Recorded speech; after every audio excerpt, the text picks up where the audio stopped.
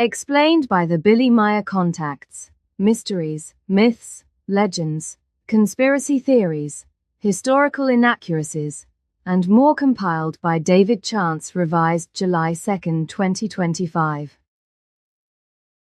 Extraterrestrials, Earth Foreigners Part 4. See also Extraterrestrials, Giza Intelligences Bapheth. See also Extraterrestrials, Greys. See also Extraterrestrials, Reptilians. See also Future Earth Humans. See also Gilgamesh. See also Hyperboreans. See also Ecostones. See also Longskulls. See also Men in Black. See also Nazca Lines. See also Nocodemians. See also Partar. See also Quetzalcoatl. See also Rods. See also Starchild Skull. See also Teos Caves Metal Library. See also Tunguska Event 1908. See also UFOs Flying Saucers. Contact Report 536. But you are wearing such interesting new clothes. Is this the latest fashion? No, the clothing does not correspond to a new fashion. It is technologically contingent. This census was not done by Ptah, but by Anjana. So I want to call her so she can tell you the number herself. Well, Florina just speaks into the room with Anjana, and the answer comes. Be greeted. It is good to hear you. I am very happy to hear you. Your voice sounds just as if you were here in the room. You also be greeted. Are you here or not? No, I am not in your workroom, but in my flying apparatus.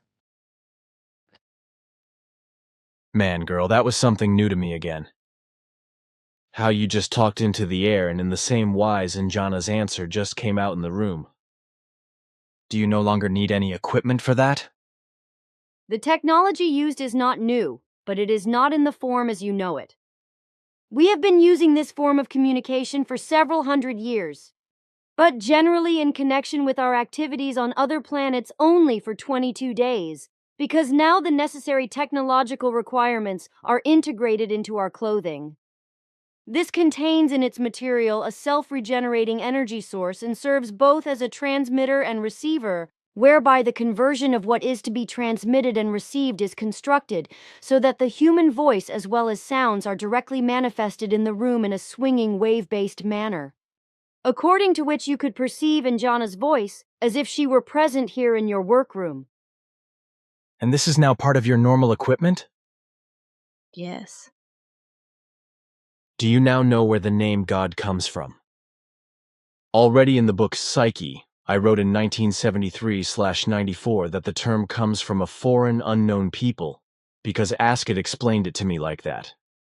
This could indeed be fathomed. So I can say that the term God goes back to our ancestors, the ancient Lyran peoples, who used the word God to refer to an imaginary being who was portrayed as the supreme, supraplanetary, omnipotent, omniscient, and omnicapable creational figure in the imaginative tales they invented. And since we too have fairy tales, it has been known since time immemorial that a supraplanetary imaginary entity called God is also represented in these.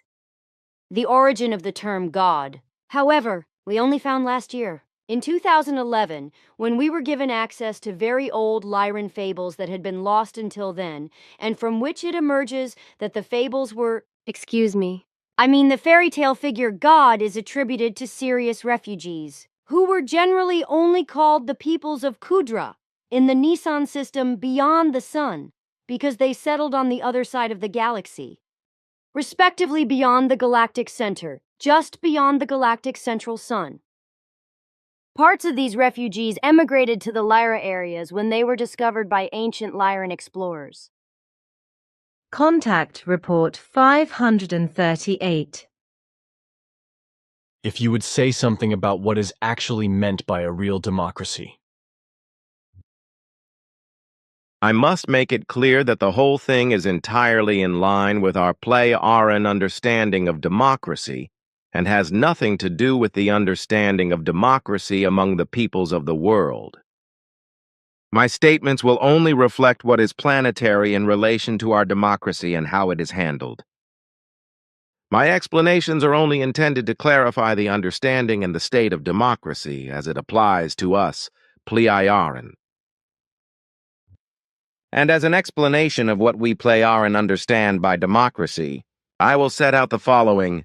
It is about 52,000 years ago that true democracy was established among all peoples in our Pleiaren, and with it a lasting peace and extensive freedom, which has also been established since then by prohibiting all undemocratic forms of government and their actions. This also led to the final peace among all peoples, so that since then the Pleiaren have lived in true peace and freedom. The whole thing was based on the recognition that forms of government based on parliaments and parties or on despotism, dictatorship or republics, etc., are contrary to any true democracy and are a fraud against the peoples because they are deceived by untenable promises, propaganda and lies, etc. This is what our forefathers took as their starting point, which has survived to this day and confirms our true form of democracy. That when the peoples have to make their own decisions under their own responsibility, their true and uninfluenced opinions are brought to bear. Forms of government of all kinds, whether halfway good or bad, never represent the peoples, and also do not act and speak in their name, but their actions and speaking are based only on their own plans and wishes, etc. This is what we Pleiaren are deeply aware of, that no form of government of any kind can ever represent the peoples, but only the people's delegations as determined by the peoples. This realization was used by our ancestors to build a true democracy encompassing all peoples. Only a people's delegation for the people is democratic, whereas a representation is a fraud. And it was only through the recognition of this fact by our forefathers that the instrument of democracy could be brought into being, and all the problems which had constantly led to popular discontent, as well as to discord, lack of freedom, and in many cases also to uprisings, revolutions, and war, as well as to immense destruction, could be solved. Thus, all-encompassing people's democracies were created and realized on our worlds, putting an end to all despotic and dictatorial forms of government and rulers, etc., and overall all power was given to the people and implemented by elected leaders. And this has proved its worth. According to the earthly meaning of humankind, for more than 52,000 years, and consequently there have never been any more uprisings, revolutions, popular discontent, or small or large wars since then.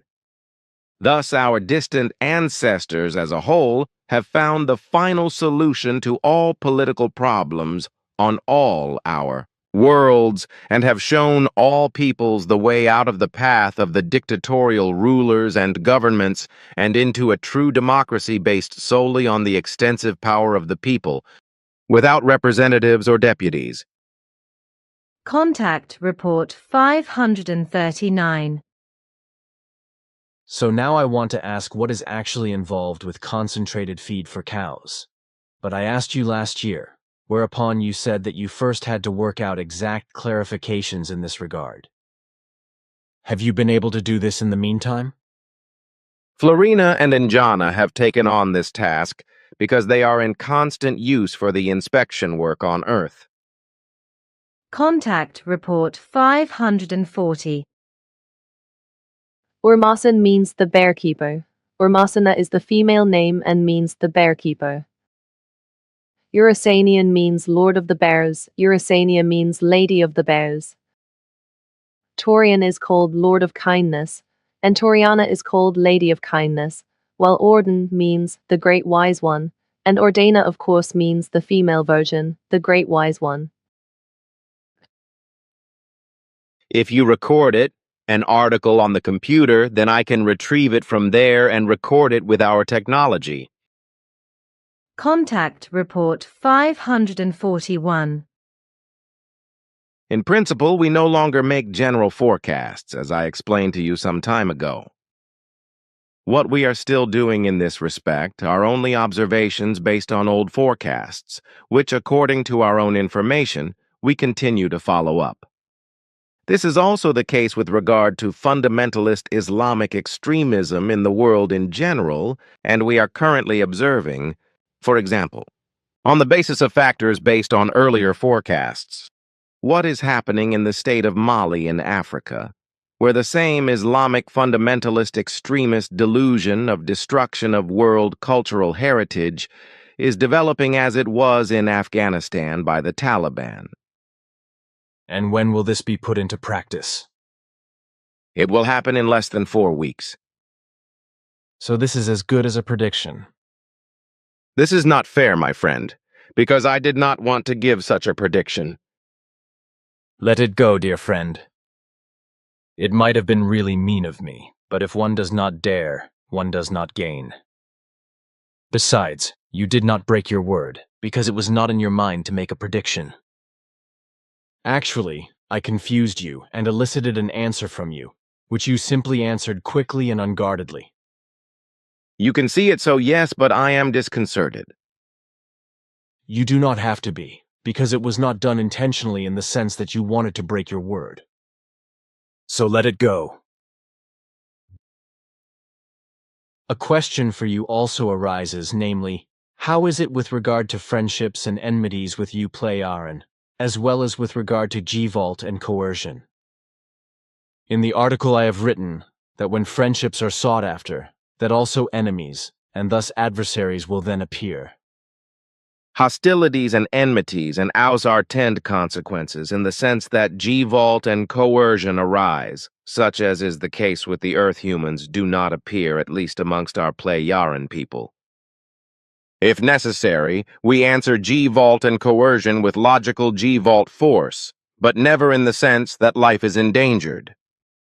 And that is the case even if an attacking G-Vault or coercion would be directed against us, because we combat such Artenda Gewalt activities in the extreme case without life-endangering arms, through which the antagonists are incapacitated only through fine spiritual perceptionlessness making, that is to say, through anesthetization.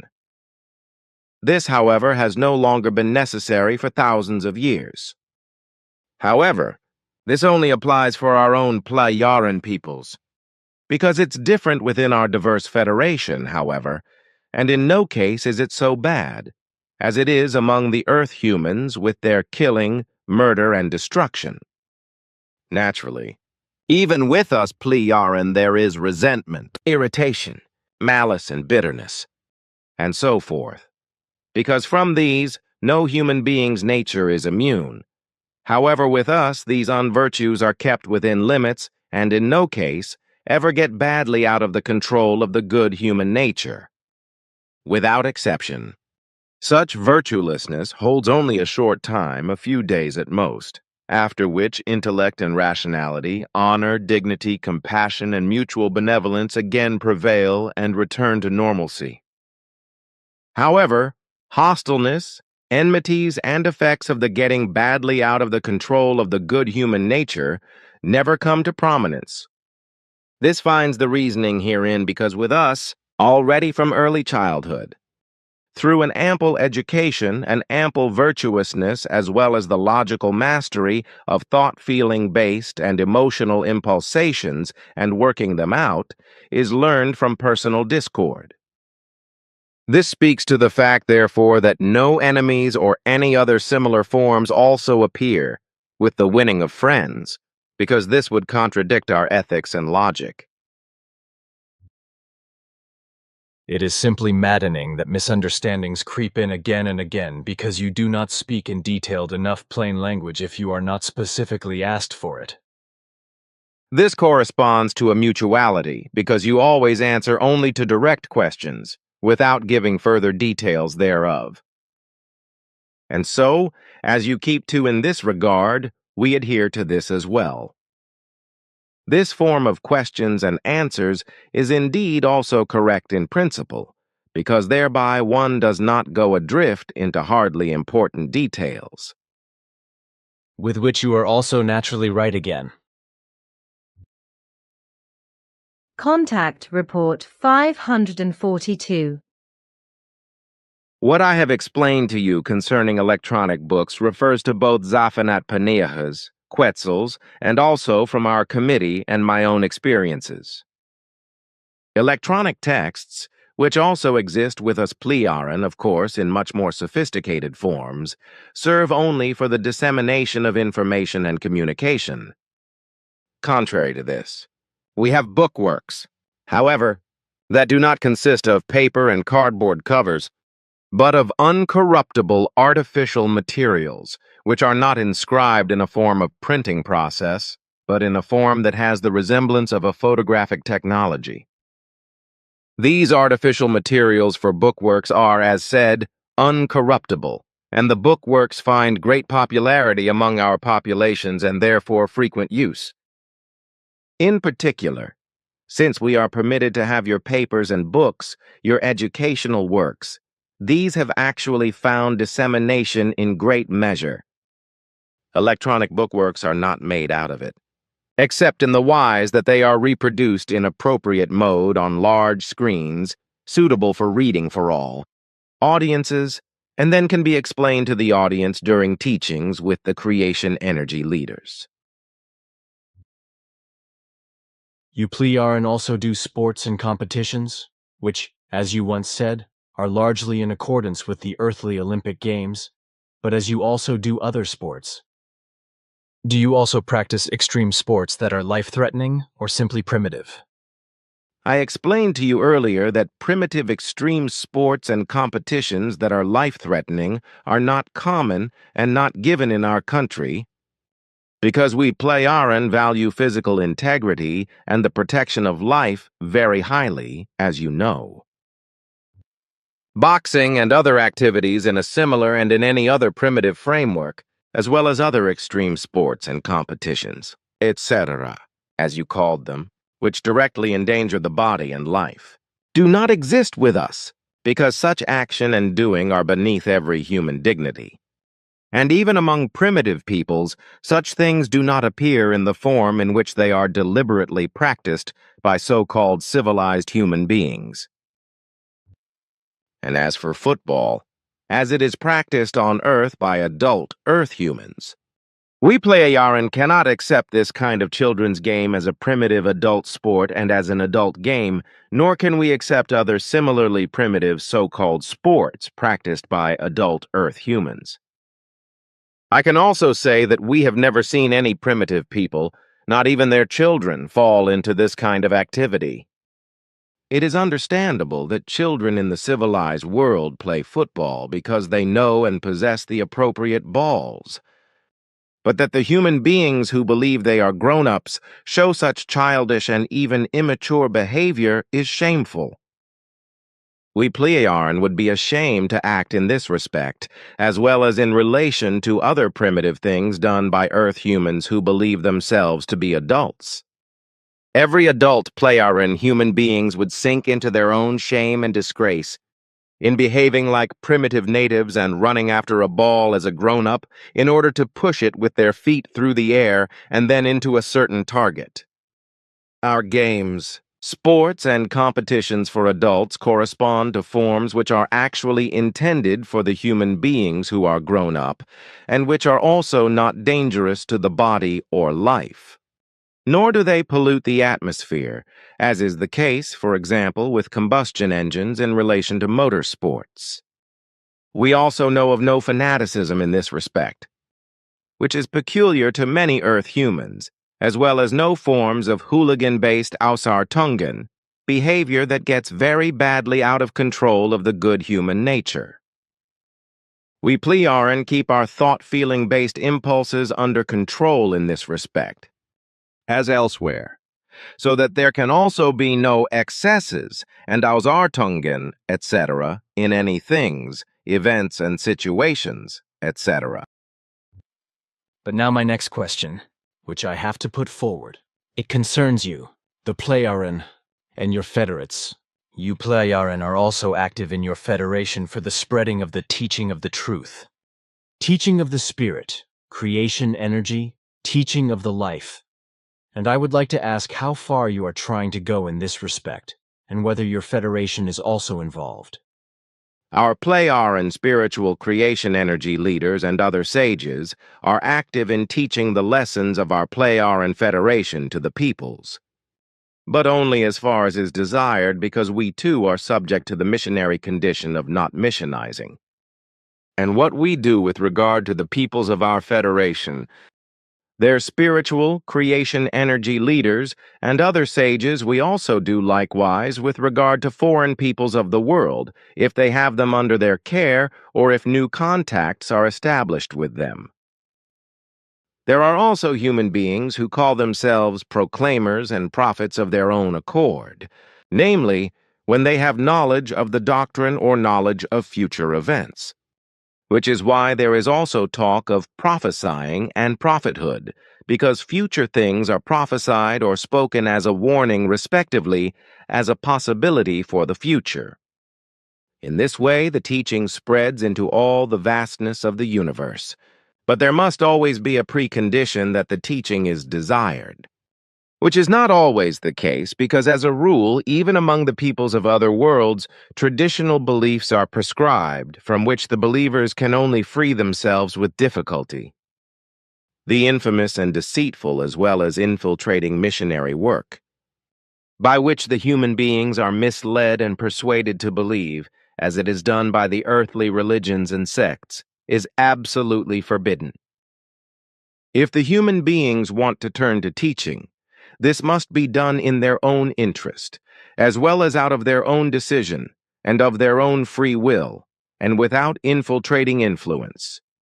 In small groups, etc., there is always an interest in the teaching of Nocodemion, and therefore it can and may be taught in this respect. After which larger groups of other interested people are formed, when they recognize the changes for the better and good of those who begin to live and act according to the teaching. This is how the teaching spreads. But also in this respect, any kind of missionary work is excluded. Then regarding mistakes, I would like to say that no human being is free from making mistakes. And on the other hand, this also proves that you Pleiaren are only human beings and not superhumans or the like, and therefore not perfect. And he who believes himself to be free from error, cast the first stone. So it has been said since ancient times. What you say hits the nail on the head, as you sometimes like to say. Contact Report 544. For this reason, one must prevent that at least our highly developed and very far-reaching technical, physical, medical, biological, chemical, astronomical, etc., very comprehensive cognitions, cognizances, practices, capabilities, possibilities, and politics are not explained and not released to the human beings of Earth, because through their irresponsibility, they would cause much greater calamity than they have done already for millennia and continue to do. In accordance with our directives, we are not even allowed to describe our advanced and far-reaching medical cognitions and practices, because the cognitions which we own of the medical science would also be irresponsibly and mercilessly abused by the Earth humans. Be it for the purpose of the torture, the espionage, or in the sense that certain imperious ones and others with might would solely use it for their own benefit. This, for example, to extend their lives for many decades and even centuries, and to rule over their peoples as merciless, conscienceless, brutal, and in many respects perverted, greedy for might ones. So our directives prohibit us from revealing our knowledge to such still monstrously barbaric and irresponsible human beings. And unfortunately, not only individual might-greedy ones, but the majority of humankind on Earth have perverted in such a wise that higher knowledge in the mentioned areas must not be imparted to them. The only way of help in general form is therefore that we carry out a certain help regarding the development of the righteousness of humankind on Earth in an impulse-based manner, so that it learns to perceive the creational natural laws and recommendations, to make them its own, and to implement them gradually and progressively. In the case of certain human kinds, we are therefore striving to teach inconspicuous persons, by means of impulsations, of the universally exactly corresponding creational natural laws and recommendations, so that they can become teaching-based, active among their peoples, but without themselves having any intuition that impulsation-based tuitions are imparted to them. On worlds where larger groups of most distant descendants of the Nocademian lineage exist, when they have reached a certain evolutive state of consciousness, wise ones are inserted among the people through whom then the tuition takes place. This is in a similar wise also the case concerning the human beings of Earth, whereby this case, however, represents a direct lineage to the Nocademian prophethood, to which a larger number of ancient mission participants are bound, which I certainly do not have to specifically explain to you. But to tell the truth, I got upset when I was confronted with it. Hence I raised my voice quite loudly. Things would probably have been the same for me as for you, even if I have no great tendency to get loud. However, such perversions, as you have explained them and which have been brought to you, really require a hard and clear statement which cannot be made in a low voice. Interesting. In all the years that I now know you, I had never noticed that you think in this wise. Although I know that you can become quite energetic, which I have also already experienced with you, but that you can also get loud according to your words. That is new to me. In certain situations it is necessary, or it happens when the nerves are overstrained. This can also happen to me and may in general also occur with us Pleiyaren, whereby then, however, no Ausartungen do appear. But that what you say, that you too can react in the aforementioned wise, that only makes you all the more human. We Pleiyaren are also indeed nothing other than human beings, even if, compared to Earth humans, we are far more advanced in every form of development. We are human beings in every respect, and also remain human beings, at least as long as we do still have human bodies and have not yet entered the level of the High Council. Contact Report 545. My name is the Warden, and I am from Era. I have a very good command of the German language, because I prepared myself to learn it extensively, because I wanted to meet you, as was also the case with my sister's daughter. You met her on the 2nd of July 2005 because she was allowed to visit you, because she won the merit of visiting you in the search for a name for your mission with the designation of Silent Revolution of Truth. Cladena Icarina told us a lot about her visit to you through our public communication organs, and she also told me a lot and rhapsodized about her visit to you. Through Cladena Icarina's public narratives, several persons were interested in meeting you. But Ptah and his committee refused to do so, because only absolute exceptions should be allowed, and these should also only be given if they were connected with an activity on the Earth. For the reason that I am burdened by a great problem, which I do not dare to entrust to anyone other than you, I applied for an activity on your homeworld. This when I was told that for the time of Florena's and Anjana's absence for 3 months, substitute workers would have to take over their activities.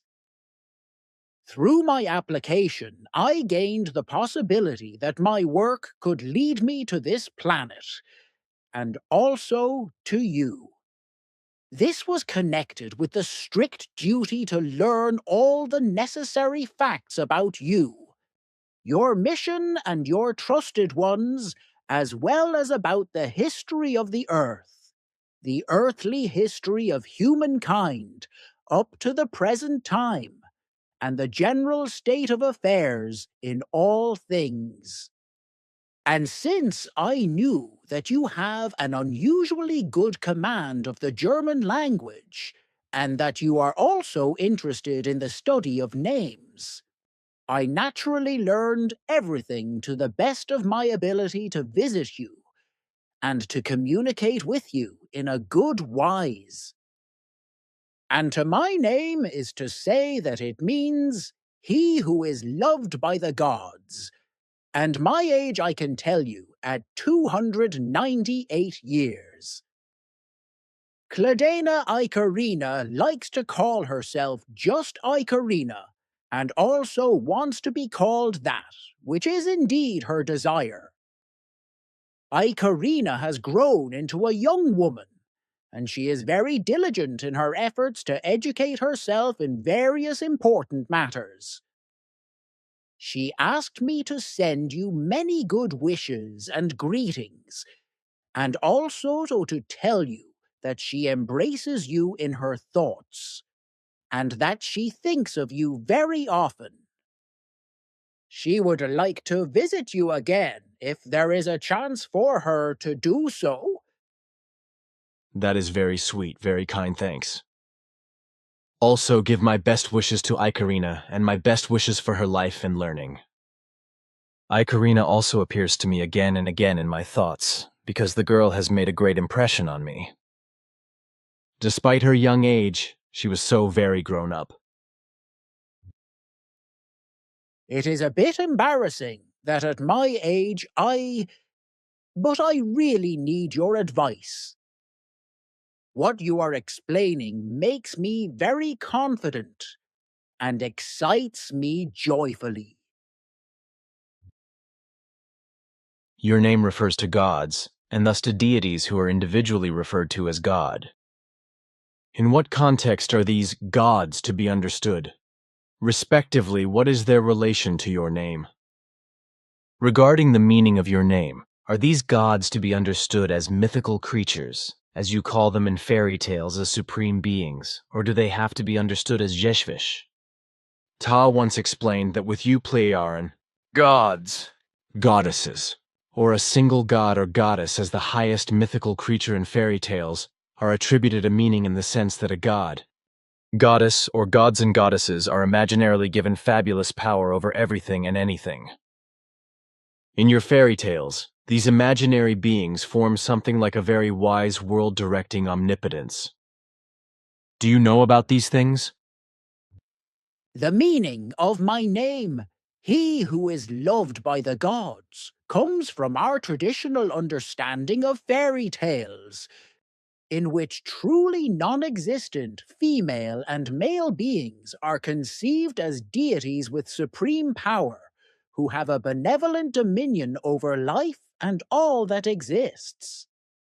On the other hand, there is also a form of god and goddess that was used in ancient times for human beings who were initiated in the degree of Anjashwish or Anjeshrish, whereby the terms god and goddess, however, were only in use for a few millennia, and were also used to evaluate name meanings, as was the case with fairy tales in which the terms god, goddess, and gods and goddesses were used as the highest imaginary mythical creatures for name meanings.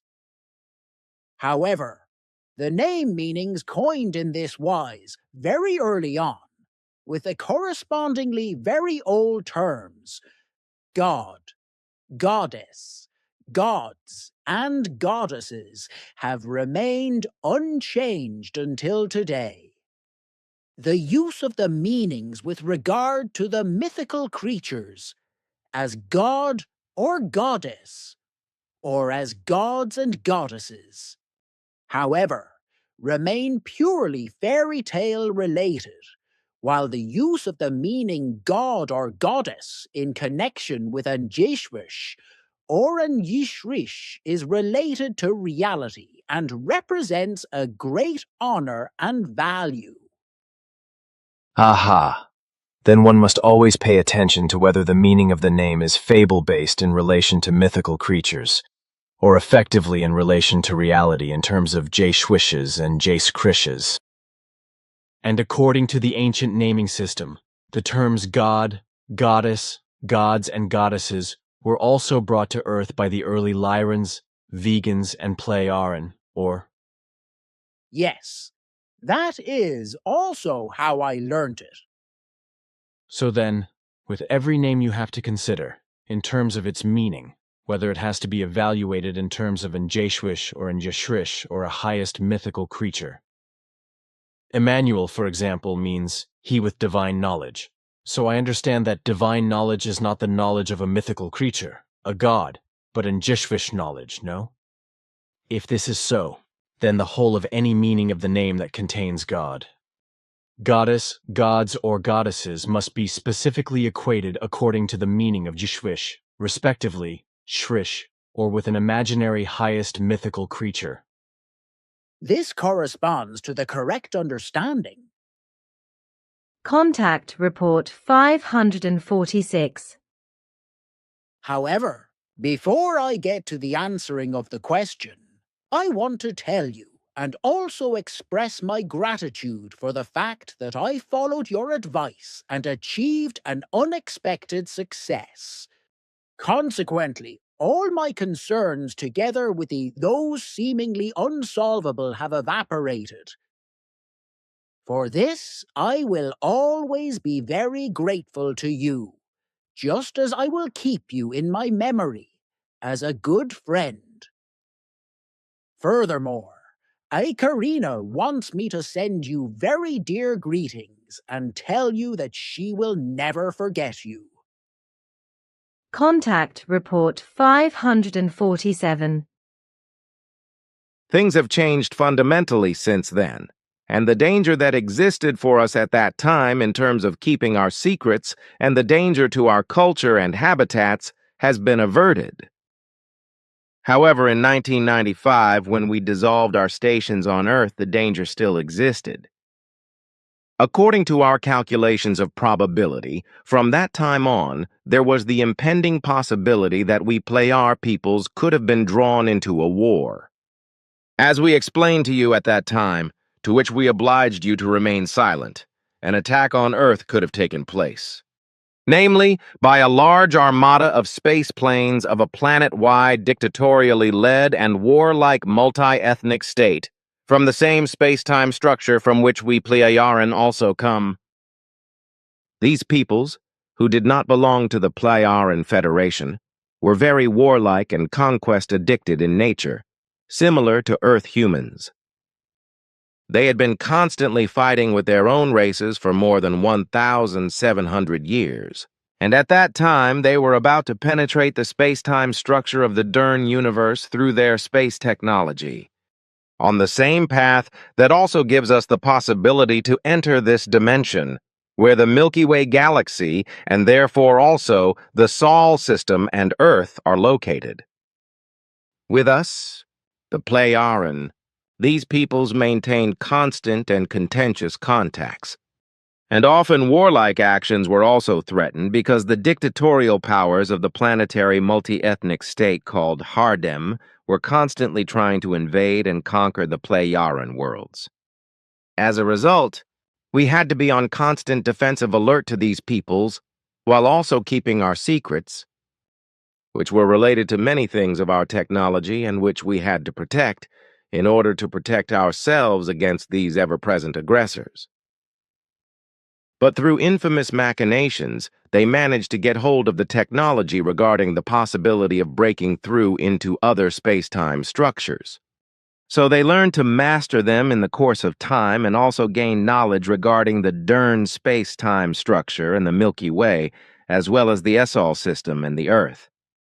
Then, however, about 95 Earth years ago, a completely different form of government was introduced and other rulers came to power.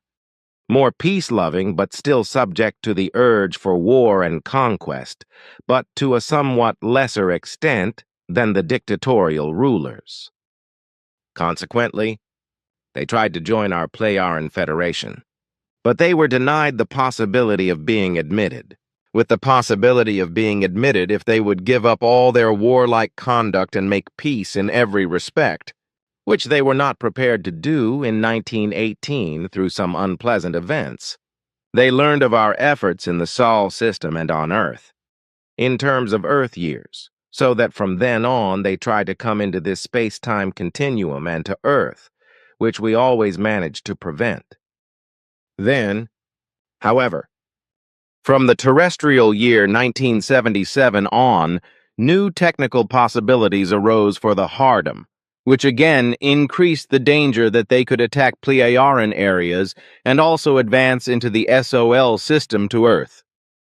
According to our probability calculations, this could have been the case from 1995 on, which is why we Pleiaran were advised to stay away from Earth at that time.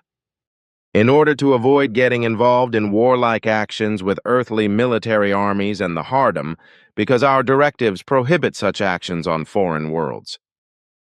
So if the Hardom had attacked, we should not have done anything about it. This is also because otherwise there would have been serious conflicts with our Pleiaran Federation in the form of a very vicious war with the Hardom on their home world. So the only option was to withdraw from Earth, but we tried, as we had done for many decades, to negotiate with the Hardom and to dissuade them from their craft of war. In the end, it became generally accepted on Hardom that a large group of people had an objective interest in the matter, and that this led to a planet-wide overthrow of power, by which all dictatorial rulers, who had all united to form a common world dictatorship, were driven out and executed by armies accustomed to war and violence. In 1996, the whole thing actually led to the new rulers coming to their senses and taking care not to allow any more power-hungry people to emulate any kind of war and also to dissuade their peoples from the art of war. Through us and our allies in the Federation, we have been advising the Hardom ever since, so that the war-loving peoples could also be pacified. Through our and our Federation's efforts, and the manifold assistance provided, the peoples have been taught how to live peacefully and will also continue to do so. This has been going on since 1996. And fortunately, the Hardom are making a very serious effort to grow into a completely new way of life, which in just 16 years has led to the Hardom being incorporated into our Pleiaran Federation protection, and thus becoming a candidate for our Pleiaran Federation. It was only in this wise that we were able to interfere in the foreign things, and that it was also possible to stop the Hardom from breaking through into your space-time structure and wreaking havoc on the Earth. If this possibility would not have arisen for us, then it would have been possible for the warlike multi-ethnic state Hardom that an attack on Earth could have taken place. According to our probability calculations, this Earth would have been conquered because Earth humans would not have had anything to oppose the war technology and all weapon possibilities of the Hardom. All this should not have been mentioned in contact reports back in 1995, etc., because the spreading of these reports would have caused a tremendous panic among Earth humans in many places. Although the Hardem do not yet belong to the Pleiaran Federation, they are under its protection, which ensures that they are no longer a threat. But what interests me is this. You always speak of the Hardom in a way that is also true of you, Pleiaran. You call yourselves Pleiaran, and your homeworld's also Pleiaran. Is it the same with the Hardom if they do not call themselves Hardomer or similar, but as Hardom equally also their world? That is indeed the case. Contact Report 549. A pastor's son of German origin was the crucial point in the USA's choice of English as the official language. That is also what we have learned from our history books dealing with these events. The learning of these things is a duty for all of us, Playaran, if we want to carry out operations on the Earth. Contact Report 550. But what you say about security and other weapons and means is also correct. And if you refer to our Playaran system with regard to weapons, then with regard to firearms, it would also be the only correct form for Earth humans. In this respect, a law would have to be enacted and enforced, which would allow the purchase and use of a firearm only if the Earth human being in question can be considered absolutely reliable and responsible, which would have to be clarified by authorities and psychological experts. In addition, it must be ensured during the production of a firearm that the human being carrying the firearm are registered and that the operation of the firearm is solely adapted to the owner, for which there are good possibilities. A hand or long firearm must be secured to such an extent that it can only be operated by the person for whom it is registered and authorized.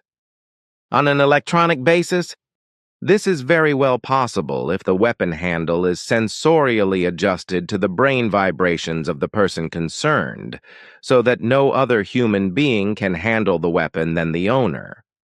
It is also mandatory that every person who carries a weapon or simply owns one is required to demonstrate, through an appropriate training course, that he or she knows how to handle the weapon and is also not in danger of misusing it. Only in this wise can a much greater degree of security with regard to the misuse of a firearm be guaranteed. In addition to what I have just mentioned, namely that there should be strict control and clarification with regard to the person to whom a lethal weapon is permitted. Such legislation applies to us, and also to all law enforcement agencies and security forces. Law enforcement agencies and security forces. Can I understand them to be police and military in an earthly sense? Yes. With us, what you call the police is simply called a guardian of law and order, and the military, as you say, a protective association. We have spoken about sport before, when you also said that it is not practiced as a profession or as a main occupation in your land. That is correct, because our legislation is based on the idea that any kind of sport must be exclusively recreational and should never be practiced as a professional activity. In this respect, it is also stipulated that no profits may ever be made from any kind of sport, as well as that every person who practices a sport, individually or in a group, must carry out a 2-hour useful daily work of community service and another private useful daily activity. For health reasons, this also includes physical exercise, which of course can be done voluntarily in a variety of kinds and ways, ranging from walks to gymnastics to special activities. Contact Report 551. A note. The following excerpt relates to strange incidents that occurred at the Simyase Silver Star Center. Obviously, the powers unknown to us are able to penetrate or somehow circumvent our established protective swinging waves, which causes us to immediately take up the matter and clarify what has now happened again. The reason that all this could happen again, which has happened as it did in the past, is that the protective shield we put up only reaches down to the ground, so the energies and forces have penetrated under the oscillating shield. We will remedy this immediately, because I have just arranged for the shielding to be spherical, and thus also to be built up underground around the center. This should make further penetration with those energies impossible, as we were able to analyze them, although we have not yet been able to find out where they come from. Because no coordinates can be determined as to their origin, since the energies simply manifest themselves at their destination, without it being possible to fathom their starting point. Contact Report 553 a note. These excerpts relate to information given by TAR regarding blood pressure, see health and medical information. As a medical doctor, I am also extensively interested in the earthly medical facts, so I am gathering all the information I can get. The internet is the biggest help for me, and I have also found the facts I mentioned to you on the internet. Of course, I did not recite them verbatim in their entirety, but simply reproduced them from my memory just as I remembered them and will continue to remember them. This is also what I said when I declared that these facts were known to Earth humans. So I have reproduced everything in free choice of words from my memory, what I have gained as information from Earth humans' knowledge from the internet. So it was not concealed that this information corresponds to Earth humans' knowledge. And since the facts mentioned are also correct according to our findings and knowledge, I was able to state them with a clear conscience. What I still want to say about the matter is that I have a very good memory, and therefore I can also reproduce what I have read or heard in its arrangement and meaning very well. Although it is not my habit to reproduce verbatim large readings or extensive oral statements, I have no problems with the meaning or the order of these, although I may admit to a few mistakes in this respect. Contact Report 555. But I can make a few things clear according to our annals, which I have studied, because this is my duty in relation to my task concerning the vast history of the earth and its humanity. Contact Report 559. What do you think of my books and writings when you distribute them? Very many of our people have learned the German language and are therefore learning the textbooks and the spiritual textbooks according to your German language, which you so excellently present. For all those who do not know the German language, all your written works have been and will continue to be translated into our intercosmic language, which is spoken by all our peoples without exception. The only exceptions to this are in the area of the Outer Federation, where this language is also very widespread.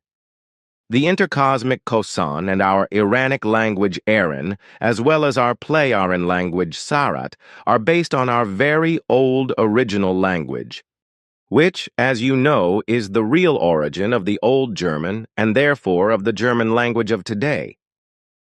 All our languages are therefore equated with German in every term and word, so there is no difference in this respect. This means that every term and word in the German language has absolutely the same meaning and value in all our languages. Consequently, there is no difference in this respect. Unfortunately, there are many know-it-alls on Earth who put false information into the world and thereby spread misinformation. Such an action is not possible with us, because there is no such thing as a know-it-all, because all knowledge is only accepted as truth, according to the effective reality and its facts.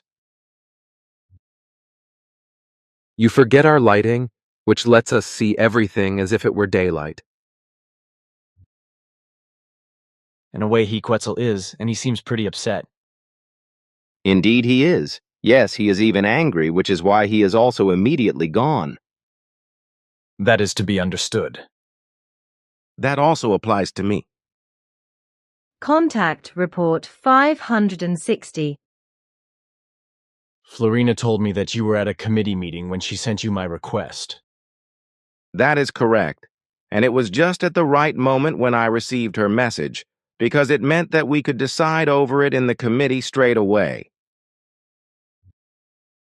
Then, I would like to talk about what Quetzal said and arranged on the 30th of April, because there is something that he told me to say briefly, and that he instructed me to mention at my next meeting with you.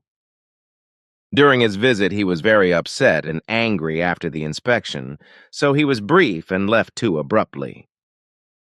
He apologizes for being so upset by the damage done to the bushes and trees that he could hardly control himself and therefore had great difficulty in remaining objective. He was particularly affected by all this because the care and maintenance of bushes and trees is one of his great passions, which he cultivates with great dedication in his 3 own bush and tree plantations on Era. So, Quetzal explains that bushes and trees must always be thinned out, but never robbed of their main branches and crowns, nor of their important new shoots, as has unfortunately been done in a loveless, disfiguring, and destructive wise. Through this unloving action, explains Quetzal, the bushes and trees have suffered greatly, and in some cases have also died. He felt great pain in his thoughts and feelings because of this, which upset, excited, and angered him. Goodbye, dear friend. The whole thing with the bushes and trees is also very vexatious to me. Contact Report 561. I know the Pleiaren only as honest, open, and absolutely honest human beings, for whom untruths of the smallest form are an abomination and completely incomprehensible. Contact Report 562. The creation and maintenance of order requires provisions, rules, and regulations, as well as laws and recommendations. This is unavoidable and also with us Pleiaren. The difference between us and the Earth humans, however, is that for a very long time our peoples have been obeying the laws and recommendations given to us as well as the rules, regulations, rules and ordinances, etc., and that for a very long time there has been no violation of them, whereas among the Earth humans, in many respects given laws and recommendations as well as ordinances, rules and ordinances, etc., are repeatedly violated. I have been asked why you still come here on the usual route, which takes 7 minutes, when you have had the opportunity with the transmitter gate for quite some time. That is no secret. The fact is that we actually developed the technology years ago to such an extent that we have been using this means of transport for goods ever since. In the early time, however, there was a regrettable loss, because we lost some androids when we transported them through the gate. That was the reason why we, despite first attempts with human beings, which all came off to our satisfaction, had to refrain from these attempts again. When for then indefinable reasons suddenly goods and then also 3 androids disappeared through the transmission gate again.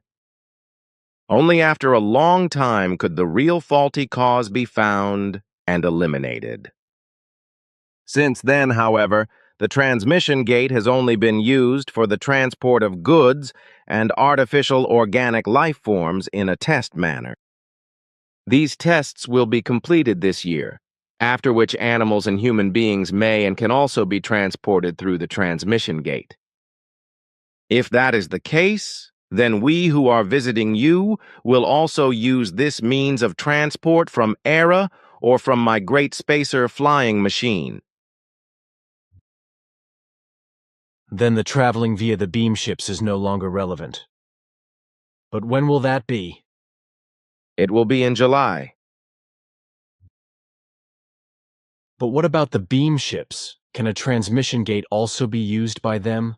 Or do we still have to beam from them, like when Florina or Injana come here? This will not yet be possible, but our technology is also being developed in this respect, so it will also be possible in this wise in the foreseeable future. However, the technology for this is still under development and should take several months. Contact Report 563. My question is about child supervision. Why do I want to ask how you Pleiaren handle this, or just how you see it?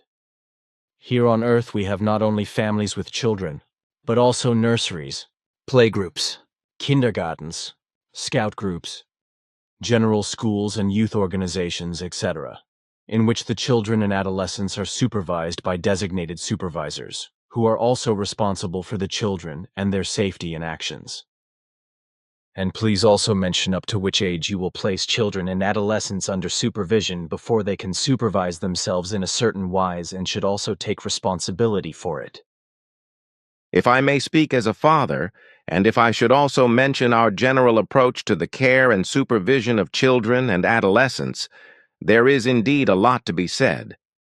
With regard to the last part of your question, it is to be said that legitimate self-supervision and responsibility of the adolescents happens, as the case may be, at the earliest from the age of 14, but at the latest from the age of 17. In our approach to this, we take into account the development and mental maturity, understanding of responsibility, etc. If these factors to be assessed with regard to the performance of self-supervision and the assumption of personal responsibility are found to be satisfactory to a large extent, then, however, note Billy, in the case of the play Aaron, many courses of instruction will still have to be completed up to about the age of 70 with regard to behavior, morality, all aspects of coping with life, learning and observing the given creational natural laws and recommendations, the acquisition of knowledge and various types of training to be completed. And it is only when all these courses have been completed that we will declare the human being to be sufficiently educated for life, which you express with your concept of age of majority. Which persons should carry out such supervisory tasks, respectively? How is it done in your society? This varies, but the rule is that mothers carry out this task because they are the ones directly involved, and they are closest and most familiar with their children and adolescents. Of course, they can also be fathers, which is fine. But the father relationship is not the same because it is more practical, material, objective, etc., as opposed to the mother relationship, which is more human, mental, moral, loving, and caring. In this wise, it is also held with us, and it is also the case that supervision of children and adolescents is done by persons from schools, etc., as it is with you on the earth.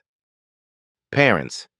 However, mothers and fathers, as well as supervisors, who in the above-mentioned manner do not fulfill their duty of care and supervision of their own children and adolescents, or those entrusted to them for care and supervision, are irresponsible. Before couples are allowed to marry or before persons are allowed to carry out such supervisory duties, we conduct training courses and aptitude tests in this respect, which absolutely guarantees that children and adolescents are brought up correctly and also provides them with the necessary security. It must be said, however, that it is also the case with us that there is no complete supervision and control with regard to the supervision of children and adolescents. Therefore, it is also unavoidable that incidents or accidents involving children and adolescents occur with us. Our impulse contacts, which we used to have with Earth humans, but for them unconsciously and to such an extent that they assumed their advanced ideas were their own. In particular, these impulse contacts from our side to scientists took place in order to promote the sciences of medicine and technology among Earth humans, which has also been proven by the very rapid developments in the last decades through many inventions and innovations, etc., as is actually the case. Our contacts were also such that the recipients of our impulse transmissions had no knowledge of the entirety of the unconscious telepathic information impulses. Contact Report 564. And indeed, I am sad and upset at the same time. Contact Report 565. But first I would like to say that there is one more point to be mentioned regarding the competence of the Australian Landesgruppe, the National Figu Group of Australia, which I unfortunately forgot to explain, because I have a lot of things to think about all the time, so some things simply escape me. So I am not the only one. Not only does one get older, but with increasing age, the rationally thinking human being also has more and more things to do, and therefore also has a head full of countless things to think about, and also to otherwise do. That hits the heart of the matter. What we are interested in relates to the geological processes of volcanoes, glaciers, earthquakes, plate tectonics and climatic and natural changes, etc., as well as to the development and change of all flora and fauna, as well as to the political effects, military and economic events, etc. This also includes the general development of the consciousness, intellect and rationality of Earth humans, medicine, politics, and military matters, as well as the worldwide social structure of Earth humanity, all these things being, in our opinion, are still very underdeveloped. And what you just said about establishing contact with Earth humans or even governments, etc., that you are not considering this. That should make it clear enough to those who repeatedly think that you might attack the Earth, that you play Yaren have no such ambitions, and that you also do not interfere in earthly matters. That this does not occur is a result of your directives that prohibit such things.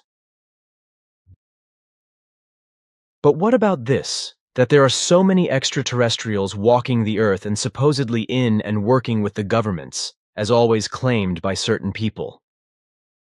I cannot really imagine that. If all this is to be accepted as the truth, which has been claimed for decades by alleged contactees, former intelligence officers, government officials, and UFO researchers or other alleged experts in the field, then the Earth would be teeming with aliens, and all governments would be controlled by them. I would question whether those who claim to be former Secret Service agents, government UFO researchers, and officially appointed UFO investigators really belong or have ever belonged to a secret service, an official UFO reconnaissance organization, etc. 60. These doubts are also justified. And it is indeed not the case that the Earth and its governments are infiltrated by extraterrestrials, as we have not been able to make such determinations so far. In political and military as well as scientific terms, such factors could not have remained hidden from our investigations and observations. Contact Report 567. It is unusual for you to come here only about an hour after correction work. And Jana called me, which is why I was otherwise busy for another hour. Sure, I did not really want to know why you were late, but I just wanted to say that it is unusual.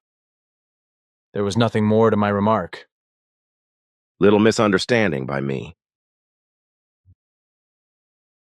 With regard to your interests and activities in association with the Earth and its humanity, you are also in no form interested in interfering in any terrestrial affairs.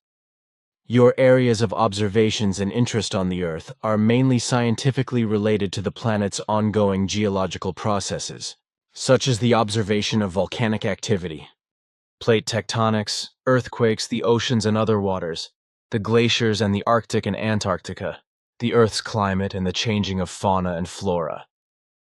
You are further interested in the development of the terrestrial sciences, economics, politics, medicine, and technology, the history of humankind, factors of human health, the meteorological trend, and the military clashes, and so forth. Thereby, your directives clearly and precisely forbid you, in any form, any kind of interference in any terrestrial concerns.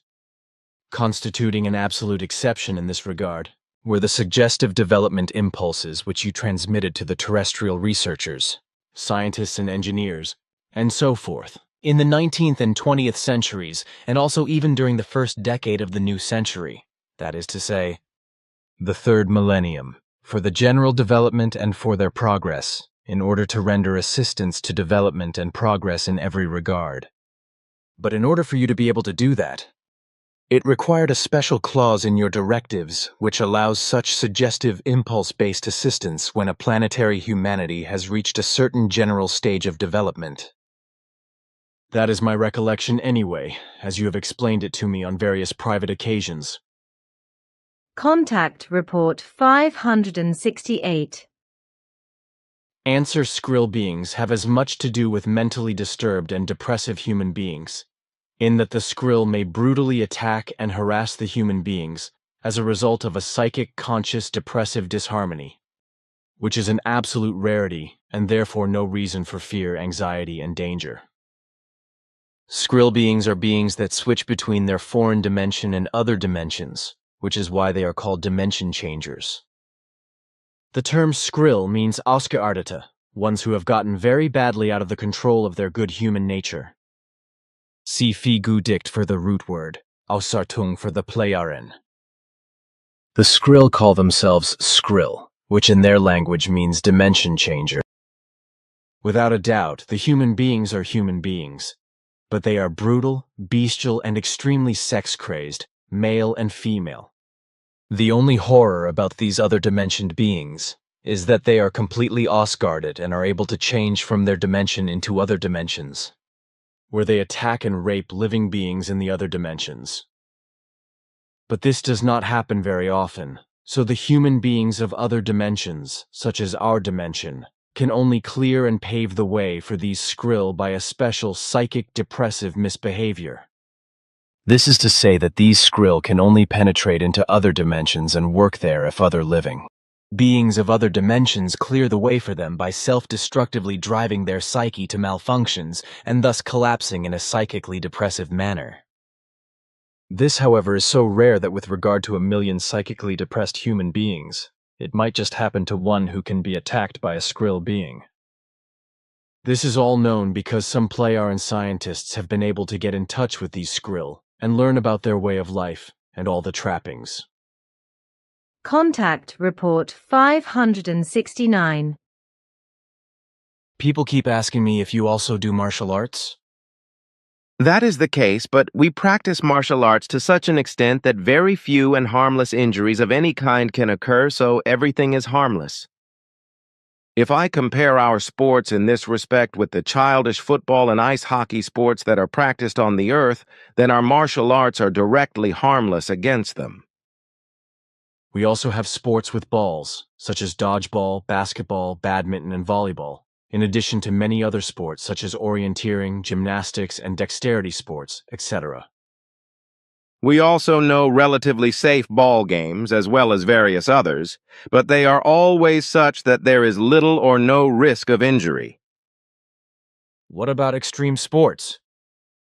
This is not usual with us because we do not consciously endanger life.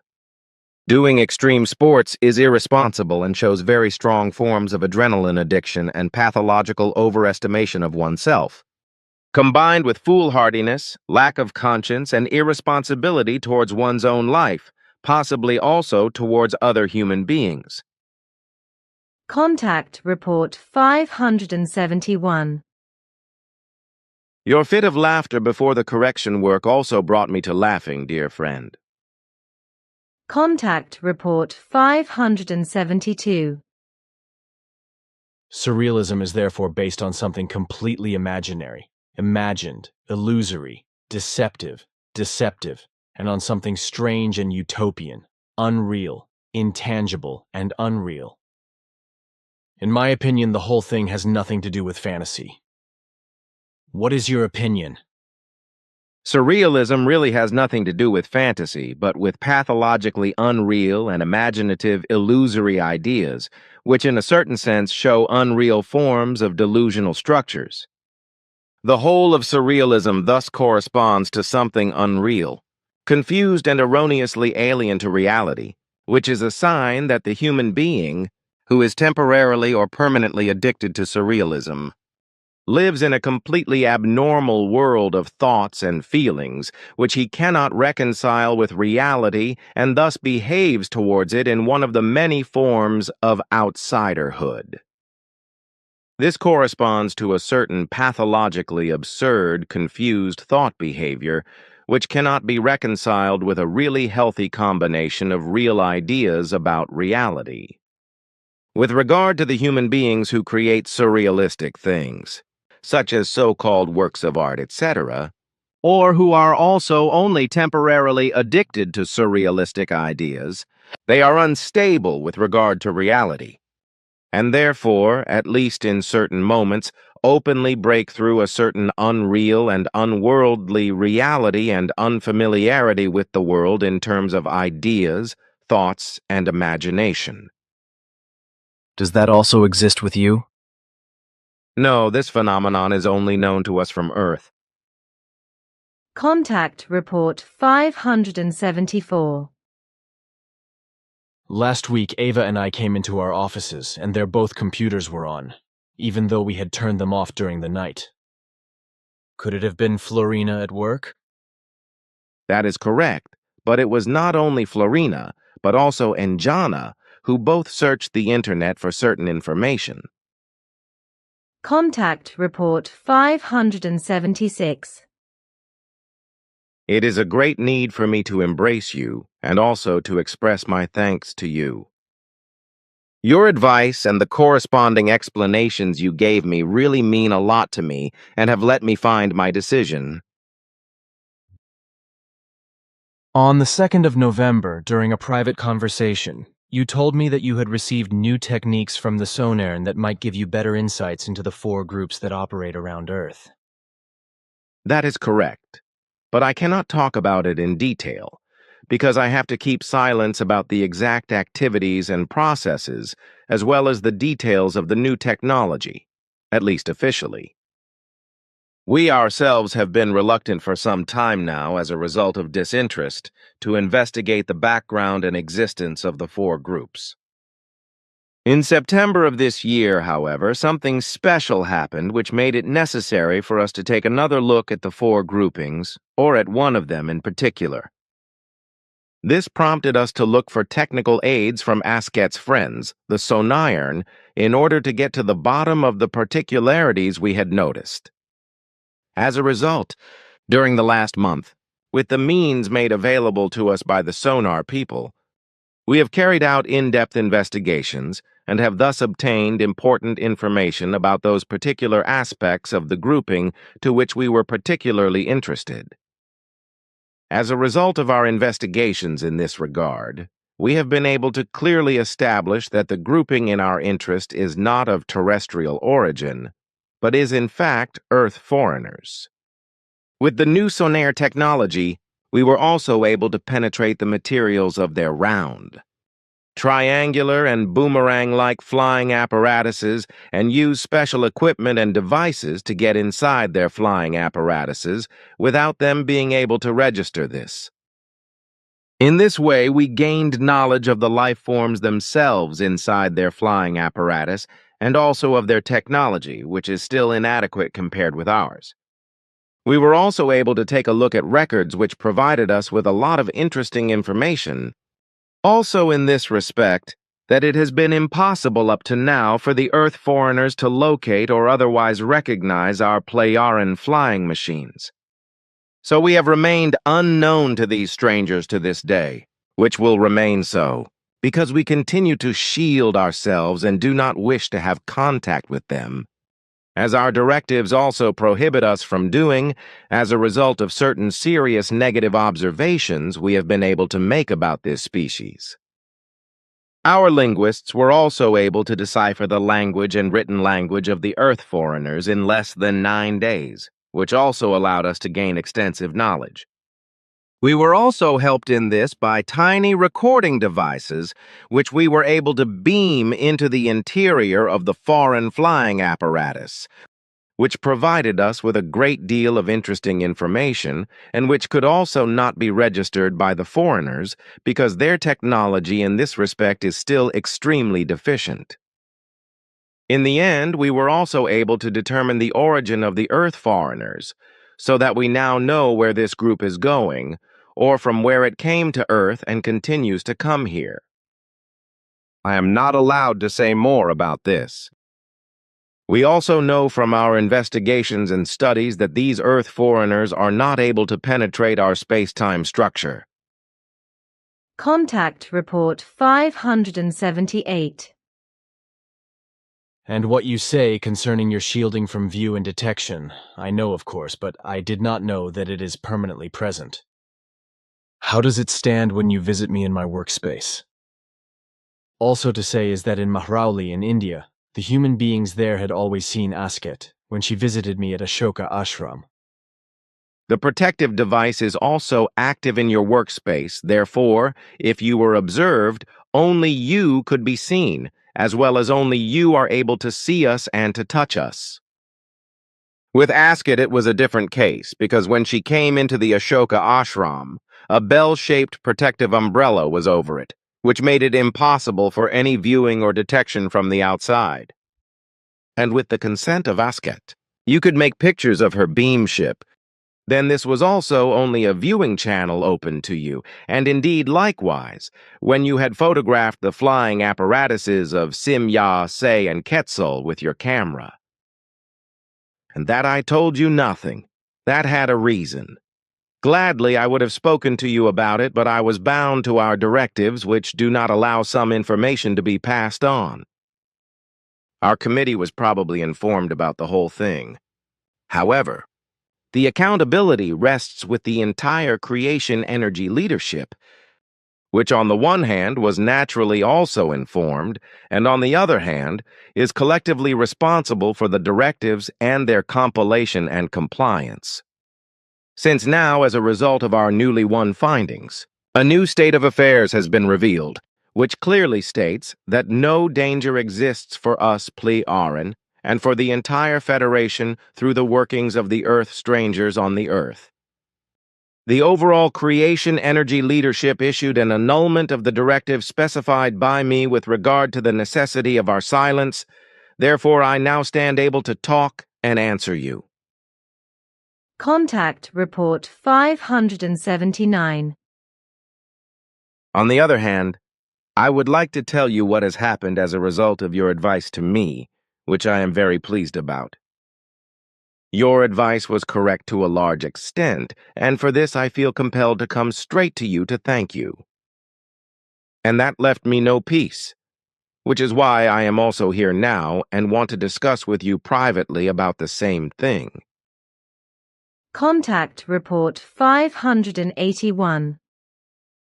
Today, for a start, I am here to tell you what Quetzal, I, and our committee have decided in the matter of the agenda, but also to express Ikarina's thanks and to show you here what she has spoken into this device for you. Ah, there is her picture, too. Her words touch me. Please convey my heartfelt thanks to Ikarina. You can do that yourself because I can use this device to... Oh, of course. Contact Report 582. Something which I would like to know regarding how you yourselves handle events when a death occurs, and at the same time as a celebration. At the same time, I want to ask, how do you handle it when a friendship of a person very close to you is laid to the last rest? But at the same time, a celebration is also pending. For example, a marriage or engagement in one's own family, such as of one's own children, as well as the relatives. What do you Pleiaren consider as an overriding obligation, an engagement or marriage, or the last honors acknowledgments with regard to the deceased person who is laid to rest? What you call the overriding obligation is understood and practiced by us in such a manner that, first and foremost, the last honor and tribute is paid to a deceased person at his or her burial, as you so perceptively put it. This goes before all festivities of any kind, indeed even if such arises in one's own family, therefore if a laying to rest is pending at the same time as a marriage of one's own children, for example. If the parents or one parent stand in a close, honest friendship connection with a human being and he or she dies, then it must be implicit that the last honors acknowledgments and appreciation stands as first duty and priority with the laying to rest. whereas the festivity of a marriage will be left out of the attention, even of one's own children and relatives. We are not acquainted with a betrothal celebration, as you maintain such, because with us such an action goes forth without celebration. Because when two human beings provisionally join together for a communality of living in order to later unite in an open or closed bond, then that is done in a simple wise. Our mentality, as well as customs and traditions, necessitate that without exception, everything is handled as I have explained, and indeed this applies for all our Aaron peoples. A different mode of action must not and cannot be. As in every case when a laying to rest is pending, the last offering of honors and appreciation is presented for a human being who was near or closely connected in honest friendship. Therefore, in such a situation, to participate in a marriage celebration will never be taken into consideration. Indeed, even if such takes place in one's own family, that is to say, with one's own descendants. Because the last honors, expressions, and appreciation for the deceased human being, with whom one stood in honest, close, and good friendship, is an unconditional duty. If this is not fulfilled, then this corresponds to a lack of decency and dishonorableness beyond compare. Also, 2 days ago, I had searched around in the memory banks of Nacodemion, and indeed also found evidence of this mode of conduct. Hence, even at very early times were things handled in such a manner. If I precisely consider that which you have said and what Svath suggested to me, then about this I can also understand that a final honor and appreciation of a deceased human being is, therefore, much more important than a wedding celebration, because the honoring and appreciation of the deceased human being can only be given so long as he or she, respectively, the body is not yet buried, and therefore his or her fluidal swinging waves are still present and perceptible in some wise or other. This, Whereas for having the wedding, also therefore one's own family members, like children but also relatives. The life is still to come, and these therefore can still be shown honor and appreciation for a long time. As you understand this, we also understand this. Then I now have a question which refers to your countries and peoples. With yourselves, how do you handle matters with regard to the mixing of peoples? As with us for years, worldwide this comes about through asylum seekers, displaced people and economic refugees, as well as criminals and so forth, from many countries. Our people all live in a democracy of the freedom and of the peace, so therefore no comparison can be drawn to what is happening on the earth. Furthermore, it must be said that our system knows a world government, which demands general democratic forms by all countries and peoples, as well as that of absolute peace and freedom for the people and the individual human must prevail, and that therefore no war or other hostile acts may take place one against the other. Furthermore, an absolutely free circulation of goods and persons on the whole of Era is given, wherein regarding this extreme care is taken that no flora or fauna seeds or even plants, as well as any fauna forms of life, are transported from one region to another, as unfortunately the opposite is the case on the earth through the stupid and irrational globalization, by which originates much damage, and wherethrough all sorts of coming calamities are yet to be wrought. So there is no border customs for persons and wares with us on Era, and every human being can freely go anywhere to wherever he or she wants, without being controlled by officials and so on. Now, even though everything is free and open, every country's territory has its own territorial boundaries, which are respected in complete uniformity by all peoples and not violated.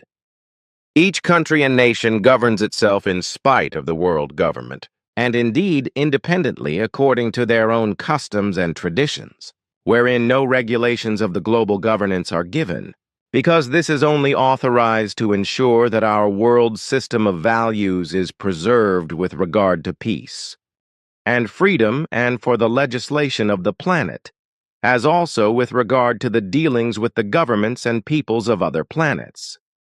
Regarding the regular and special legislations for all the necessities of everyday life and of the life, this is nationwide and peoples-wide internationally, uniform throughout and directed to absolute humanity, justice and equality for all human beings. So therefore only a single identical legislation and applicable law is laid down worldwide and is valid for all human beings. So, laws and ordinances cannot be bent. And as for the intermingling between our peoples, it must be said that such occurs only in rare cases, in the wise when members of different peoples enter into bonds with one another, which, however, is actually extremely rare. The rule is that the individual peoples and the prevalent ethnic groups in these dwell amongst themselves and, therefore, neither mix nor change their customs and traditions through other cultural influences. This helps that each ethnic group's own system of health and all their characteristics are preserved, which contributes to the fact that diseases no longer appear, or even if, then only very rarely. The whole issue of this non-mixing of peoples also contributes in that no diseases and epidemics are carried about, as well as one people's part doesn't clash into some troubles with another one's, either with regard to foreignness or race, nor concerning goods, products or language, etc., since, as a rule, the members of a peoples remain amongst themselves, with only very few exceptions in very rare intermingling. Partnerships. Also, no mixing of peoples, and foreign hostile and race hostile conflicts arise with other peoples or between families and neighbors, etc. And what is also extremely important is the fact that we know not of religions and sects, as well as not of different political parties and orientations. All Playaran nations are solely and equally inclined to the creational natural laws and recommendations, which are taught by the spiritual leadership. Consequently, with us Playaran, there is neither religious nor sect hatred, nor religious or sectarian cult activities, rites, or any other such sectarian hostilities. Finally, what is still very important to say is the fact that there is not any prostitution in all our peoples in accordance with their entire cultural behavior, and as a result of the legislation, such as regarding the turning to the creational natural laws and recommendations.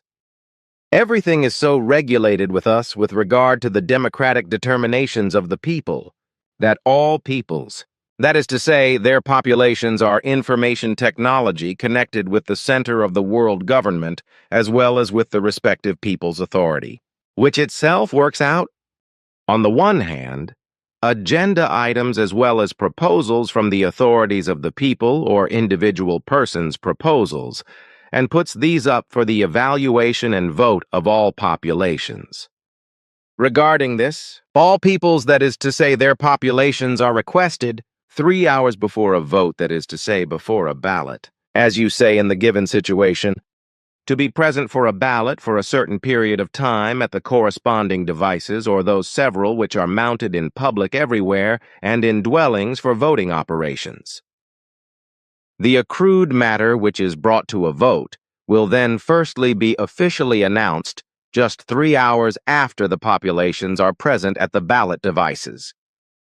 The announcing of the ballot agenda item, which is always handled just a single item per time, takes place in such a wise that not only will all advantages be named and explained in detail, but also all of the disadvantages.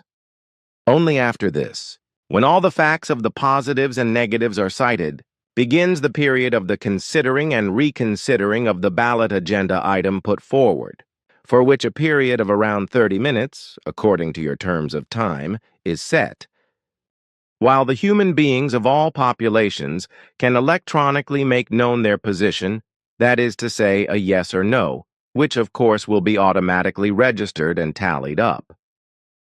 In this wise, it is given that no gatherings of people can take place, in order to bring about a mass persuasion. Therefore all persons voting must make their own opinion known. All accrued election agenda items of any kind are handled in this wise, and indeed also with regard to an appointing of persons in the world government and the people's authorities. Additionally, it must still be said that the world government and the authorities are no more and no less than merely democratic representatives of the people.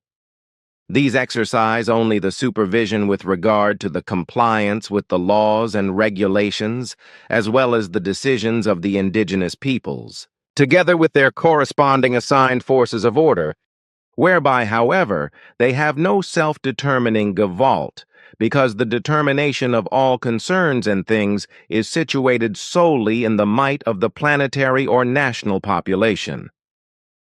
The world government and the people's authorities must therefore never act otherwise, as this is determined by the planetary or national population. Then the whole thing is based on a kind of internet? How does it stand, however, when crises and emergencies arise that require a quick decision and a prompt action?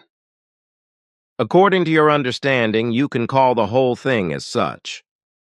And when a crisis or an emergency arises, which then requires a quick decision and a prompt action, then the whole planetary population, or each relevant population of the people, is called to the voting machines.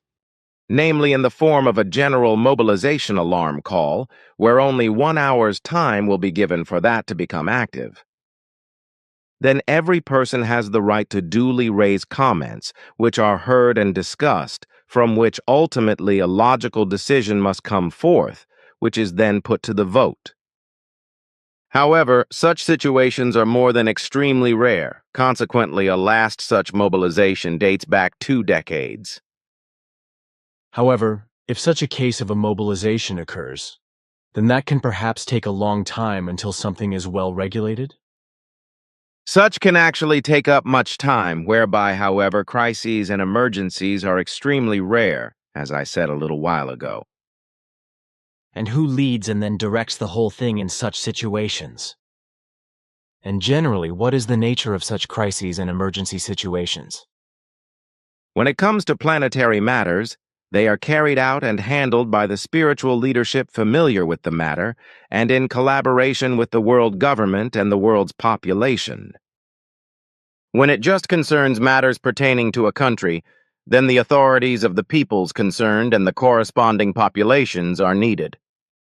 And concerning the crisis and emergency situations, these can be very different, such as, for example, regarding a tactical intervention, if such is demanded from a region of a people or an entire planet of the Playaran Federation.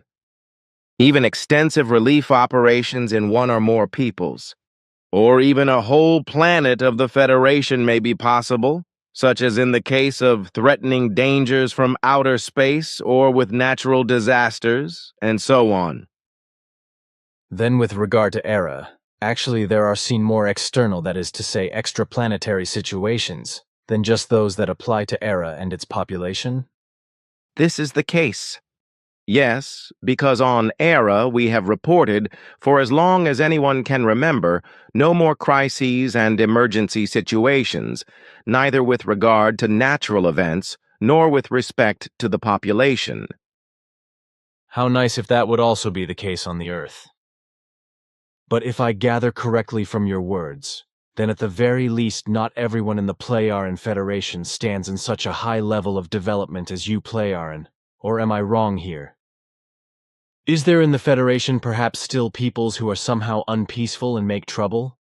You are not wrong, because although we Playaran are making great efforts, Federation-wide, to keep everything in a peaceful form, various Federation peoples are still deplorably devoted to unpeacefulness, and thus also armed confrontations, which sometimes requires, yet only rarely, however, our intervention. However, any intervention on our part must firstly be approved by a consent of the total population of the Playaran, wherein the pros and cons will extensively be discussed and weighed out, as our democratic vote formulas demand this. The reconnaissance work regarding this is carried out by specialized spiritual guides and law enforcement forces, which also have the corresponding forward-looking capabilities in order to predict what will result as effects from the causes which are taken.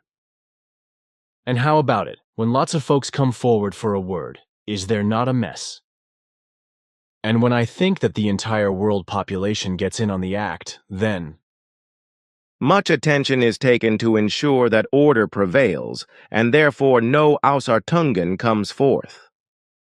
Therefore, in each case it is carefully handled and spoken, whereby no excessive chatter arises, and the individuals who have something to say will not be interrupted if their objections and contributions are pertinent and correspond to the rationality.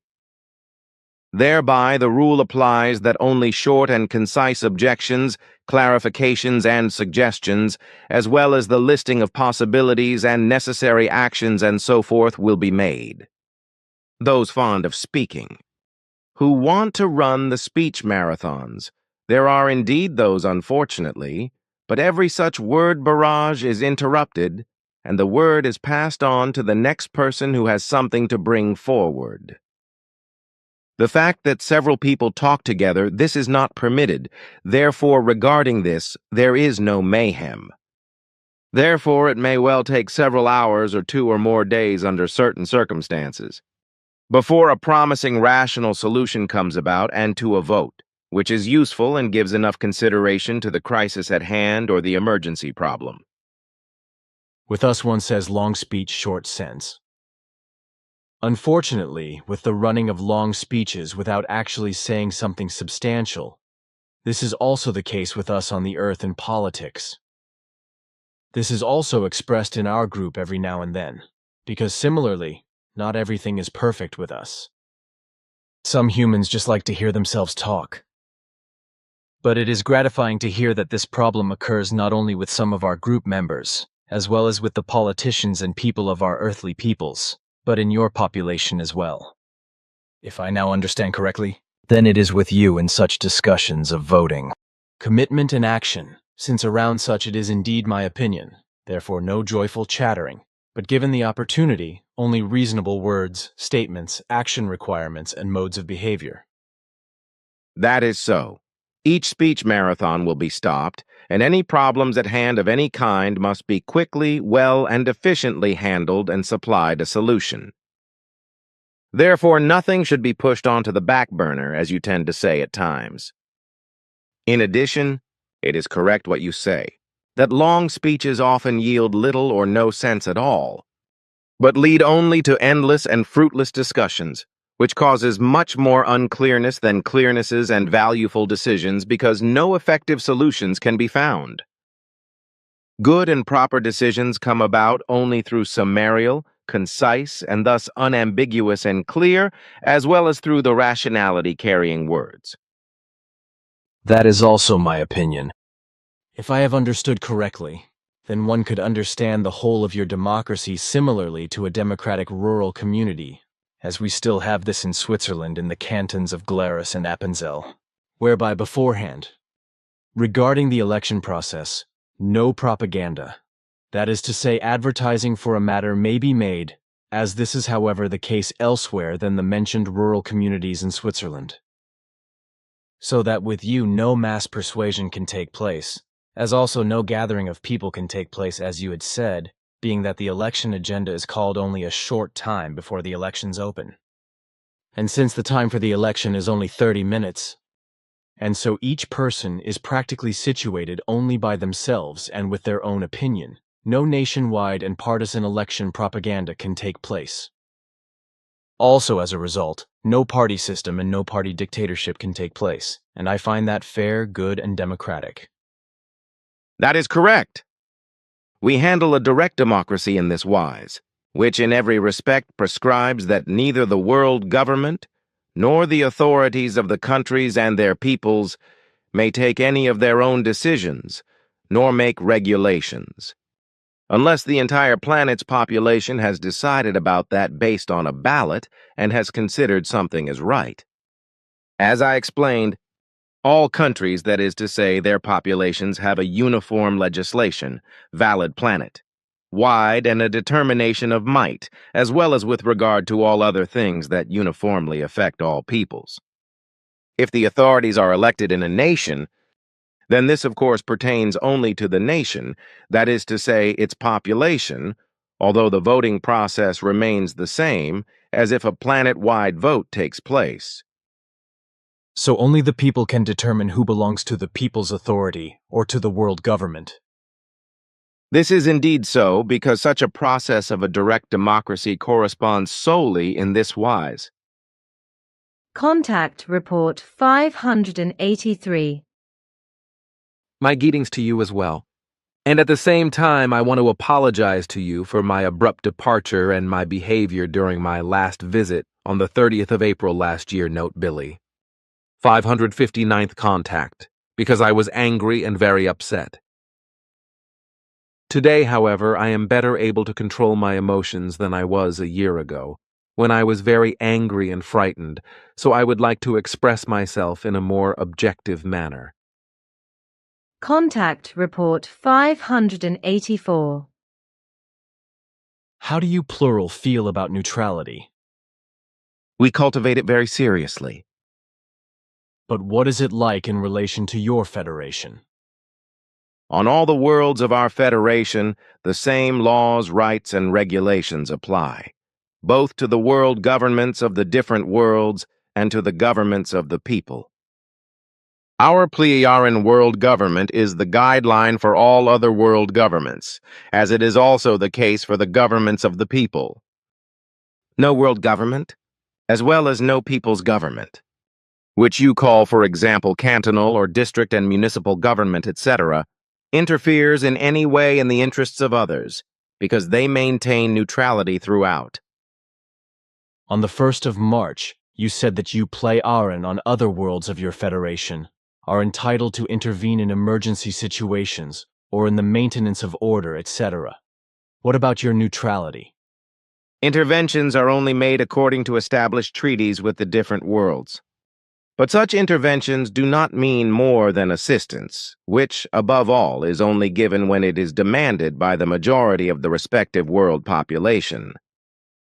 By aid, I mean aid that is really only aimed at doing the best possible for the benefit of the respective populations. I also understand that this does not mean going to arms, but really only providing assistance. But what is it like when situations and events of violence occur on any world of your federation? Then these are matters which have to be settled by the respective law-keeping powers of the respective federation worlds, and this in a form which corresponds to Gewalt samen Gewalt los ik kite note, Billy. Gewalt sam ag vault los ik kite means active deployment without harmful Gewalt. In such things, if such things arise at all, which is extremely rare, we Pleiaren have no authority to interfere and become action-oriented. If, however, a decision is made by the respective world population to provide mediatory and advisory assistance, then we may of course become active in this way. Contact Report 585. This 3D printing technology, is it in any way comparable to your multi-cold duplicators, multi-duplicators, replicators, or whatever you want to call them, machines or devices? No, not at all, because it corresponds to a completely different technique than our duplicators, as you call these devices. These 3D printers need various materials to produce any kind of objects, etc., so they are still a rather primitive technology, and therefore no comparison can be made with our duplicators. Our devices do not need any materials, because their basic material for the production of all utility and other objects, as well as machines, flying apparatus, and residential buildings, etc., etc., we obtain from the spheres of planets, as well as directly from the space of the universe, whereby we extract the necessary substances from the inexhaustible cosmic sea of electrons and generate the necessary matter from the electrons, in order to then duplicate all conceivably necessary products from them by means of programmed templates.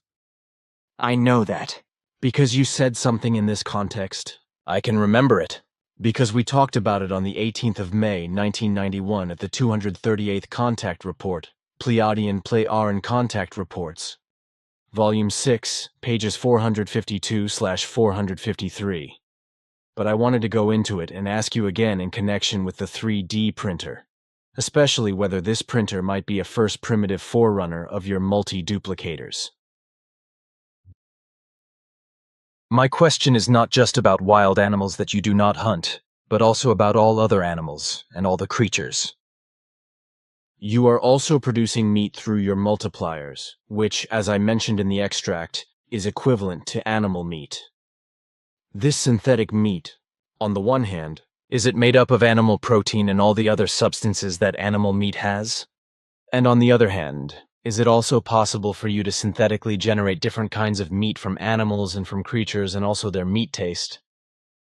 That is, of course, the case. Then another question on this. Do you kill any animals at all, as well as reptiles, fish, birds, and other animal creatures? We Pleiaren respect and protect all life of every genus and species, so we do not kill animals, creatures, or other living creatures for food, care, or other purposes. If, However, necessity should require it, which is practically impossible. That as a result of life support and thus for the food of human beings, living beings would have to be killed, then these would only be very low animals, etc. This is also known to me, but I wanted to hear it from you again. But what do you define in terms of low animals and low animals? The comparison with earthly low animals is not just any kind of animal or creature, but their size, which is estimated to correspond to a dwarf rabbit of earthly norm.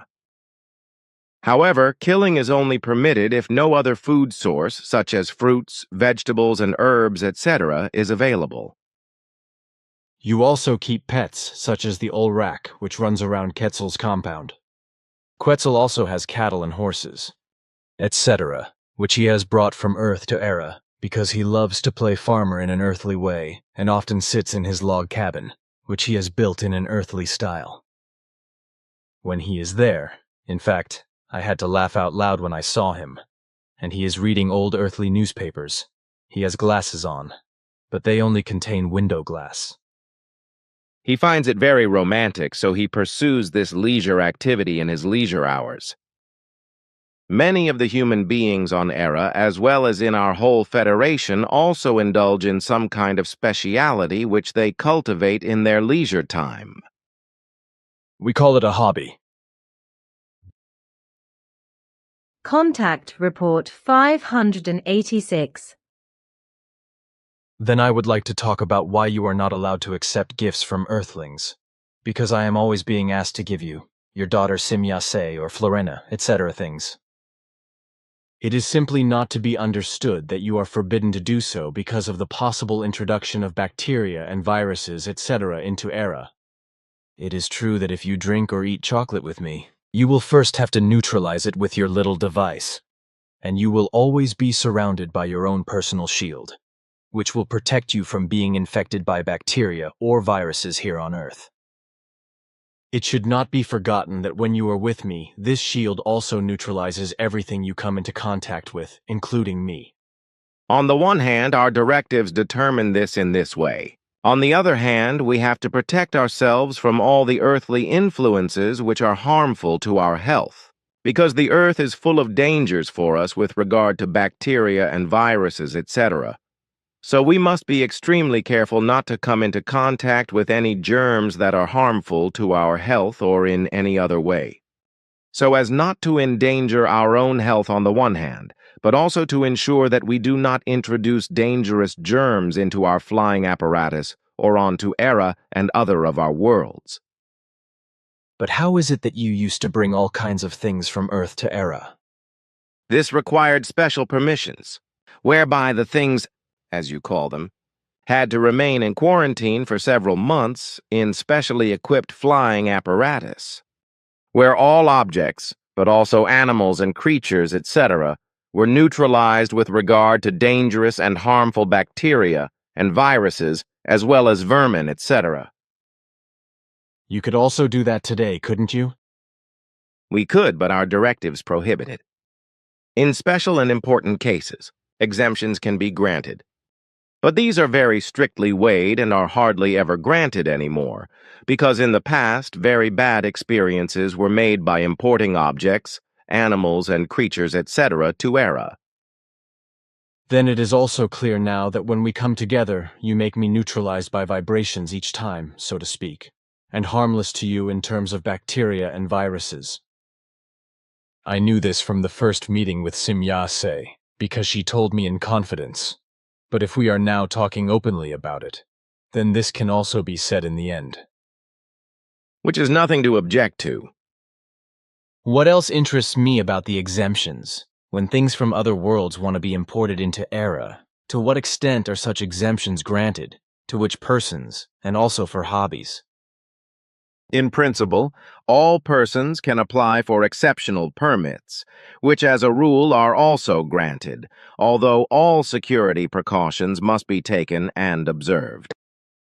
However, it is extremely rare that such applications are made because there is no great need in our populations for things, objects, and any goods from other worlds. The interest is usually in things and goods that exist and are available on Era. If there is a need for goods which come from other worlds, and which are of era-planetary or era-volcanic necessity, then these goods will be imported under the same security conditions as those which also apply to the extremely rare imports which are applied for by private individuals with exceptional permission. Quetzal and one of his friends have a hobby of terrestrial animals and vehicles. Are there others who have similar hobbies? This is not the case as far as I know because such incidents are registered by the world government, and no other person with the same hobby passions is mentioned in our records. Nevertheless, there are persons who collect various things from other worlds and are passionately connected to them. As I have said, this is very rare because our people are more interested in our different cultures and all their connections to them than in things, objects, and goods from other worlds. So then, every human being has the right, when he wishes or wants, to obtain things and goods from other worlds. That is so, yes. But as I said before, such interests are extremely rare, because on Era we have everything that the human beings and the entire population need. So the Erans are very frugal in this respect, but they are also frugal in other ways, aren't they? That is so. Even if all Erans have everything possible at their disposal, they are also content with what is simply necessary for them. Which probably means that they do not overdo it in their demands, do not hoard, and do not grab all kinds of things, even though everything is available to them in good measure at their whim. You said it. Contact Report 588. Actually, it would be time to officially mention what you just pointed out. Namely that you retrieve the answers to many of my questions, etc. with your little device, just as your daughter Simya-se and Quetzal also did whenever it was necessary to answer my questions. Actually, we have never talked openly about this, because there was never any reason to do so. But it is indeed the case that I, as well as my daughter and Quetzal, cannot always reproduce all the data, etc., only from our memory. Which is why we always call up the corresponding data when it is necessary to be able to answer your questions. But still you have a fabulous memory. But it is perhaps good that the readers of the contact reports now know that many of my questions have always been answered in the way that you retrieved them with your little device. But I would also like to know how it all works. With this little device, I transmit your questions to my archive in my flying apparatus, where your words are automatically converted into the language of the archive at the moment of speaking. Evaluated, and at the same time the corresponding answer data is picked out and transmitted to me again, directly into my consciousness. Contact Report 590. While sitting at the biotope, I saw that the branches of the Caucasian elm were cut off in a disgraceful manner, which you should not have done and which irritates me. Now a question regarding your ulrak. Is the animal male or female? Ptah once told me that it is native to Era. It is a female mammal, and in fact, it is an animal native to Era. You plea Aaron do not keep pets in the same sense as earthlings, that is, that animals are kept in human living quarters. And how is it with you? Is it usual to keep animals or animals in enclosures? As for example with us on Earth, where especially dogs and cats, guinea pigs, mice, rats, hamsters, birds, and fish are kept and given false love? This is not the case here, because all animal and gelatinous life forms, as well as all other life forms, live in the wild, where they may also have suitable stables and shelters, as you once called such buildings. But this is only true when animals or creatures, etc., are looked after by human beings, which is extremely rare. You are a hobby farmer with cattle that you brought from the Earth to Era. So you have cows and of course from time to time also calves, besides bisons, buffaloes and horses as well as various red deer, etc. I have also seen chickens, geese, ducks and rabbits on your very large grounds used for this purpose. And apart from a few animals that you look after yourself, there are also some cows that you milk, as well as 2 horses that you sometimes ride, all others living completely free and wild. You are also often surrounded by your ulrak, which has simply become accustomed to you without any special training or education, as you told me. But how big is, according to the earthly masses, the whole huge area of land, which you control with all the life forms on it in many different genera and species, and which is also partly cultivated by your androids? According to the masses known to you, the entire area is about 340 square kilometers.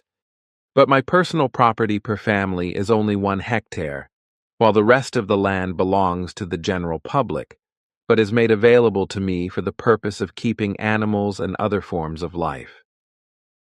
Some settled life forms originate from Era itself, others from the Earth or from other worlds unknown to you. The whole area of the country is open and freely accessible to all persons from all over Era, who are able to enjoy themselves in terms of their interests and through observations of the animals, birds, reptiles, amphibians, fish and other living creatures, as well as the diverse plants. Flowers, blossoms, trees, bushes, and shrubs, etc. My large area of land in this respect is known all over Era and corresponds to what you on Earth would call a national park. As you told me once before, none of the animals and creatures, etc., are killed, nor are they used for food or in any other way. And you also said that hunting is not allowed either. That is of correctness. All animals and all creatures, etc., including those in the wild, may not be hunted or killed in our country, unless there is an emergency situation when an animal or creature living under human care is injured by some unfortunate circumstance to such an extent that it suffers terrible pain and is no longer viable. In such a case, it may be released from its suffering by killing. Hunting is not permitted as a matter of principle because every animal and creature, stock, etc., in the wild can and must regulate itself by its own laws. And predators and birds of prey, do you also have them? That is actually to be assumed. But what about the protection of the human beings from predators, especially when confrontations arise? That is of correct, because predators, beasts of prey and birds of prey, etc., are natural regulators of all wildlife in the wild. And since we do not interfere with our nature in any way through human activities, everything in the whole of Era's wildlife is regulated in a normal, natural way, so no human intervention is necessary. And what you ask about the protection of the human beings when they are confronted with predators and large birds of prey. Our largest Eran birds of prey have a wingspan of 6 meters, while the largest predators have a total length of 5 meters. They are driven away by vibrational vibrations. Our devices of this type are absolutely reliable, and when we go out into the wild and it is expected that a predator or dangerous birds of prey may be present in an area, each person carries an appropriate vibrating swinging wave device on them. This ensures all safety in connection with dangerous encounters and, as far as our records make clear, there has never been a dangerous confrontation between human beings and any predators, beasts of prey, etc., or birds of prey for hundreds of years. So we do not kill any animals, beasts of prey, etc., or birds of prey either, because no dangerous extreme situations can arise between them and the human beings. Contact Report 592. There are also similar mythologies in many peoples around the world about the creation of the first woman and how all the evil and wickedness came into the world. But you, also know this, because you have dealt with such mythologies, as you once told me in private. Contact Report 593. In my opinion, I think that even when the human beings are dead, they should still be honored with a decent burial, and not simply buried shamefully. This also corresponds to our meaning. Contact Report 594. But when you talk about natural fertilizer, what is recommended in this respect? Do you know anything about this? My knowledge is sufficient to be able to say something about it, because in my spare time I am equally occupied with agriculture and horticulture, as is also Quetzal. Since, as you once mentioned, as a geologist you also deal with the subdiscipline of volcanology, or with the science that deals with the systematic study of volcanoes or the phenomena of volcanism, which also includes the prediction of volcanic eruptions. Contact Report 595. Human beings are and remain human beings. And this is also the case with us Pleiaren, and every human being is subject to error, also with regard to misbehavior in relation to decisions taken by a community, etc. Contact Report 596. I and Florina are also feeling better, but last weekend we were really extremely affected and felt great sorrow within us. But we still cannot understand how something like this could happen. That is why we would like to talk to you again about the whole unfortunate event, also because our emotions have still not calmed down. Quetzal has expressed this aptly in his way, although he speaks a different form of language than I do, because I, for my part, am not of a heated nature like he is. To this end, however, I think that, unlike my nature, he is more likely to strike the correct and harsh tone in his dealings with Earth humans than I am. Yes, he is apodictic, but human beings are just different in every way, universally, I think. And if you do not like harsh tones because they do not suit your nature, that does not change the fact that your form of language is also very valuable. When I think of all the years we have had our conversations together, in which you answer my questions so clearly and in a very pleasant tone and calmly, then I can honestly say that there is nothing negative as well as nothing detrimental about your nature and its form of speech. Contact Report 602. All this corresponds to what I also see and how it was the case with us Pleiaren at very early times, when our ancestors applied these Hanok methods, including the multinational peace-fighting troops, which finally led to the fact that all wars were ended and all criminality as well as crimes of all kinds came to an end. Consequently, we have been living for thousands of years without wars and the like, but also without any criminality and crimes. All these Ausartungen have become completely foreign to us through the application and observance of our laws, which still exist with us, but have not had to be applied for millennia. And as I know, you do not have any petty crime. like theft, etc. Because on the one hand, your moneyless system doesn't provide any reason for it. And on the other hand, all Plejaren can officially purchase all desired belongings of every kind, and so also every object, etc. That is the case, because every individual is entitled to all goods, so that one person can have exactly the same product as the other, without having to pay any money for it. But everyone has to work 2 hours a day to be eligible. Contact Report 606. If you need me, then you can call me through Florina or Injana, because it is a great need for me to always be there for you when you need me. Contact Report 608. Excuse me, then I rushed to assume something wrong because I thought you would want to talk openly about the matter. Of course not, because I am surely not breaking my word. Excuse my false assumption. I really should refrain from such an assumption, and furthermore know precisely that you never break a promise. Contact Report 611. Among us Plejaren, for millennia it has no longer been a secret how much the music promotes, in many areas of the development of the human being, also cognitive, mental, emotional, and social capabilities.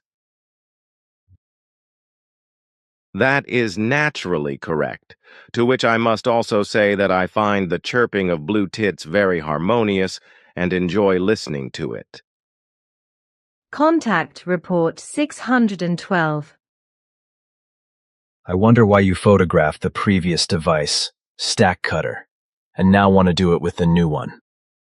The purpose is to archive all your equipment and machines necessary for you, the mission and for the construction and maintenance of the center, as well as for the management of fields, paths, and forests. We have also recorded the work with the equipment, devices and machines in action since the very beginning in the center, both with all the group members and with you, when you were using the Caterpillar machine. Note, Billy, loader crawler for earth moving with rear excavator, and the excavator. You have excavated the biotope and worked the pulpit lacquer and the garden with the tractor and the rotary cultivator, and plowed the snow with the snowplow, and the rotary cultivator has thrown away the snow. All that we have photographed, we have of course presented to our peoples on Era and also treated in public discussions, because the whole was completely foreign to our peoples, both in terms of earthly techniques as well as your work with only one arm and your tireless commitment.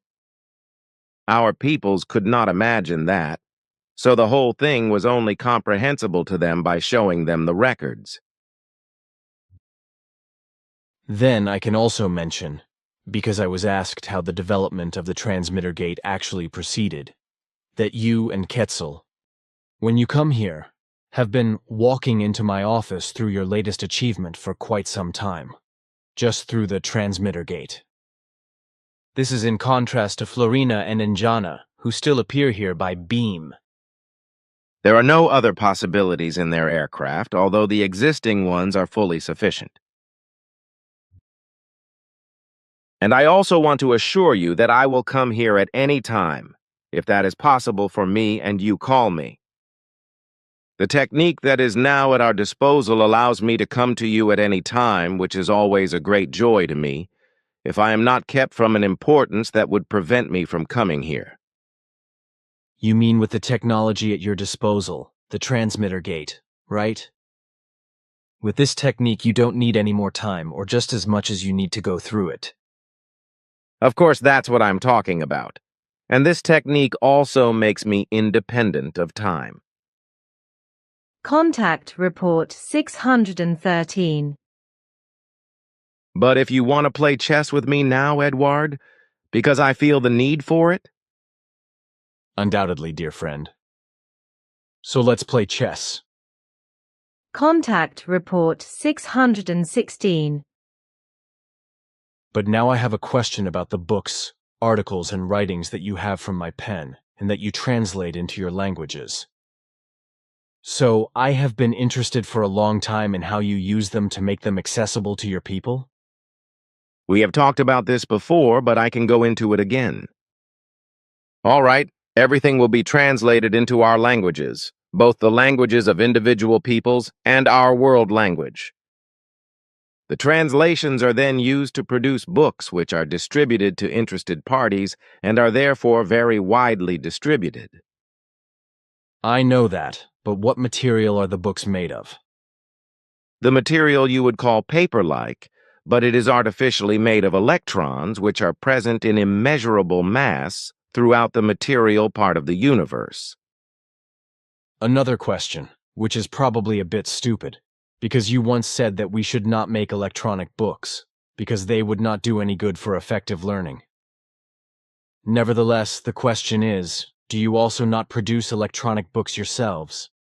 No, because they are completely unsuitable for learning, because the material which is read in such works is only superficially absorbed and does not really stick extensively in the memory, which is completely different in works which can be read and studied in writing and word directly before the eyes of materials, just like books, etc., and can be studied again in multiple repetitions. Contact Report 619. And when I listen to your words, I think that on Era, you don't have all these problems regarding toxins in food, as is the case here on Earth. This is precisely because I think that you do not apply any poisons, and therefore no artificial fertilizers, pesticides, and pest poisons to your food, such as berries, fruits, vegetables, herbs, and fruit. Exactly. This is the case because we only use natural substances that are purely vegetable and absolutely non-toxic for the environment, plants and animals, and for humans in food cultivation and production. On the other hand, we also produce a great deal of food through multiduplicators, as you once called these devices, whereby the basic material for this type of food production are the all-pervasive and immeasurable masses of electrons from which anything can be produced. Aha, then this is also once clearly said. Contact Report 624. On Friday, the 5th of June, my dear Ava had to bring me to the university hospital in Zurich as an emergency, although I had originally planned to do so on Thursday, the 11th of June. At Ava's insistence, which was good and right, because otherwise I would not be here anymore. She brought me to the university hospital on the 5th of June, where all the necessary examinations, etc., were carried out and done so that I could have an emergency heart operation on the 12th of June. I was fitted with a new aortic heart valve because my natural heart valve was so completely calcified that it hardly opened and could no longer let enough blood through, which caused constant dizziness and drove me to the brink of fainting again and again. What you said frightened me deeply, and I hope that you will now. It is like I am really fine with the circumstances with the new aortic valve. Then I am reassured. Ah, it is a bulletin reader's question, along with my answer. The whole thing refers to bees, hornets, bumblebees, and wasps. The question is, what is it about the fact that bumblebee, and wasp stings are very dangerous for humans and animals? That 3 hornet stings kill a human and 7 hornet stings kill a horse, and that Asian killer hornets are supposed to exterminate honeybees? I'm interested too. May I read these pages? I'm also interested in it. We gladly take it with us and hand it over to Ptah, because I know that he is also interested in these important insects, because he is concerned with entomology, which is why he certainly wants to know what you write about it. Contact Report 626. A note. This contact report contains details of another assassination attempt on Billy's life, as well as information about previous attempts. This is all extremely annoying, but in terms of exact clarifications in the center area, if we were to carry out such clarifications, they would really be very time-consuming. This is in addition to the fact that, according to our directives, it would not be permissible outside the direct vibration protection area of the center to find a person in question and name him or her, and that he or she could be punished. According to our directives, we are not allowed to interfere in such matters, such as the fact that we would carry out investigations on our own initiative and bring guilty persons directly or indirectly to punishment. Such action on our part would be tantamount to unauthorized intervention and interference in the affairs, concerns, laws, and rights of another world or a foreign state, which, however, is forbidden by our directives, which for us means strict law. Consequently, we do not violate them in any way, which has also prevented our Plejaran peoples from falling into any conflicts with foreign worlds or states for decades.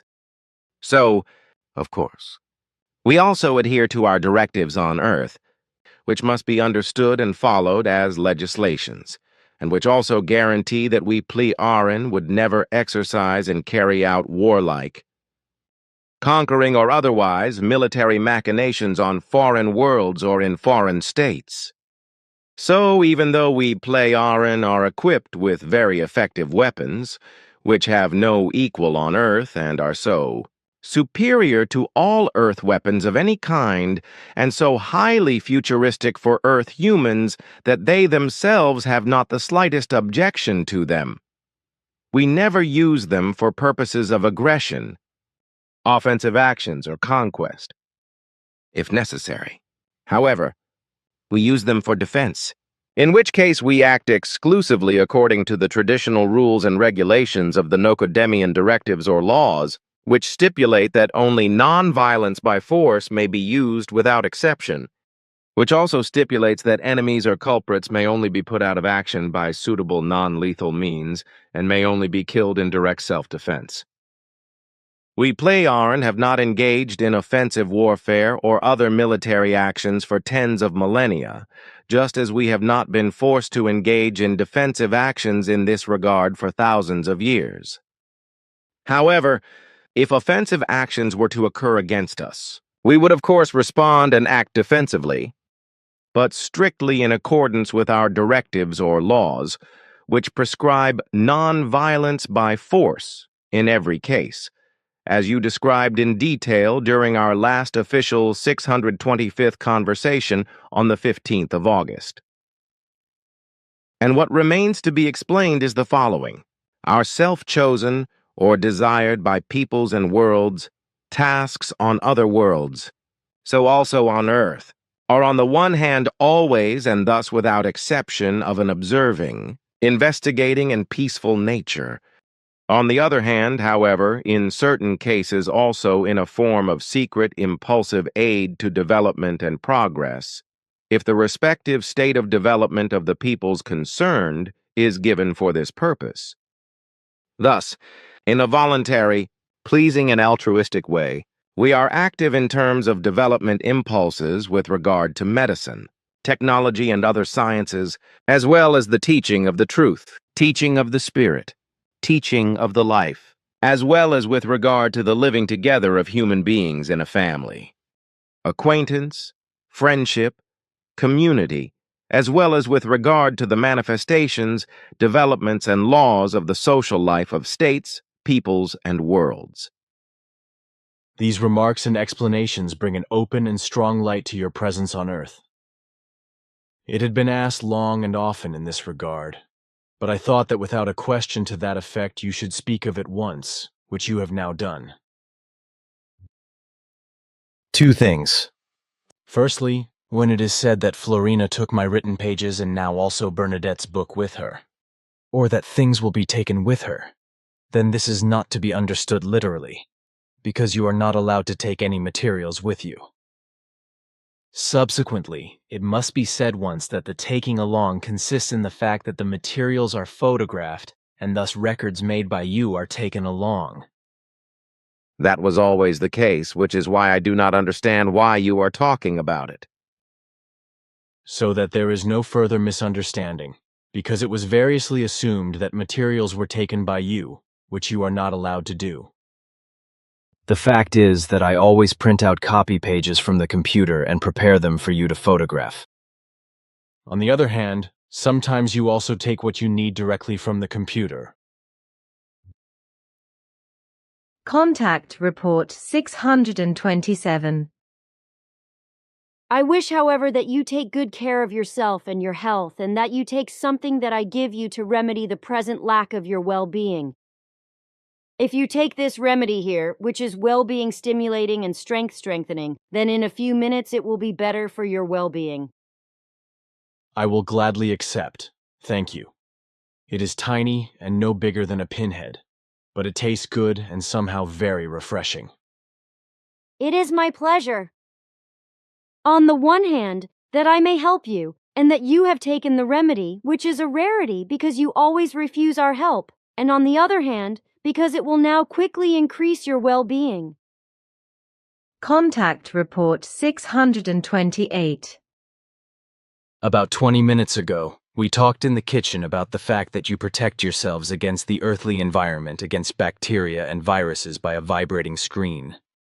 On one side against the prokaryotes, which I know are called bacteria and archaea, while a third form is called eukaryotes.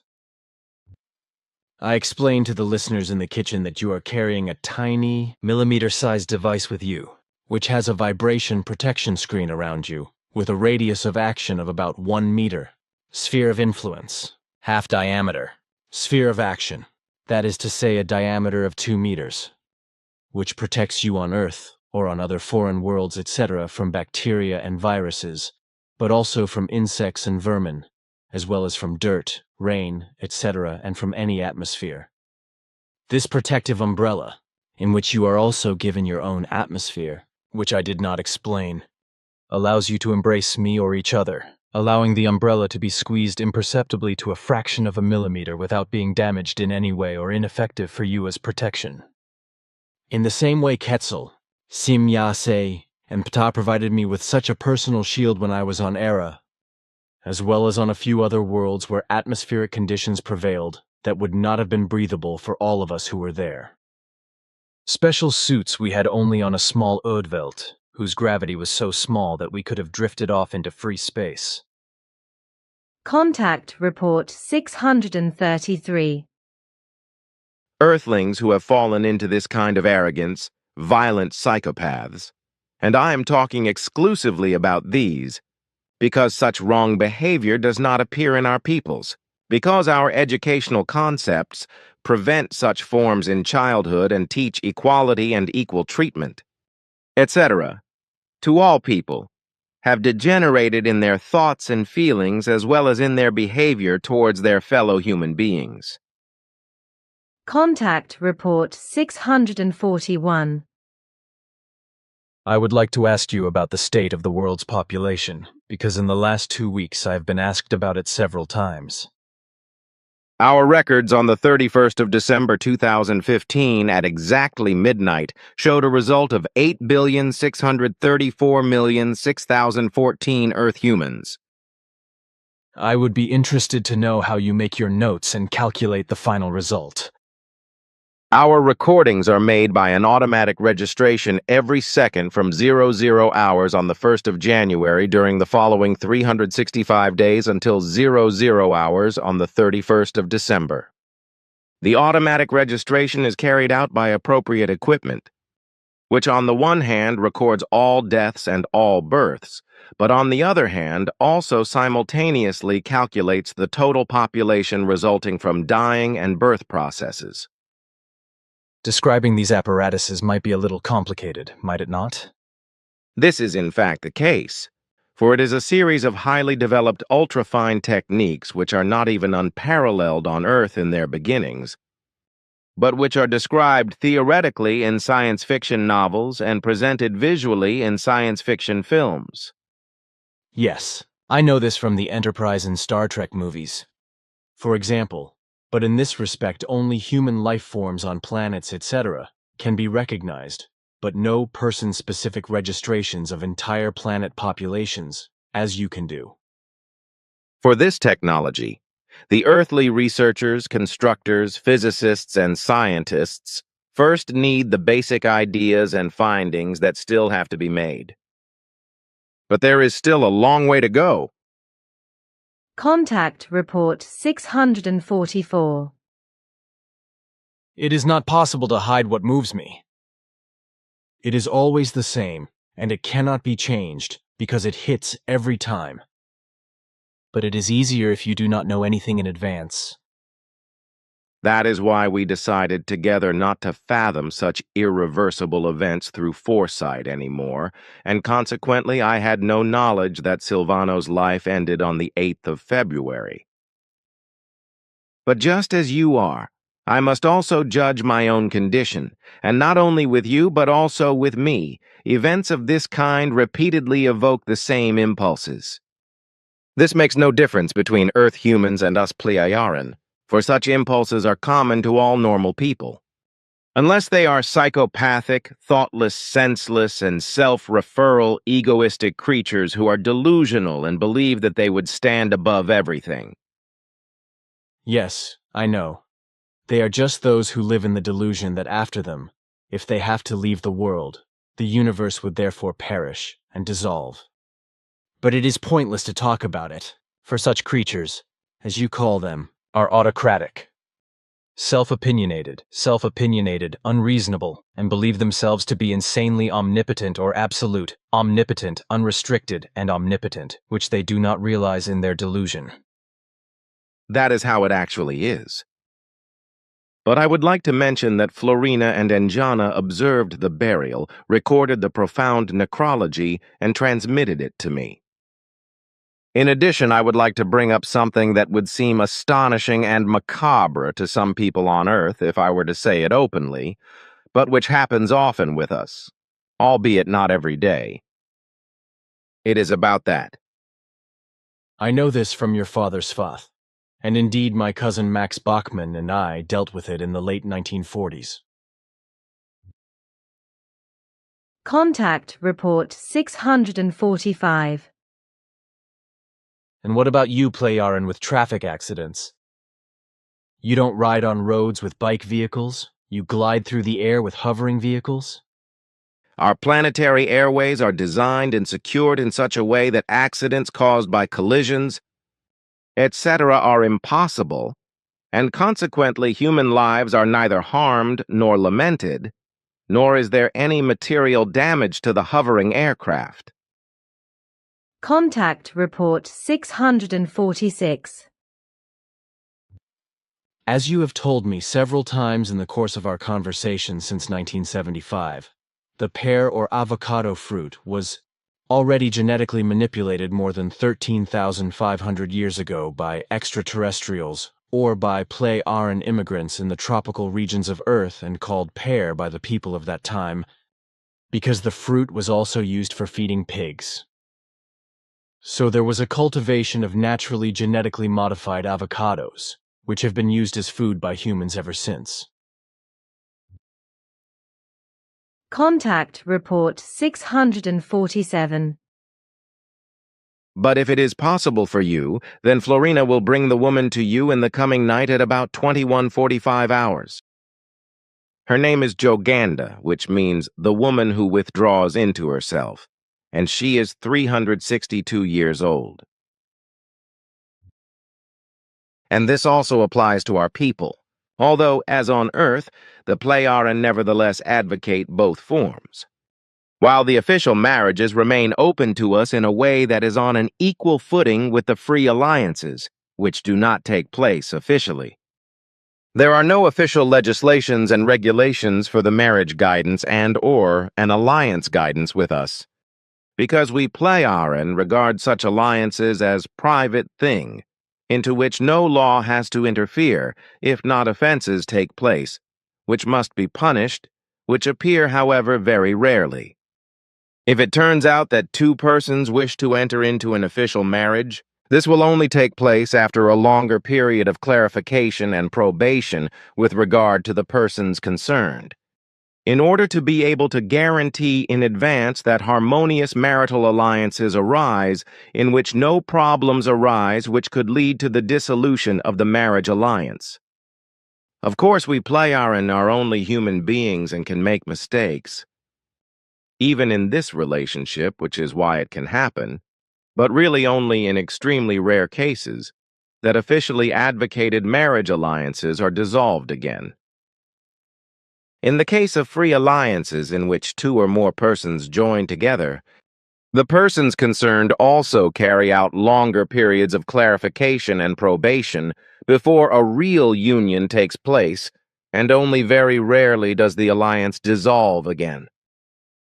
In both forms of alliances, there are only very few dissolutions, so that decades or even 1 or 2 centuries can pass in the individual people before such an event occurs. And this is so, although with you, Pleiaren, the polygamy is given.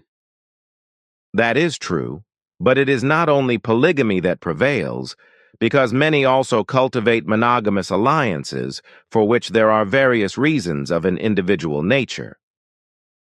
Polygamy is such that it is sealed both by the authorities in the form of a marriage alliance with a man and a maximum of 4 women, as is the case with free alliances within the same framework.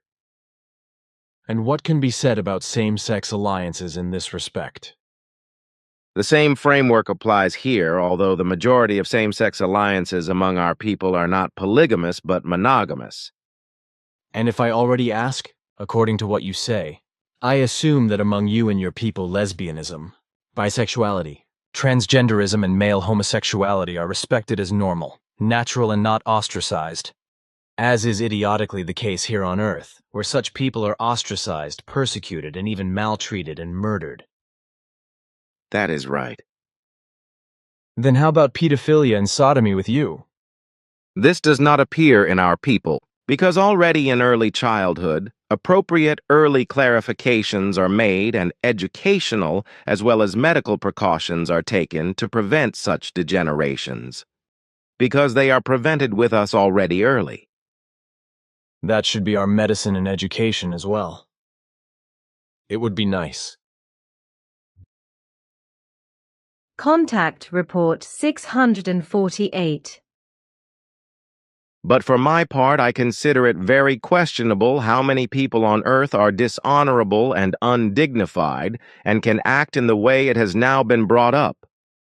It has always been the case with you that, as a result of your high mentality, your attitude of consciousness, way of thinking, attitude, conviction, attitude of life, and worldview, you cannot cope with the values in this regard which the majority of Earthlings display as unworthy values. I still know this from the first times of our contacts from your daughter Sim-Yase and from Quetzal, but also from you. Obviously, however, you still have this problem, that you cannot understand these mentally evil, negative, and bad behaviors of Earth humans, and you cannot get used to them. Which you are right about, which is why it would also be impossible for us to maintain contact with Earthlings in the same way as with you. This simply refers to personal contacts which are not connected with the mission. This was also the reason why all contacts with Earth humans were of a purely technical telepathic nature, including those with Petra and Anatole. An exception was the contact given by coincidence with an Earth woman named Elsa Schroeder and my daughter Sim-Yase in the surroundings of Zahedan in Persia.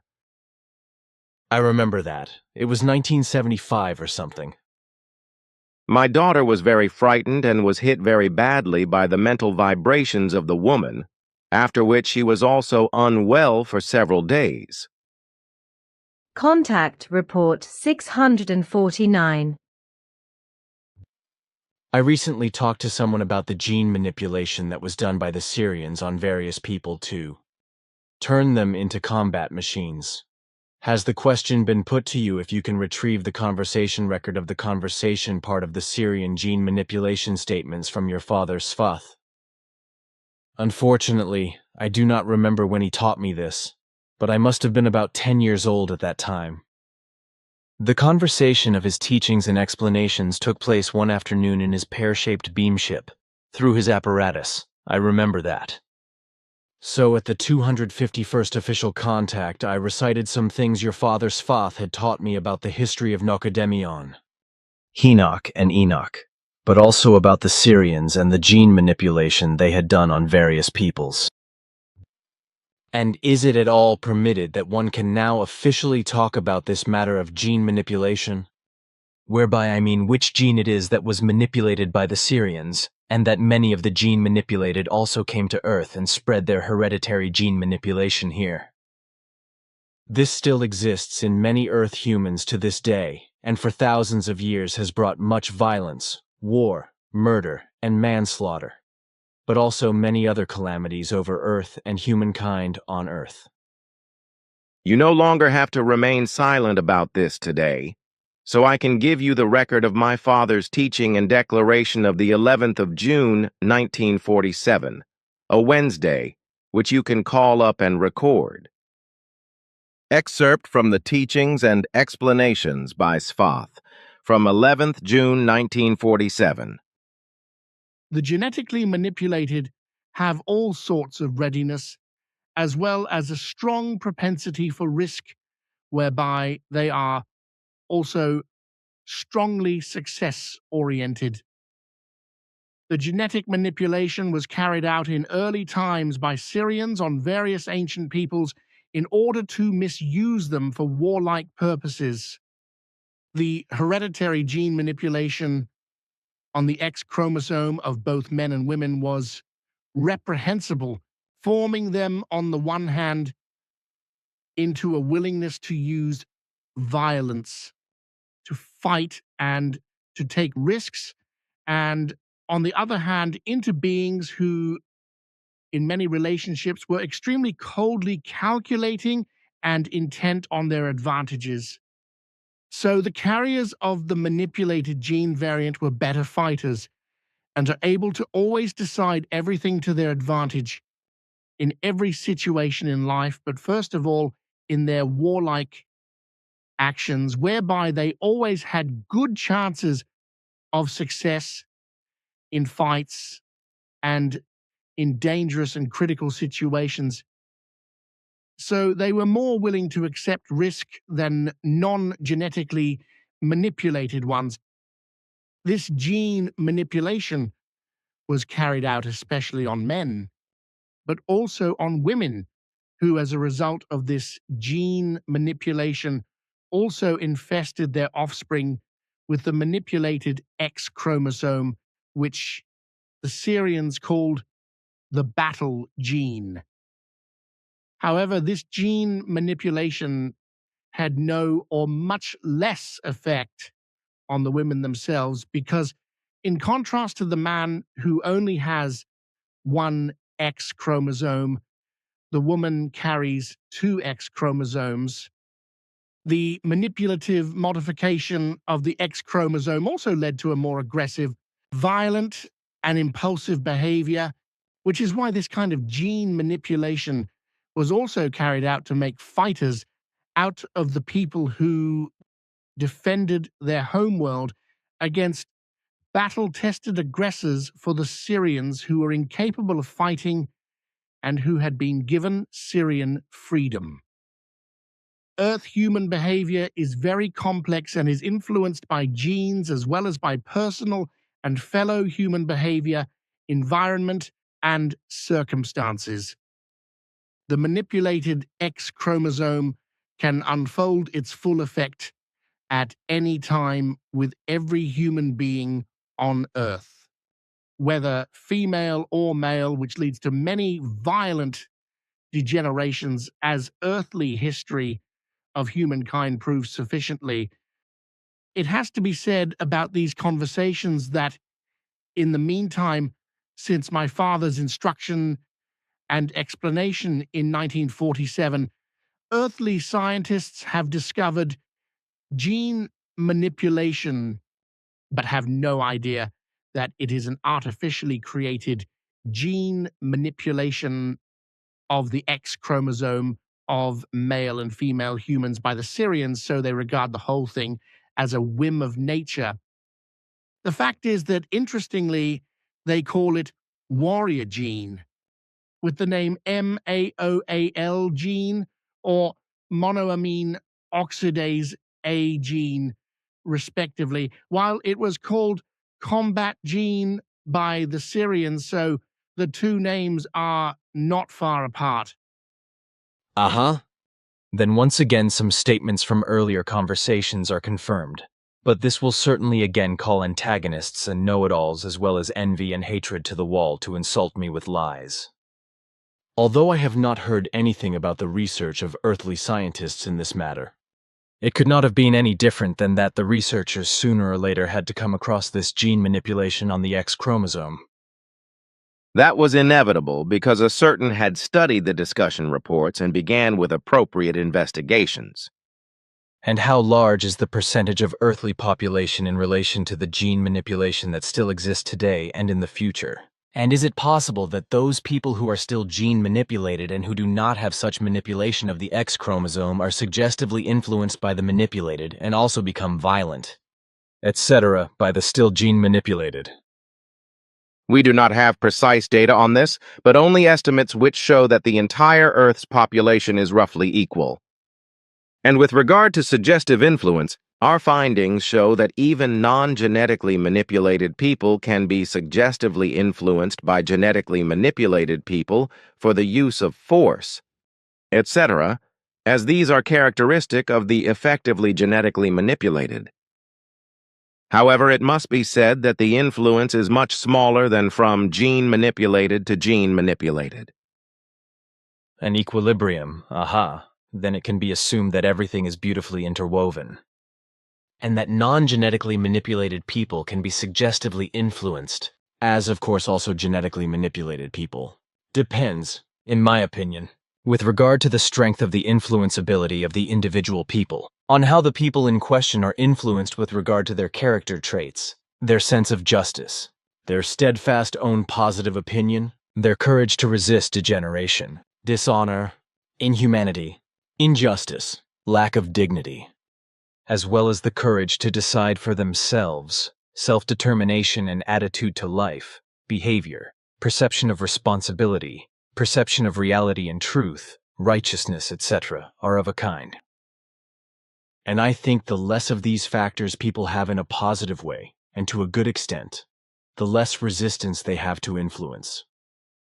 This is true, because every time a person is influenced by other people, the values you have mentioned are the most important factors that determine whether or not an influence can take place. A person who carries and uses the factors you have mentioned as good values and in good measure will never be influenced. Persuaded and transformed by suggestive influence on evil, negative, and iniquitous things. So only people who lack the corresponding values, as I have called them, tip over and allow themselves to be influenced in an unjust way, regardless of whether they are gene manipulated or non-gene manipulated. There is no doubt about it. Your father's Fath explained to me in the 1940s that the gene manipulation of the X chromosome carried out by Syrians could be reversed by the gene-manipulated persons themselves over the course of time, and the new births of the always new personalities, which also happens continuously with Earth humans. Of course this is correct, because the gene manipulation can be changed and dissolved by the world of thoughts and feelings and by the factors you mentioned, and can therefore be reversed, which has also happened continuously since the immigration of the refugees from the Syrian area, and consequently many people have freed themselves from the gene manipulation that took place on the X chromosome. As I already know from your father's Sfath, gene changes normally correspond to an evolutive process, whereby in the first and main way the thoughts and feelings of man, as well as his state of consciousness and psychic state and heredity do the most important work for gene changes, while only in the second place all natural influences and changes of the planet, etc., are decisive. This corresponds to what is given regarding gene formations. Thank you, then that is all clear. What interests me now, though, How and when did this man come to the information regarding gene manipulation? You had in Hinwil, when you were resident 1975 at the Vihaldenstrasse 10, from where you and my daughter Sim Yase also got in contact with each other for the first time. Active contact with the physics professor.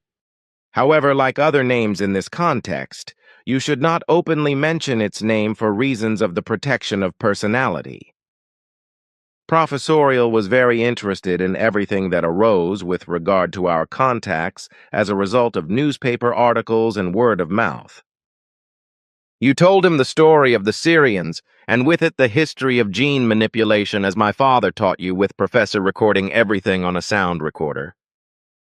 He was friends with Professor and told him what you told him from my father's teachings and explanations. He was also interested in everything. Following that, he passed the story on to his son, who was interested in genetics, and following that, he also was interested in it and privately began with appropriate research in order to fathom what could be true at the thing of the gene manipulation. This has led to new research in the field of genome coding. Thanks to the rapid earthly development of modern research method, great progress could then be made in the following decades in the field of genome analysis, whereby, according to our findings, thousands of scientists from all over the world were and continue to be concerned solely with the enlightenment of the human genome. As a result, the manipulation of the X chromosome could not fail to be discovered and finally found, but mistakenly considered to be a natural gene but not recognized as an artificially manipulated gene. By genome, I mean the totality of the hereditary predispositions of a living being, whereby this includes the total number of base pairs in the DNA of all forms of life, including humans. But what interests me now is when gene research actually began in earnest. What you say is correct. And with regard to when earthly scientists began their actual research in order to sequence the entire human genome, that is to say, to clarify the sequence of nucleotide building blocks A, T, C, and G, it has to be said that this only happened 10 years later after your discussions with Professor. The first serious discussion was in 1985, but it was not until 1990 that a corresponding project was launched to sequence the human genome or to determine the sequence of bases in the DNA. Professor and his son played an important role because they were the actual initiators who, through their early idea of private research efforts, fundamentally initiated research. According to your explanations, which you receive from my father and pass on to Professor to the next one. Oh, so that was very interesting. But then it was not a proper conversation report that I had recorded in writing, but rather one of the various conversation reports that was recorded on tape. Just what I had told Professor had declared. Yes, that was the opinion of my testimony. Unfortunately, this leads to misunderstandings, because I mistakenly assumed that these were written reports in which it was not until years later, from 1985 or so, for example, that Syrian gene manipulation was mentioned for the first time. Contact Report 650. Then the following, which would interest me, namely the matter of the little more than 144,000 extraterrestrials who came to Earth from the subsequent peoples of Nocodemion and also died here. Their spirit forms were and are since then on Earth, of course, always classified as reincarnation, even in bodies of newborn personalities again and again. It must be said, however, that these 144,000 or so people must in no way be associated with the alleged 144,000 light beings from the Santinians who are supposed to live on Earth, which corresponds to complete nonsense. Also absurd is the Christian religious assertion that allegedly 144,000 are chosen, according to Christian faith. Of course, only Christians should be the ones who are therefore favored by the Christian religion and its sects, who are to be deprived and saved when the world perishes, as already absurdly claimed in the Bible. But what interests me now is, where do the 144,000 spirit forms enliven today's people? Or where do the associated personalities live today, who came to Earth about 13,500 years ago? And my question only refers to these 144,000, but not to others of the same number. To my knowledge, they should at the present time be scattered all over the entire Earth, indeed mostly one by one, as it emerges from the Nocademian storage bank. We have detailed records of this, which lead back to the prophet Enoch, and which also say exactly what you just said. The little more than 144,000 spirit forms of the then distant descendants from Nocademian peoples, who immigrated to Earth about 13,500 years ago, exist at present partly in living personalities, which are scattered all over Earth practically in all peoples, whereby they usually live their lives individually. Today there are also a few small groups, but they are really very small and consist of only a few people and are concerned with the teaching of the truth, teaching of the Spirit, teaching of the life. These new personalities have come together in modern times, whose primeval ancestors came to Earth from foreign worlds at an early age, to form small groups from the 144,000 or so Nocademian peoples, as a result of the missionary spread emanating from you and the Figu.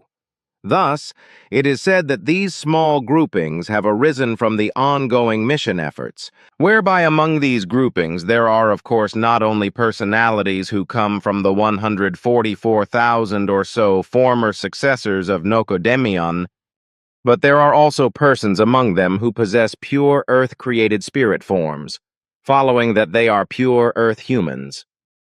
But also these, or at least a part of them, are oriented towards the creational natural laws and recommendations as taught by the doctrine, and also with them everything happens apart from religions and sects. In any case, these are our findings, which we have arrived at as a result of our curiosity through clarifications and observations. And it must still be said that of course only a certain part of each of the 144,000 or so spirit forms enlivens new personalities who are in current lives, whereby we assume an estimate of about half in this respect. So about half. Then they are quite thinly sown in the mass Earth humanity of more than 8.5 billion, 8.5 billion. Private conversation excerpt after the 236th official contact conversation from the 26th of April, 1990. Then I would like to come now, however, again on the approximately 144,000 Nocademian people's Earth immigrants. In this respect, I am still interested in where they settled when they immigrated to Earth. But by this, I do not mean those immigrants who came here about 13,500 years ago, whose 144,000 were also about, but those earlier 144,000 who came to Earth 389,000 years ago, and already at that time caused disaster, and for the most part were withdrawn again. Can you say something about that? I am also interested in why this number was so important then, if you know about it. Also about this, there are exact details in our annals which I have studied so I can answer your questions. First, the number of 144,000 people corresponds to a very early norm of a emigration power created by Nocademion, which was usually led by 228 commanders, although there were seldom small exceptions, who, together with the emigration power, were under the command of an emigration Swiss.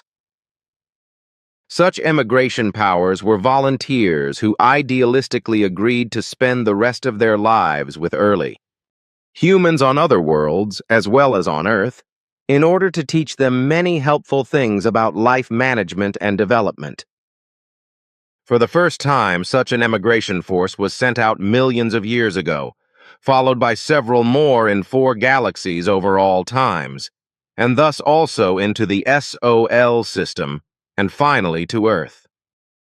The last one to Earth was sent according to earthly time calculation about 13,500 years ago, where the Nocademian people emigrants on the one hand were to have an instructive effect on Earth humans, which they partly did, but on the other hand caused for the most part many calamities, especially with regard to rising up as deities and bringing religions into being. And they did so when they were smuggled into all earthly peoples and great tribal communities, whereby delusional beliefs in God developed among all peoples, tribes, and groups, etc. throughout the world, even among wild indigenous tribes. This led to the emergence of religions and sects, which expanded more and more and have survived to the present day and into the third millennium, respectively, and will continue to do so for a very long time to come. All those of these extraterrestrial immigrants who remained on Earth also died there. And since then, their spiritual forms have also reincarnated and will continue to reincarnate on Earth, precisely in ever new personalities of newly born Earth humans. So the 144,000 emigrants and their superiors and leaders were integrated worldwide as instructors into all existing earthly peoples and large tribes, as well as various groups in which they had to act as instructors. And like I said, many also fulfilled this obligation and thus led Earth humanity in technical, medical, and scientific regard on a higher level, however, always in accordance with the possibilities prevailing at that time and also further on Earth. In this way, everything has been carried and developed since then up to the present time, consequently by the descendants of the old extraterrestrial immigrants from the Nocodemian descendants who came to Earth, who since then have been born again and again as new personalities and continue to be born, innovations in medicine and technology, etc., as well as new insights and expanded knowledge have been brought and continue to be brought. And many of these distant descendants of the former 144,000 Nocodemian descendants, ethnic emigrants, became and are, as a result of their evolution of consciousness and their abilities of various kinds transferred to them by their total conscious blocks, very talented in certain areas and powerful in this respect in progressive innovations which are not yet possible for the pure Earth-created Earthmen. And such persons from the number of 144,000, as well as various others at other times, but also in the number of 144,000 each, were also the ones whom we, as the authoritative inventors, researchers, physicians, technicians, computer scientists and scientists, etc., of certain areas on Earth, taught about knowledge, insights, and developments in an apparatus impulse hypnotic manner and without their knowledge, which was made possible for us by our directives.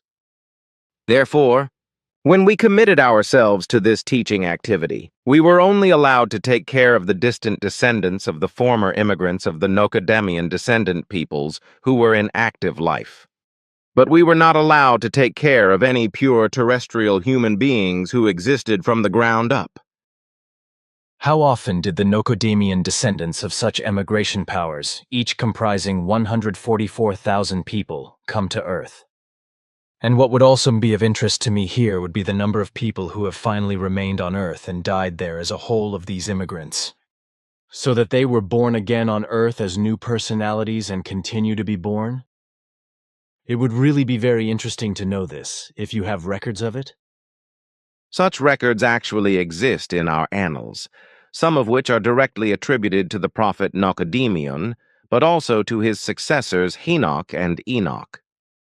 If for a moment, yes, our annals refer to a number of 8 different emigration powers of 144,000 persons each, and 228 superiors each, who came to Earth in the course of more than 2 million years from the Nocodemian descendant peoples. And here is a total number of 1,151,828 people who were involved.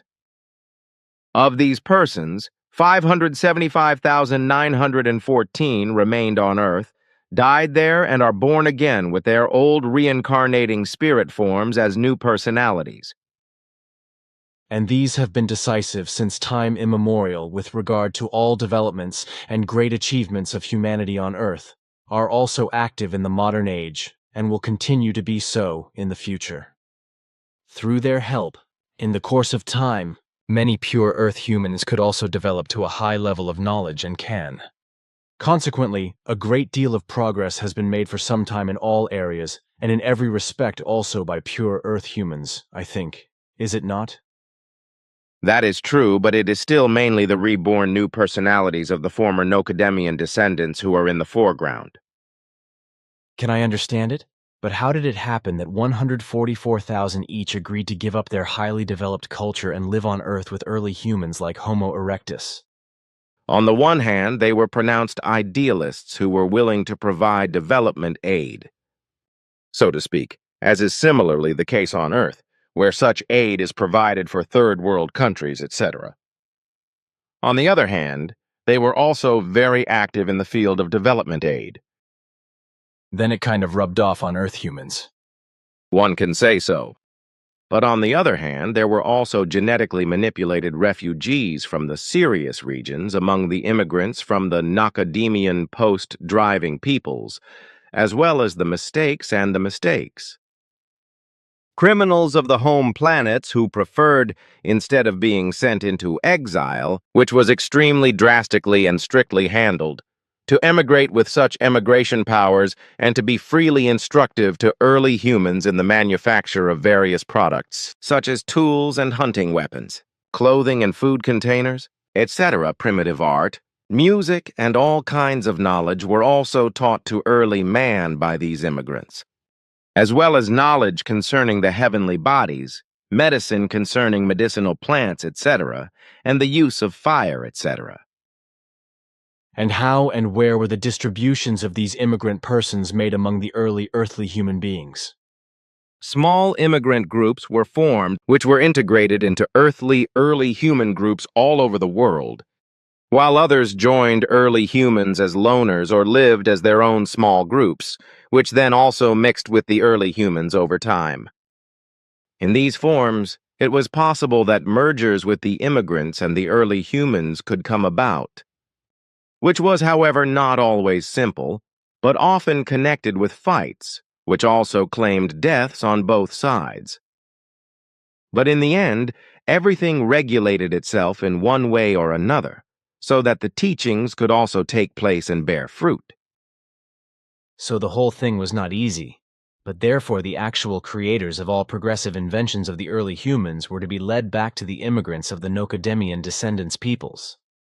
And this was the only reason why the humanity of today, which emerged from the early human, could develop so drastically fast and as far as is the case today with regard to electronics, inventions, craftsmanship, art, medicine, music and technology, etc. and so on.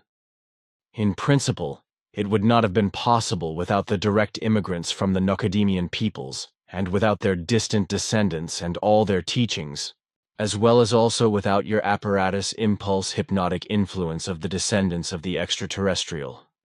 Immigrants that earthly mankind could develop so rapidly and to a large extent up to the today's conditions. During the first millions of years and millennia, this was indeed the case. Of course, only in primitive developments of various things, for everything always had to be adapted to the corresponding state of consciousness of Earth humanity. This is because it was only possible to avoid an overdevelopment in every respect, because such an overdevelopment could not have been coped with by the Earth humans in terms of understanding and reason. The early extraterrestrial immigrants naturally had to withhold their knowledge as well as their abilities and possibilities in every imaginable form, and to downgrade themselves in this respect in order not to overtax the early earthly humans, who became known as Homo erectus through research in modern times, and also later the more highly developed earthly humans with excessive abilities, on the one hand, and on the other hand in order to adapt to them in every necessary way. However, the early Earth humans were very instructive, as are to some extent the Earth humans of today, but unfortunately not with regard to the teaching of truth, teaching of the spirit, teaching of life, and quickly learned the simple things, followed by a relatively fast development and continued to do so. As a result, they also created advances, inventions, knowledge and developments, which have continued to behave in this way in all the long periods of time since then, and have carried us into the future, even to the point of Homo sapiens, and also into the present time of Homo sapiens sapiens. So, in later times, the Earth humans who developed from it came from the Homo erectus, whereby, however, also various intermediate kinds developed from it, namely in the today's Asia areas as well as in Africa, whereby a very important basic origin was given in Europe, namely in the today's Germany, where a basic life form developed, from which in the end a human life form developed, which developed then, however, in the southern hemisphere completely. In the first beginnings, early humans were used as sexual partners by the first Nocodemian descendants, immigrants of peoples, so one has to say, whereby over a large number of generations, several new human species arose, which are called Nephotwesen or Mischwesen in our annals. From these, a new human species emerged, which is also known to earthly scientists as Denisova man, and which was an important factor in the further development of mankind on Earth, together with the Neanderthals and so on. Well, then the question. The emigration troops have paired with the early Earthlings. Did modern people ultimately emerge from this? At that time, I think there was only Homo erectus. But then came the Denisova people, who our scientists already know, as you say. This is not quite true, because the scientists are still in the process of clarifying and speculating and do not have any real knowledge in this respect. All they've got is some small fossils to speculate on. You mean that they make hypotheses or simply assumptions and assumptions because they have no actual proof of what, where, and from what kind of people the fossils originate? Yes, it is. Homo erectus was probably a clever fellow when I rhymed everything you said. Can you say something about that? Homo erectus means the upright walking man. Basically, he was the first true Earth man who was a direct ancestor of the Neanderthals, and thus also the primeval ancestor of the actual Earth human of today. Homo erectus was, contrary to the false assertions of earthly researchers and scientists, about 2.7 million years ago the successor of those first human beings who emerged from the first hominid primate-like beings, but who were not primates from the ground up, but first hominid beings, only that these looked wild and primate-like in their outward appearance, but had no reason whatever with primates. According to our research, the first of these species existed on Earth around 12 million years ago. Homo erectus emerged 2.7 million years ago from natural earthly hominid development, and it was also effectively the most successful hominid Earth ever produced. The first emigrating power and extraterrestrial visitors, who had already immigrated to Earth at that time, mixed early with the Homo erectus, who were still very wild, but nevertheless peaceful, pure Earth creatures. From this, a small new species developed from the genus Homo erectus, which was then also of very long existence, increased further, and from which also still another new species developed. Most of the extraterrestrial visitors, however, left Earth and did not return. After that, about 1 million years ago and also afterwards, 4 more emigration powers came to Earth, of which a small number remained, while the majority left again. Then, 389,000 years ago, the 144,000 more immigrants of the distant descendants of the Nocodemian descendants, who also mixed worldwide, like all other immigrants, with pure terrestrial human beings, came, as you mentioned, 144,000 more immigrants. From all these, and in mixture with other hominid forms of development, Earthman Homo sapiens sapiens, living today emerged in the end, since primeval times, actually as a very far developed Homo erectus, who is to be called the actual direct primeval ancestor of Earthman. Furthermore, it is a fact that, with respect to Homo erectus, this was not a hairy early man monstrosity that simply ran wildly swinging a club around and knocked down anything that got in his way.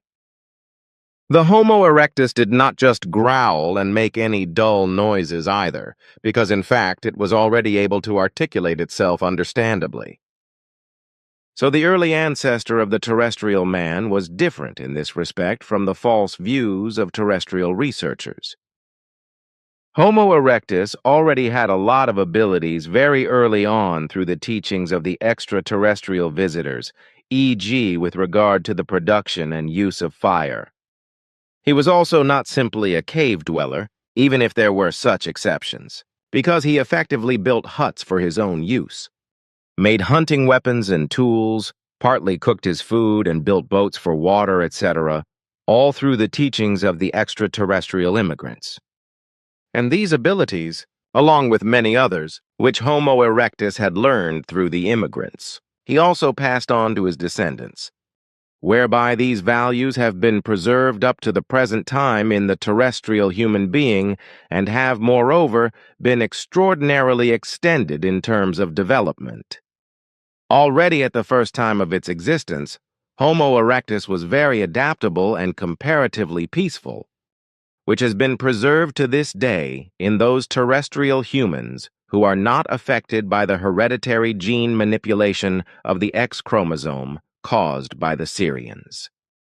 Unfortunately, it is likely that the mixing of human beings and the very early growth of earthly humankind has led to the genetic manipulation of the X chromosome spreading across the entire Earth, with the spread of heredity becoming more and more blatant as a result of the ever-growing overpopulation and the evil of more and more wars, strife, lack of freedom and disharmony, etc., arising.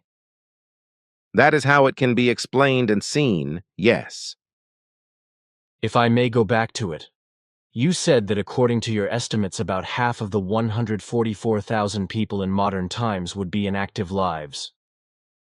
Do I simply have to start from those who came to Earth about 13,500 years ago?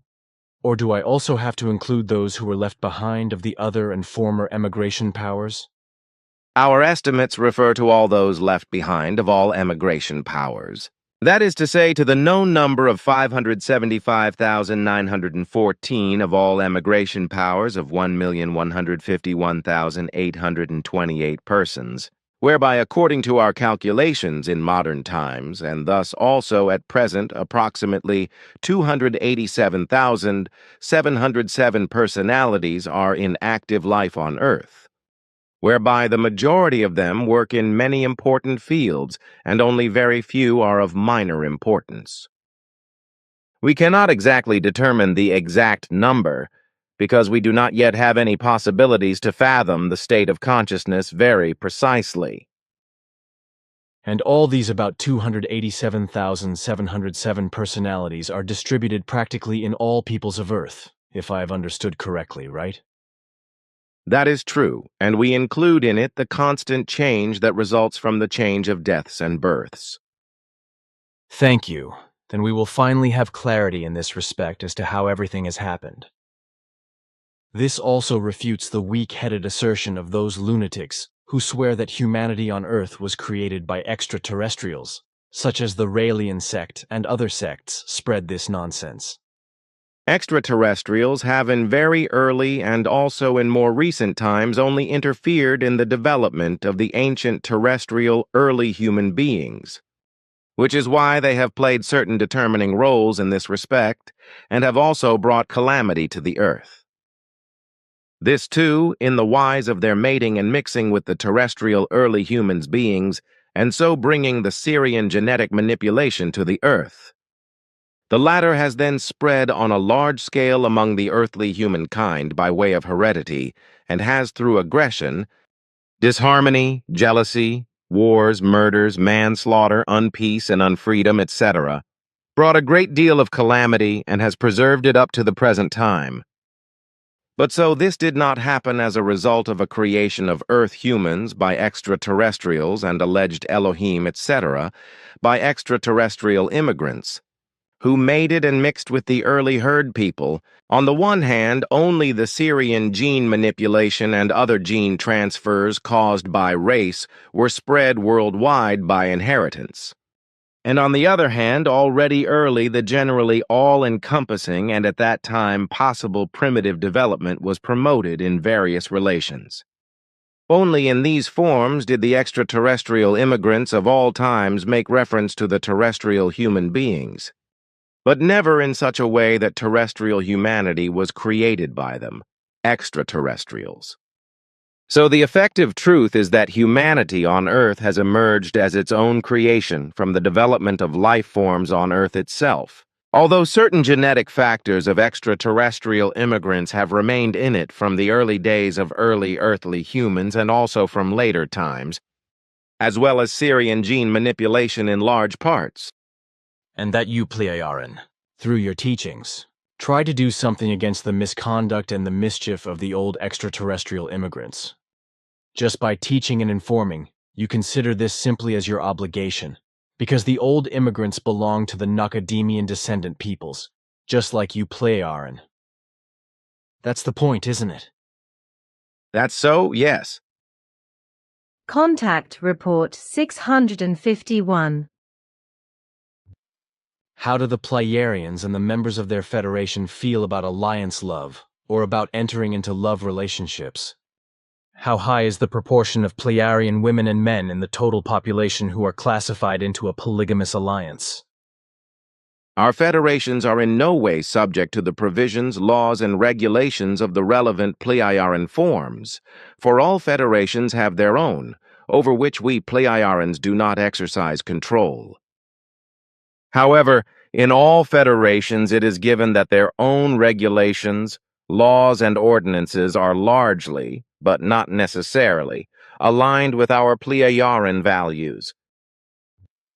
The number of women and men out of the total population of registered polygamous alliances is not known to me personally, but only the last statistics, which were evaluated according to earthly time 2 Earth years ago and resulted in a result of such alliances of 62% according to the total population.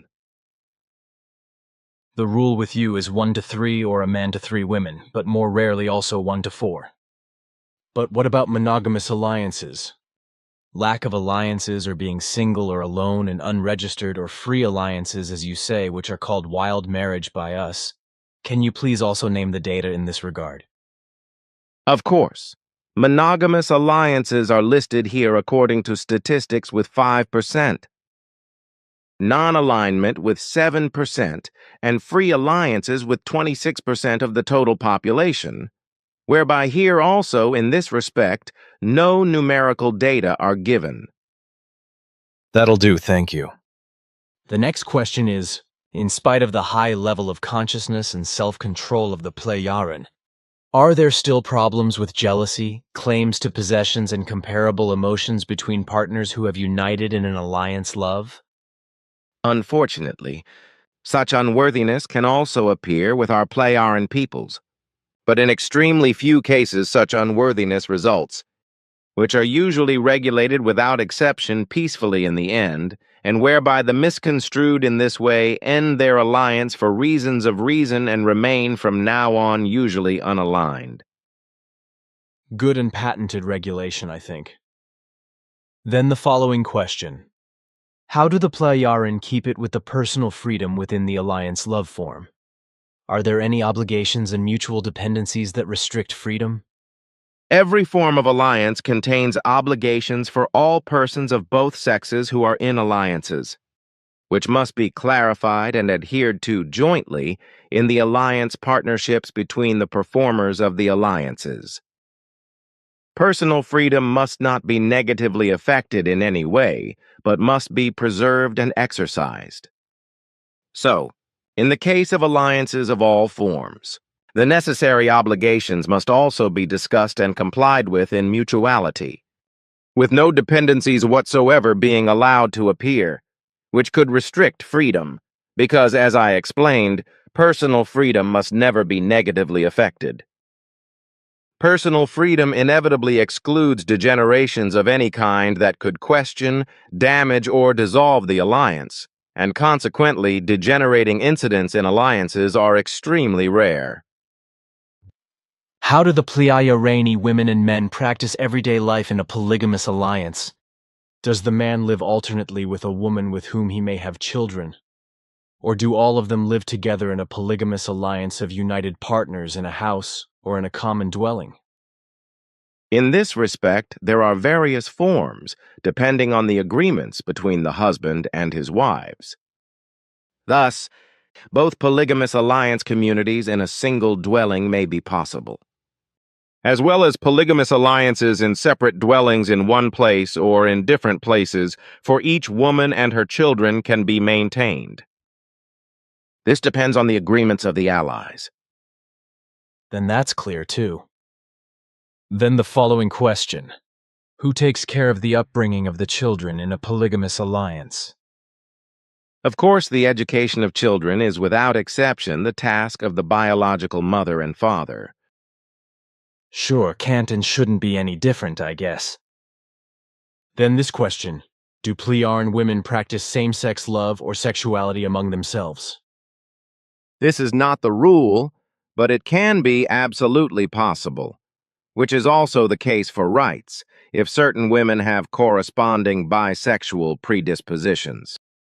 You regard male homosexuality and female lesbianism as natural normal, as you once said, and consequently there are also homosexual and lesbian alliances, which can also result in monogamous and polygamous alliances of female-male form.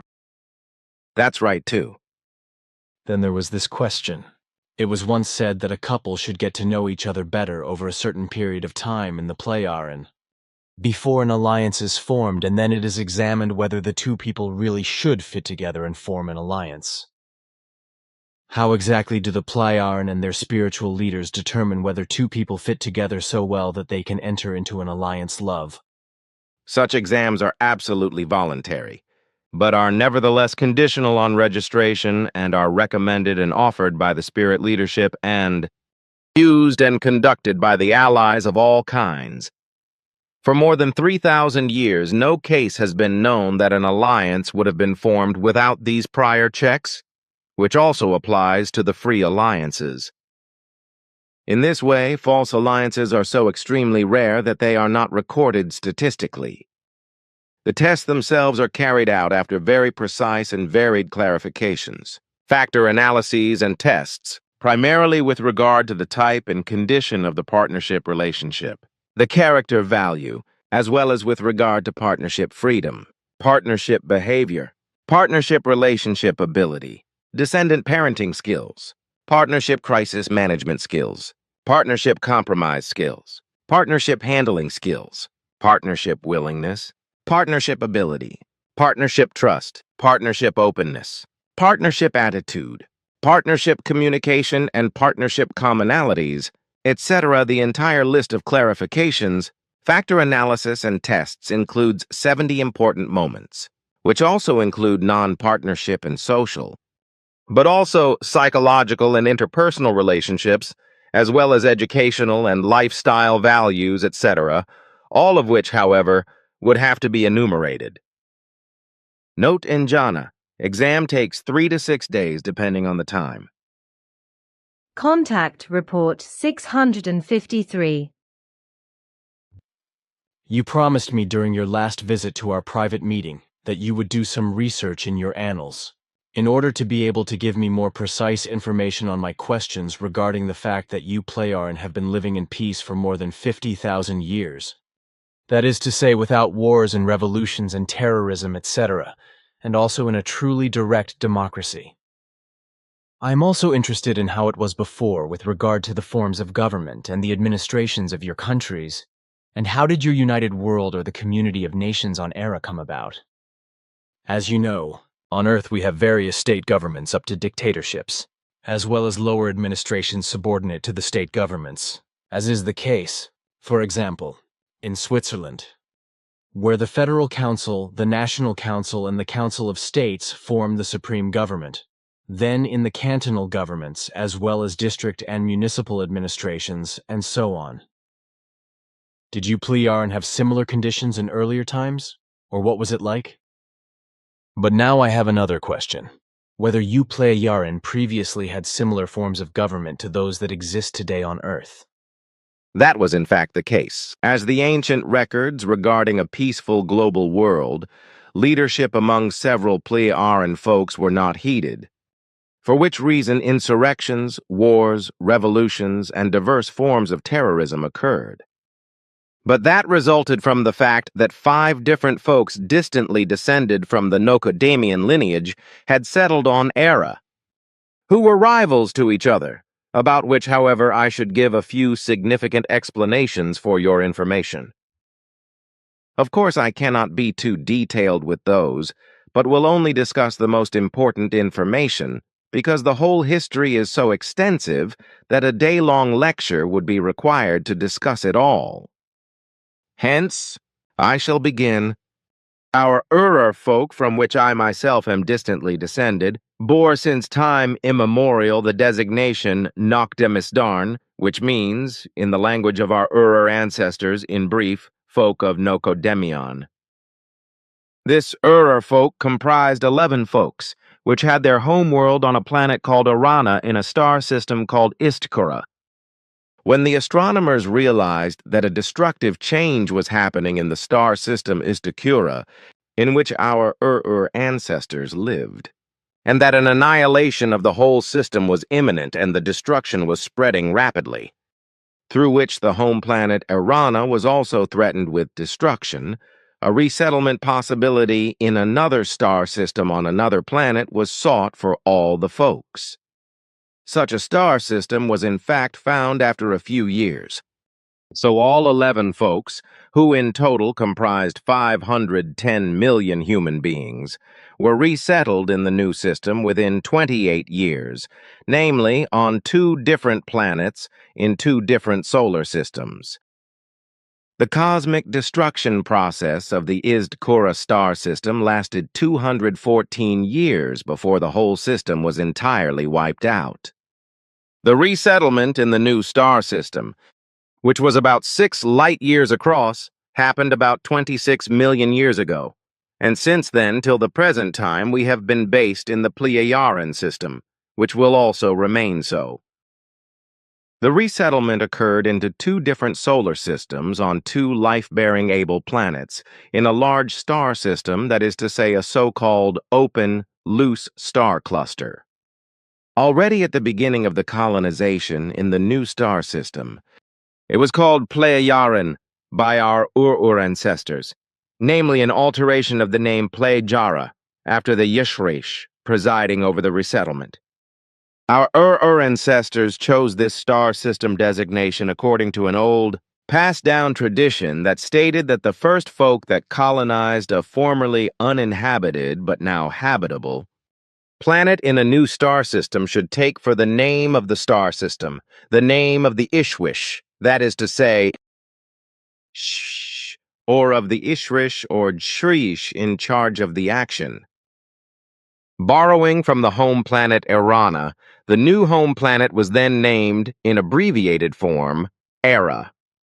This on the one hand. On the other hand, the new planet Era was colonized by the first 6 folks that had been following the teaching of the prophets since time immemorial and were therefore peaceful, democratic and heedful in following of the creational laws and recommendations. From this lineage descended all the clans of my genealogy, who have undertaken since time immemorial to follow and spread the teaching of the prophets, namely the teaching that had its origin with the universal prophet Nocodemion. The ancient undertaking traced back to then because, as our annals state, the most distant ancestors of my own lineage issue from the universal prophet Nocodemion. The mission on Earth is also in this succession of undertaking, which has lasted up to this day, and in which also our as well as our direct forebears, were involved in recent millennia. So, the home planet of the emigrants from the star system Idskura had been destroyed by a cosmic catastrophe, for which reason the humankind existing there had to leave and seek out a new home, which they found in the new star system, which was known to them and was located more than 4,000 light-years away, which after the colonization they named Pleiaren, and which contained, in the 6 light-year encompassing system space, about 563 system members. In this Pleiaren system there existed solar systems with planets, among which 2 were capable of bearing human and other diverse forms of life. Consequently, these worlds were considered for colonization by the settlers. So the first 6 folks, to which my ancestors also belonged, who formed a knowledgely and teaching successive community, colonized the planet that was called Era. The other 5 folks were entitled a planet in a neighboring solar system that was given the name Eris. This planet, too, was naturally a planet capable of bearing life for human beings and for other life forms. So the settlers remained there from then on. Everything went well for all the following millions of years, as the population of all folks was maintained, in accordance with the prescribed law, at a size of a little more than 500 million in total, as had been laid down in law since time immemorial, in order that no overpopulation could occur, and so that no unsolvable problems and no destructions to nature or to the planet be elicited. But then it came to pass a little less than 112,300 years BC by terrestrial Emmanuel-based reckoning that a might-obsessed Ishwish and an Ishrish from 2 of the folks joined forces in an Ausartung corresponding wise, who united their 2 folks and brought about a Gewalt rule by means of minions drilled in acts of Gewalt, and were able to enforce this against all resistance. The conjoined populations were terrorized and tormented, as all the ancient traditional laws, recommendations, regulations, and manners were replaced by Ausartung corresponding new decrees, and the 2 might-obsessed ones were placed in the position of a higher might.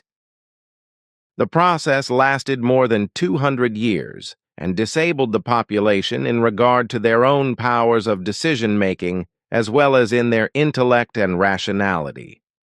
And this occurred in a form whereby the 2 might possessors were obligatorily treated as absolute dictators, which quickly led to compulsory submissiveness and servitude of the population, as well as ultimately to the delusional belief that the dictators be in possession of the almightiness and the creation power. The inevitable consequence thereof led quickly and inevitably to worship of the dictators, and so to a state of belief of a religious form, because the human beings had submissively distanced themselves far from the reality through the Gewalt rulership and imagined themselves, contrary to intellect and rationality, to be free, protected, and independent, so long as they humbly, prayingly, and undissentingly submitted to the Gewalt rulership. Hence, in a religious wise, real flesh and blood might-obsessed human beings were worshipped as creational omnipotences, unlike the imaginary unreal deities as the wonder-working creator beings in our fairy tale forms were called. In doing so, they unlearned that they owed their entire existence ultimately to their own achievement and not to the dictators. Ultimately, the human beings came to believe, in their centuries-long Gewalt and compulsionally suggestively indoctrinated delusion, that the Gewalt rulers and their later successors of the same kind had in primeval times originally created them as human beings, and had also created the air to breathe, the water to drink, and even the sun, all the heavenly bodies, the planets, and all life forms. For all the human beings, the Gewalt and coercion-based delusional belief became an axiomatic, that is to say, incontrovertible, unquestionable fact, so that all these things should have been provided to them since time immemorial by the Gewalt rulers, who they believed to be creationally superior to them, and that they were obliged to worship these dictators servilely, thank them for their benevolence, and in their presence to lower the gaze and cover the head. Thereby, the belief came to be, and so the fact of religion, that, in having been created by the Gevalt rulers, that is to say dictators, the human beings have a connection back to these, thus exactly what is said by the term religion, binding back religare. This term relates, in the form of an irrational teaching, to the situation of the religion, believers having supposedly relinquished a connection to their dictators, that is to say creators, namely the belonging together with them, wherefrom there then be the obligation for them, the human beings, that is to say religion believers, to reconnect with them. It bears saying furthermore that, through the combination of these two folks and the delusional belief in the Gevalt rulers, that is to say dictators, as well as through their might machinations and acts of Gevalt, also unpeace arose with the other three folks.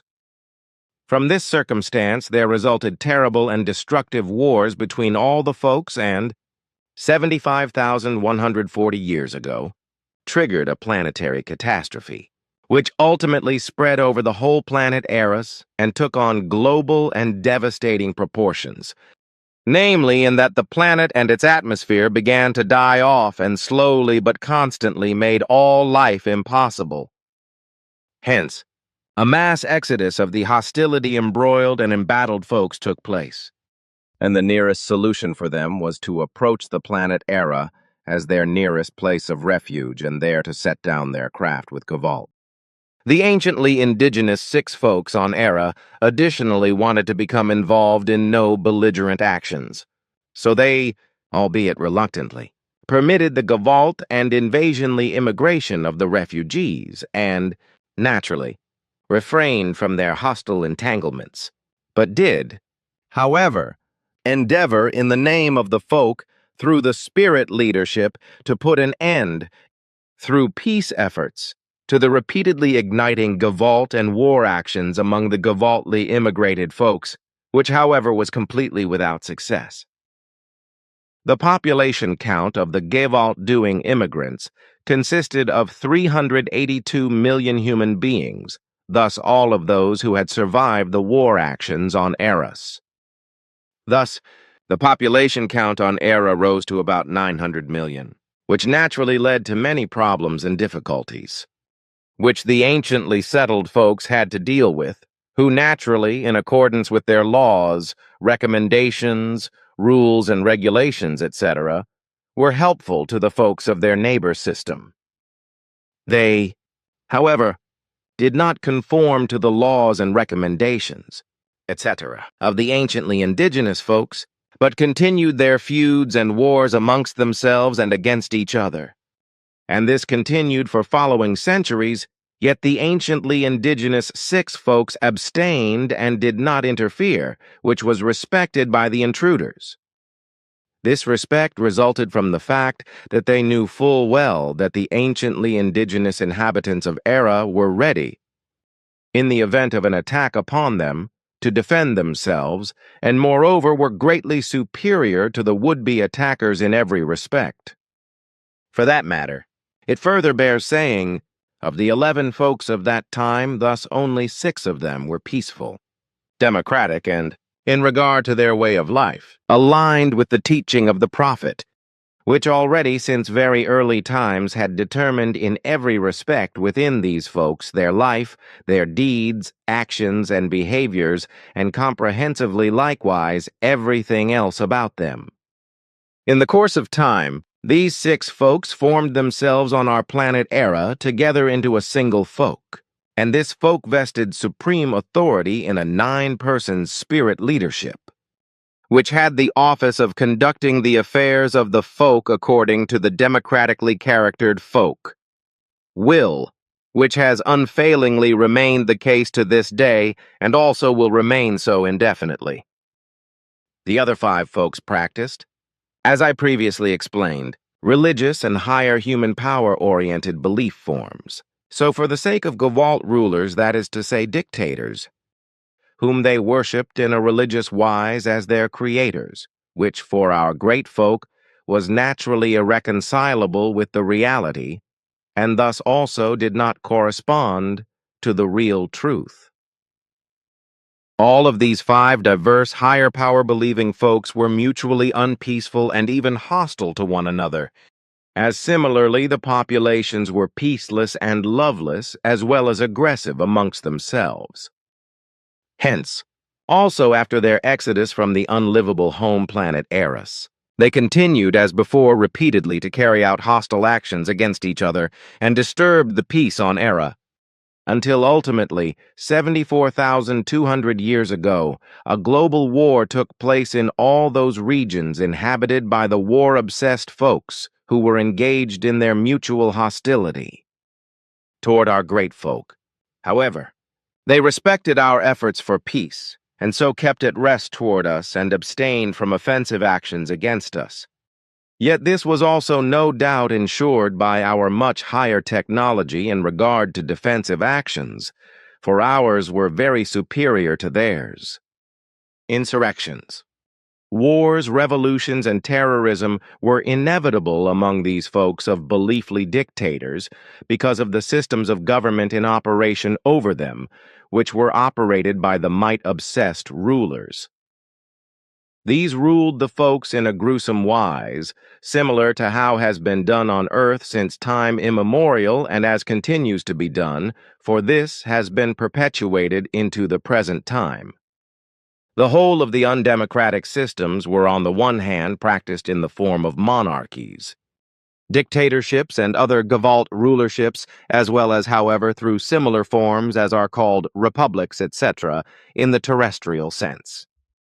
Not until a final 7-year, extremely terrible and devastating global war, about 74,200 years ago, by the mutually hostile folks that had fled from Eris to Era, did it come about at last, after more than half of the human population of these hostility-embroiled folks was reduced through the war actions, that the Eurasans' minds changed for the better.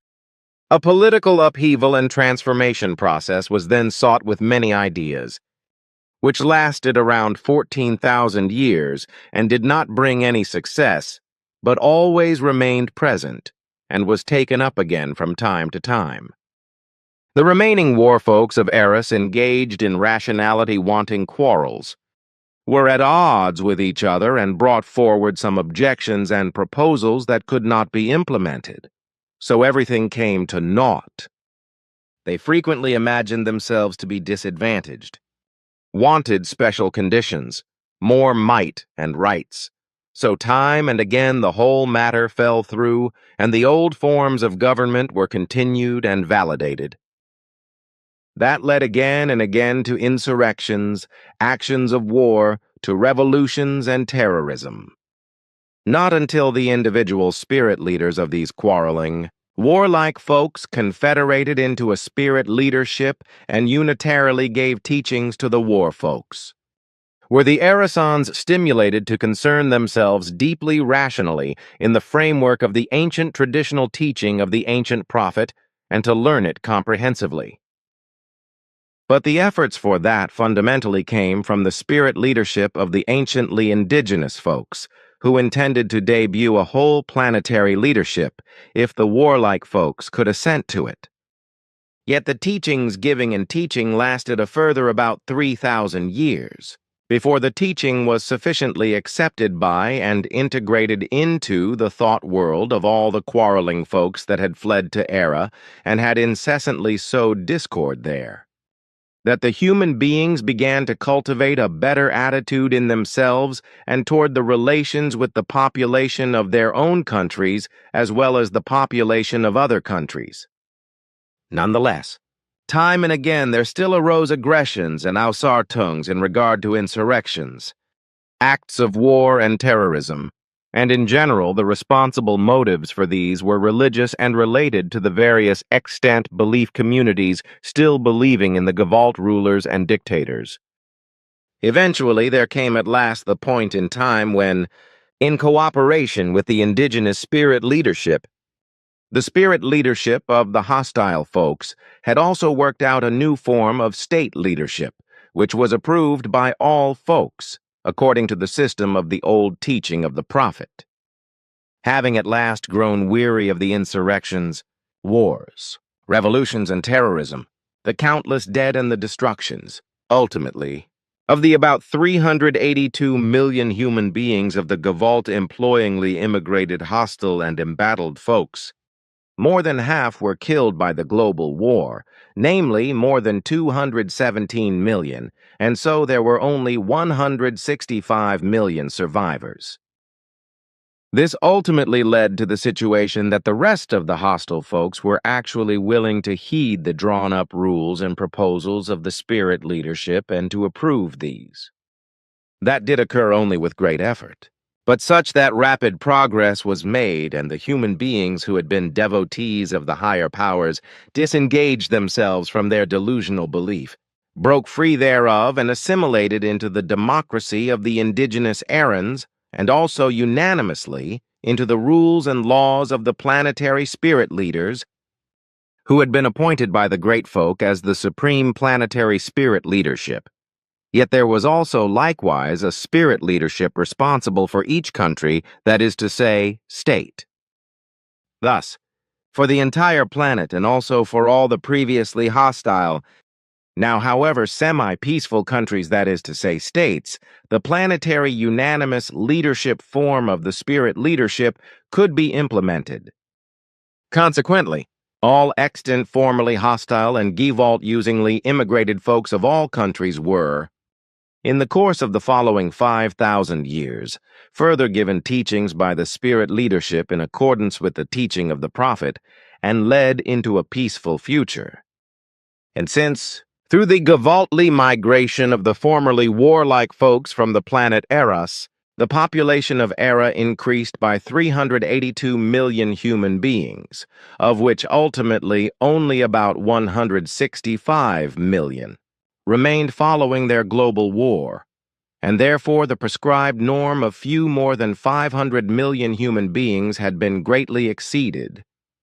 Naturally, the population of Era surpassed the established quantity. They were naturally integrated into the whole Aran population, so the prescribed norm of 500 million was exceeded, and this no longer accorded with the standard per the relevant law. So population regulation measures were taken in order to reach the correct population size. So, through the planetary spirit leadership, a guiding and for the Aran total population unanimously valid behavior directive was drawn up regarding a strict birth regulation, and explainingly promulgated to the population of Era in all connected relations and concerns and put to a vote. And as is recorded in our annals, the whole population of Era assented to the directive without a single dissenting vote. So it was implemented, and the goal of reduction of the population to the prescribed standard was achieved through an appropriate yet strict birth control within 311 years of terrestrial time reckoning. From that point on, the size of the Aran humanity remained constant, for, as the immemorially prescribed norm pertaining to progeny has been, owing to intellect and rationality of the Aran population, upheld for the sake of their own and their world's well-being as well as for that of the nature, fauna, and flora, the planet and its requirements, there are no destructive problems in this regard. Lastly, it is to be said that during the subsequent 5,000 years, that is before the definitive peace could be created, it also happened, and without Gavalt or coercion, rather only through the once hostile Erasans ever more following the teaching of the prophet and beginning to think, act, and live according to it, that resultingly all of their religious issues became resolved and eventually there existed no more religion believers on Era. That was then the definitive cause for our world being permanently pacified and democratized. And since then, no insurrections, wars, no revolutions, and no terrorism have occurred anymore. So on our planet Era, about 52,000 years ago, among all folks unanimously the true democracy, and so also a henceforth lasting peace were created, and with that also an ample freedom for all human beings on Era. Thereby, it came to pass that all ideas and belief forms pertaining to undemocratic forms of government and behaviors of the earlier ruler, and might government forms on the planet Eras, were forbidden by the formerly hostilely delusional believers of Eras themselves among their kind, and replaced by new laws and regulations, etc. of the spirit leadership, and these were accepted and approved by the extant remaining total population of Erasans in a democratic wise. So everything was regulated in every respect, and this has upheld up to the present day and shall also remain so for all the future. The consciousness development of the Erin population, which is to be assessed at between 20 and 30 million years higher than that of the terrestrial human beings, does not enable for us Plejaran any relapses into dark, de-evolutive, and inhuman machinations, because the entire Plejaran population has once and for all progressed onto the way of the teaching of the prophets and shall also, with sureness, tread that way further. Contact Report 654. So now I come to the next question, which refers to one of the 4 groups or groupings, of which there are actually 5, whereby in this relation there is a double grouping, but which you both call the same, namely, future Earth. This may be a little confusing, but it is acceptable and does not refer to my question, because it is aimed at whether you are allowed to tell me openly whether you now know where this 4th group from outside Earth comes from.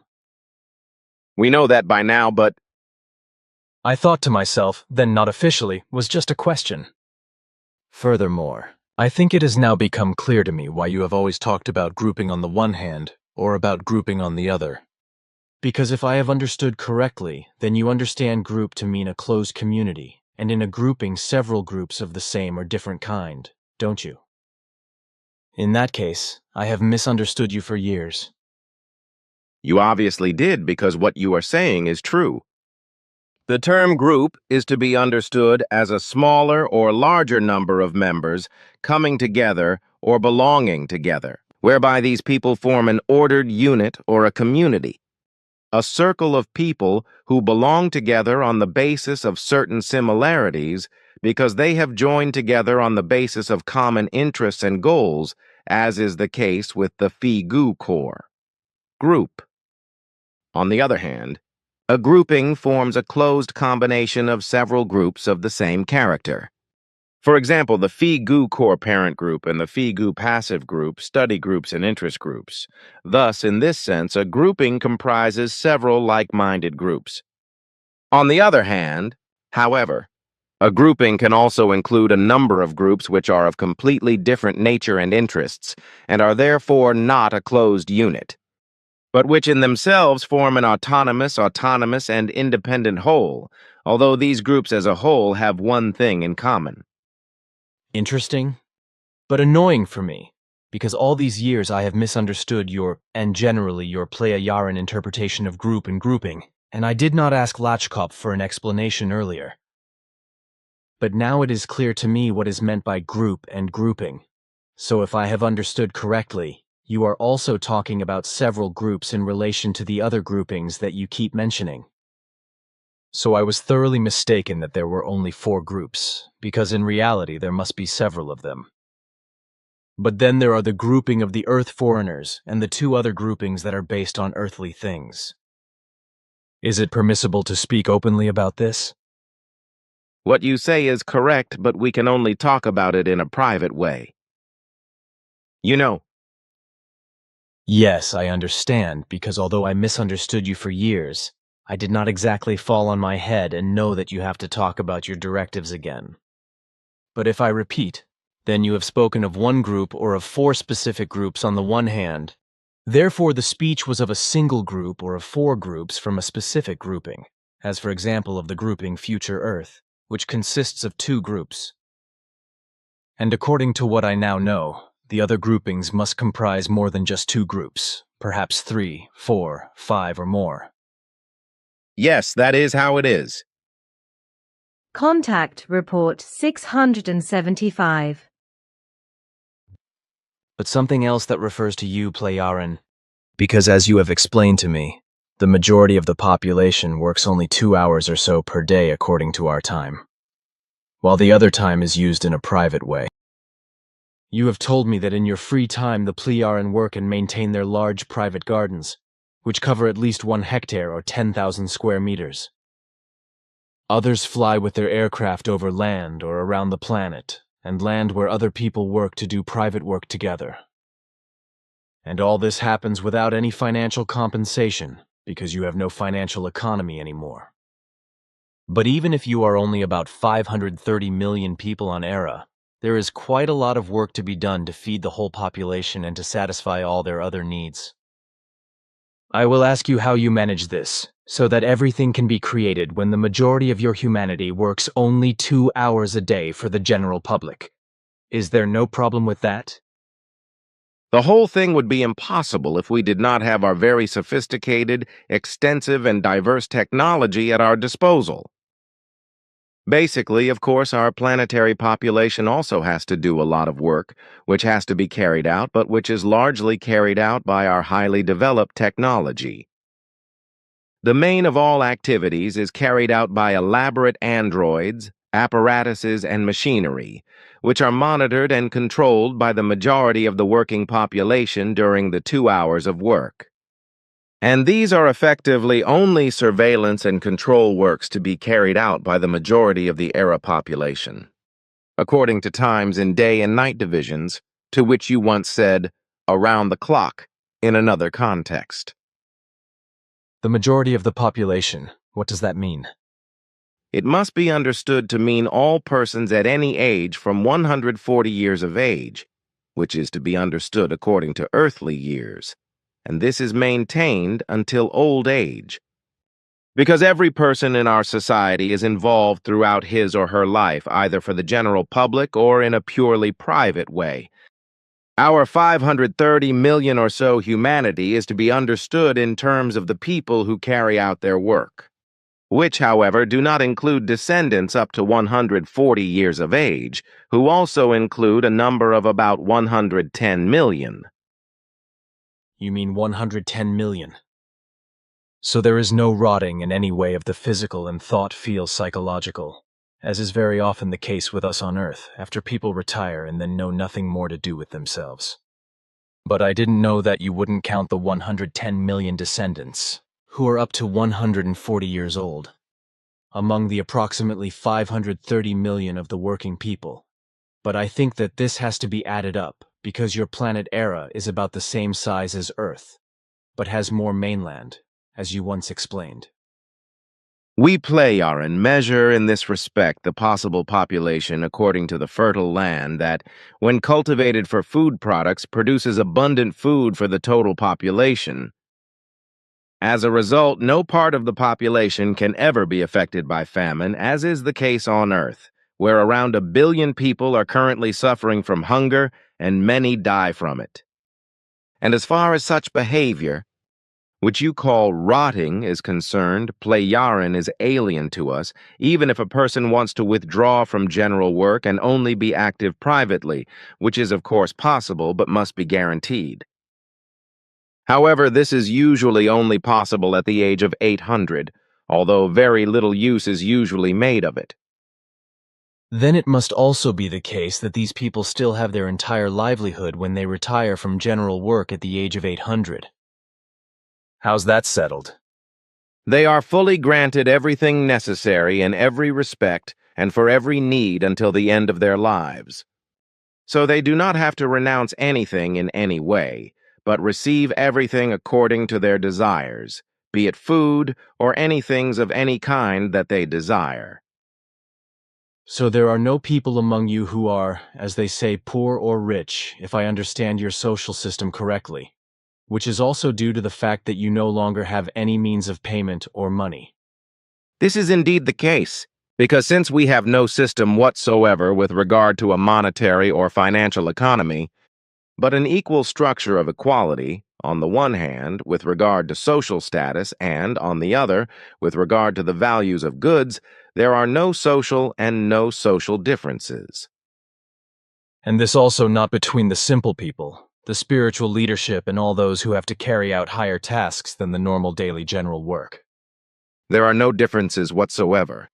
And there must be no differences because the equal status of the entire era population means that neither greed nor envy nor other negative factors, which could be caused by material causes, prevail. Every Plea-Arenian person has equal rights, including the right to meet all his material needs within the same framework as any other.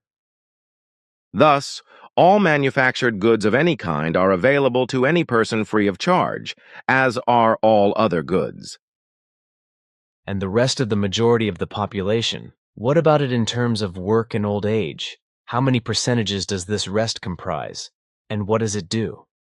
According to our calculations, the majority of the entire Pleiar population comprises 72%, which is active in the way I have just explained, while the other 28% is responsible for other tasks, in which, calculated according to earthly hours, the working hours vary per day depending on the activity, but which are higher than 2 hours and are often 12, 15, or more.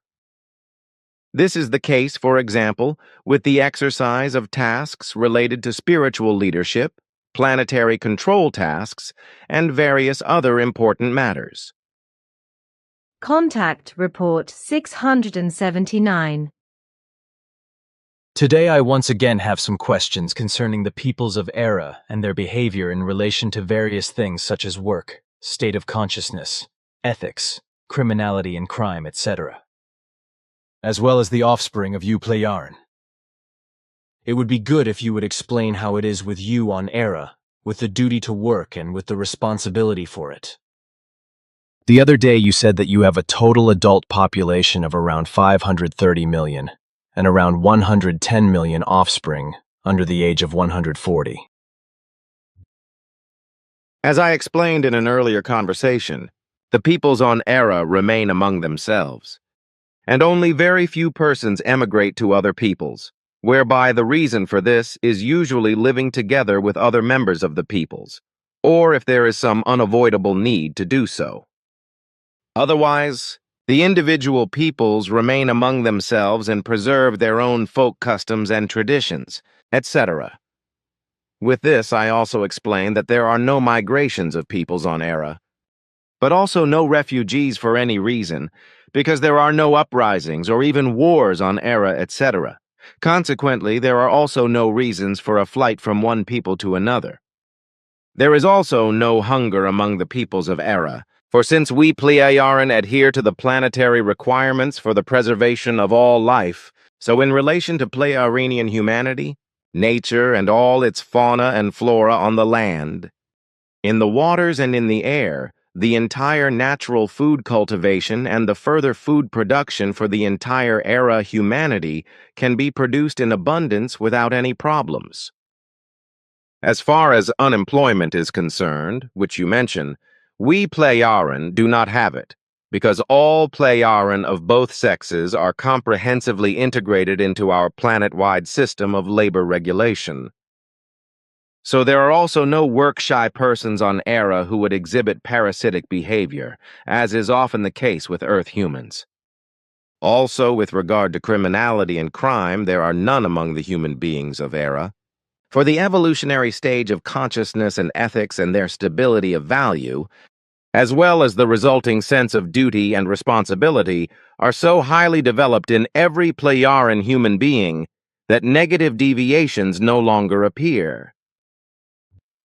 According to our birth regulation, it is to be explained that it is regulated on the one hand according to our high life expectancy, and on the other hand according to the number of the population, from which it results that consequently on Era the descendants are also to be determined according to the deaths, as however also according to various other necessary regulations which can only be made when a humanity has reached a necessary high level of consciousness, as is the case with our Pleiaren peoples.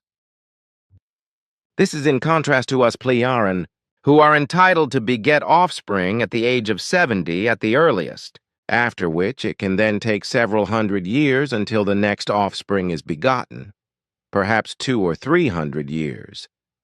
If at all, for the rule is, which is privately observed as an unwritten law, that offspring are first begotten only at the age after 150 years.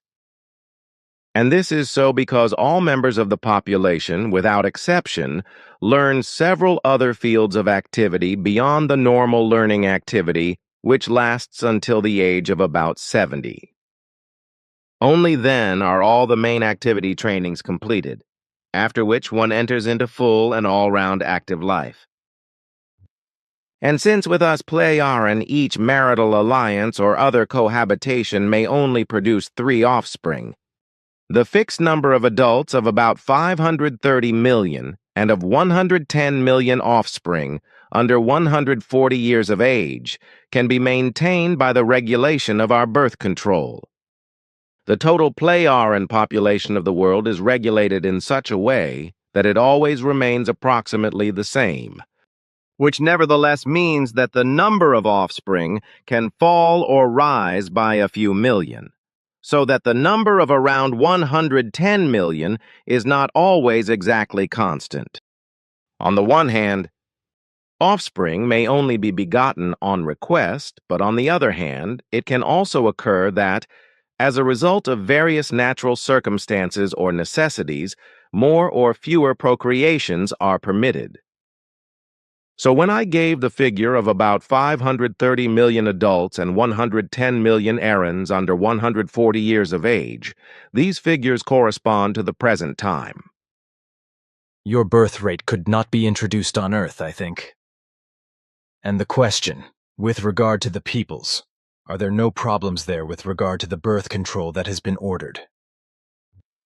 No, there are no problems, because among our Plejaran peoples, logical reason and logical reasoning are factors and values acquired thousands of years ago, which have become such a matter of course, and for the benefit of the entire Iranian population, that not even a suggestion of breaking the rule appears. What you have now said with regard to the learning of diverse and varied activities, which we call vocational training here, you once told me that often 20 to 30 or even more fields of activity are learned, which are also practiced alternately throughout your lifetime. But something else, as you once told me.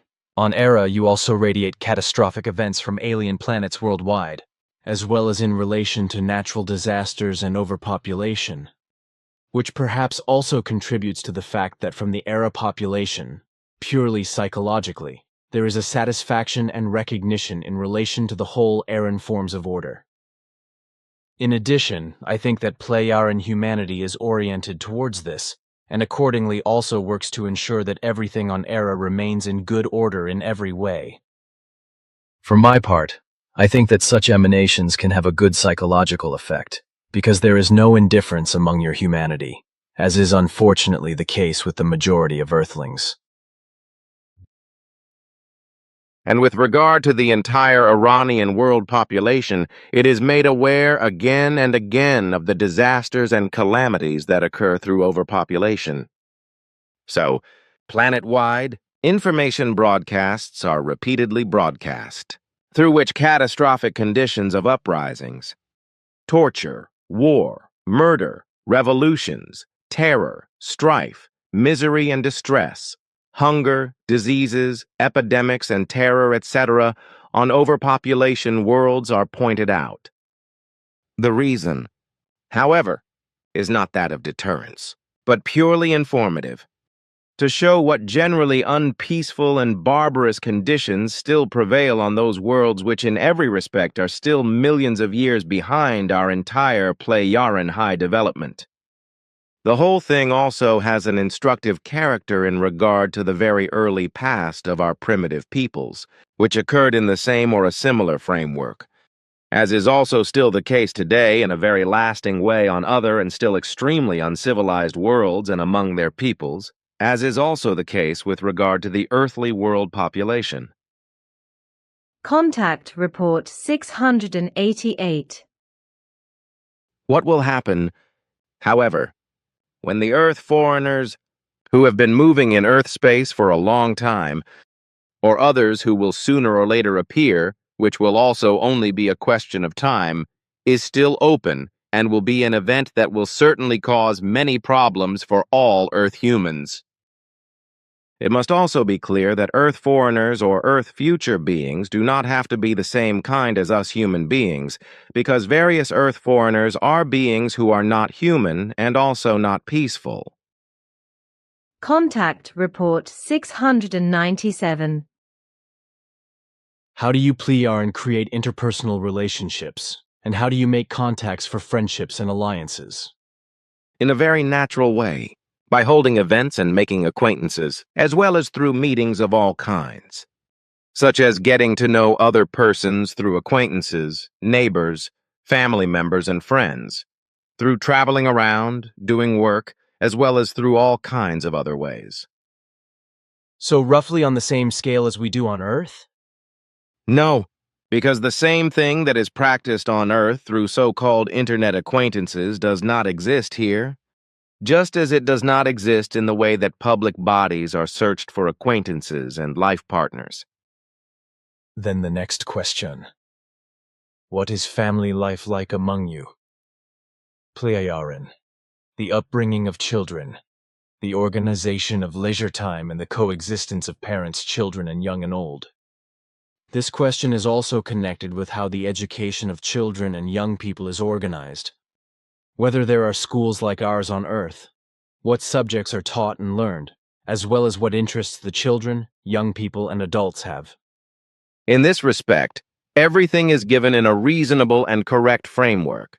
For the unalterable rule is that with us, Plejarin, in every family, everything is maintained in a family conscious, peaceful, and correct manner. Consequently, there are not the same vicious scenes, G-vault and quarrels, which often end with physical harm or even with murder and manslaughter, as is very often and increasingly the case throughout the Earth. Our entire Plejarin population is trained from infancy in such a way that peace and freedom and equality between the sexes and between the offspring must be cultivated. And indeed, they prevail in this way in every family. Of course, it is also the case in our families that there can be disagreements between parents. Just as there can be disagreements between children and parents, although this is not necessarily the rule, but every dispute is avoided and everything is always kept under control. And this is indeed the case planet-wide, and is observed as it is already taught through education, and is also further taught later in adolescence through special educational courses. The upbringing of children and youth is given in completely peaceful measures, not based on chastisement, but nevertheless strict in order to ensure the best. Necessary recreation for children, youths, and also for adults is also cultivated, whereby the whole is extremely varied, ranging from games to hikes, excursions, and factual learning and hobbies, etc. The interests of the individual persons, children, adults, juveniles, are taken into account, which can be extremely varied.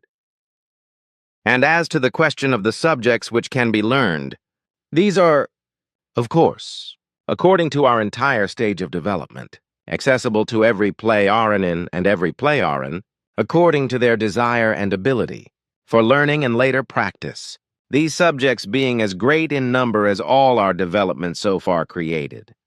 Whether in regard to medicine, biology, zoology, every possible technique or manual skill, which is also necessary with us, as well as otherwise hundreds of other subjects.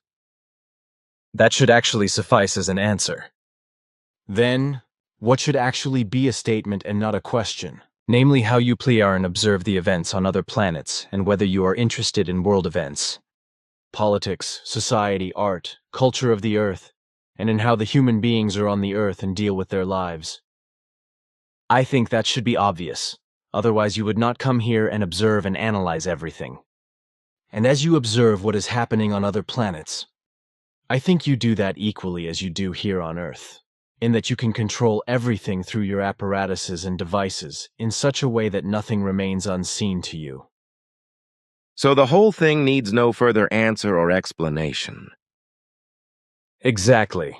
What does a daily routine of a human being on Era look like? A child, a teenager, a woman, or a man? During the first years of their upbringing, children are naturally with their parents, in whose care they can learn on the one hand, and on the other hand also play and do all kinds of things that bring them joy, but are also instructive. From the age of 5, children are taught in schools in a variety of ways, while from the age of 14, young people learn specialist subjects, professions in an earthly sense, which continues until the age of 70, although there are also leisure times and 2 hours of work every day. Women and men also have to fulfill the obligation of 2 hours of work daily for the whole community, after which all the other time of the day is used at their own discretion and their own leisure time. All Play-Arn people have their own small plots of land and a dwelling on them, the plots of land being cultivated as gardens with vegetable crops, etc. Also, very often people fly overland to get in contact with known or foreign people somewhere on the planet and possibly to work together. Women and men also do work together in their homes, where of course there is also cooking, cleaning, and maintenance work. I know. Further this question. Do all Plejaren and the human beings of their Federation undertake journeys through space? And what are the requirements for this, and for what purpose do such journeys and missions serve? Neither among us Plejaren nor among our Federates is there space tourism, for the populations only undertake journeys through space when there is an urgent need to do so. Space flights to other planets, etc., are only undertaken for economic trading purposes and the like, and for missionary purposes and for assistance to Plejaren foreign planets and their populations, as well as for exploration and reconnaissance purposes. Contact Report 698. That is correct. And I have to explain that the Earth foreigners you mentioned, or their early ancestors, were already present and active here on Earth in prehistoric times, as they were afterwards, but also again and again throughout all the ages of the Earth, throughout all the ages and epochs of the world. The various epochs in each era of the ancient history of the planet are to be reckoned in millions of years, during which the Earth foreigners came to Earth again and again, whereby, however, as Ptah has already explained to you several times, as he mentioned, we have not been able to fathom their effective origin until the present time, whereby we have, however, been able to discover that even these Earth foreigners no longer know their own prehistoric origin. Our research so far has only revealed that their prehistoric ancestors came into the Dern universe from another space-time structure or from another dimension, unknown to us so far, and then also reached Earth and other SOL system planets. But as far as the origin of the distant and present-day Earth foreigners, and thus very distant descendants of those who came to Earth again and again in prehistoric times, and also afterwards is concerned, their most distant descendants also come here to this day, whereby they also have stations on Earth. As far as their present origin is concerned, we are very well aware of their present world of origin and the system, although we have no need whatsoever, and our directives also forbid us to make ourselves noticeable and recognizable to them or even to make contact with them. Contact Report 699 question. Concerns landing of extraterrestrial intelligences. Billy O answer. A public landing of extraterrestrials at the beginning of the 21st century, whereby the appearance of the extraterrestrials was announced in the contact reports. But their nature and origin, and also the exact time, were only mentioned unofficially. Was planned for the 10th year of the new millennium, should not have taken place by the consciousness-advanced Plejaren, but by Plejaren federates called up on call for preparation and standing by.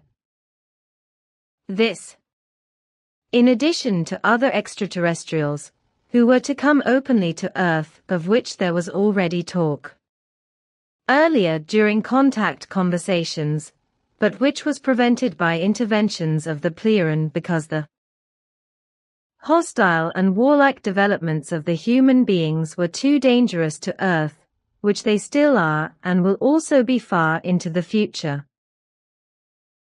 The aliens who were to land openly on Earth at the beginning of the third millennium, namely in the USA, would not have been the Plieran themselves, but members of the Plieran Federation. This is because they have a simpler and more simple development of consciousness than the Plieran themselves. Which means that they, in contrast to the Plieran, could have easily entered the direct sphere of the human beings of Earth in order to communicate and work with them. The whole thing was to be done by first contacting the US government through me Billy, and through an American intermediary, Lee J. Elders.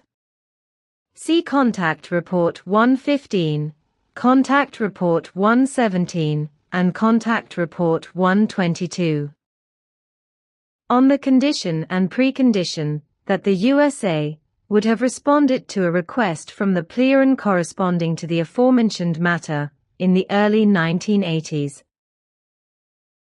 This was to be done, as explained, through the mediation of my personality, in order to submit political and world peace-promoting guidelines and advice etc. to the USA through the Plieran. These should have been considered by the state leaders of the United States of America, and their results implemented peacefully in the countries dependent on, and under the control of the USA, all over the world. In order to create effective peace and real freedom for all peoples worldwide. If at that time the state powers of the USA, in their megalomania, had not reacted with nonsensical, and for the Plieran unfulfillable primitive stupid demands. When my US middleman submitted the Plieran request to the US government, then in case of success, also the then still existing Soviet Union, and also China, Switzerland, as well as the then incipient EU dictatorship, would have been included. In this way, a worldwide process of peace and freedom and the abolition of dictatorships, as well as the establishment of fully democratic government structures, would have begun under the advisory supervision of the Plieran and through the work of their federates. Furthermore, through ongoing Plieran advisory assistance, the whole would certainly have become a state of peace and freedom encompassing the world and all earthly states within 2.5 decades. Which would also have led to the power of determination of the peoples in political and military matters, and to the end of all acts of hostility to war on Earth.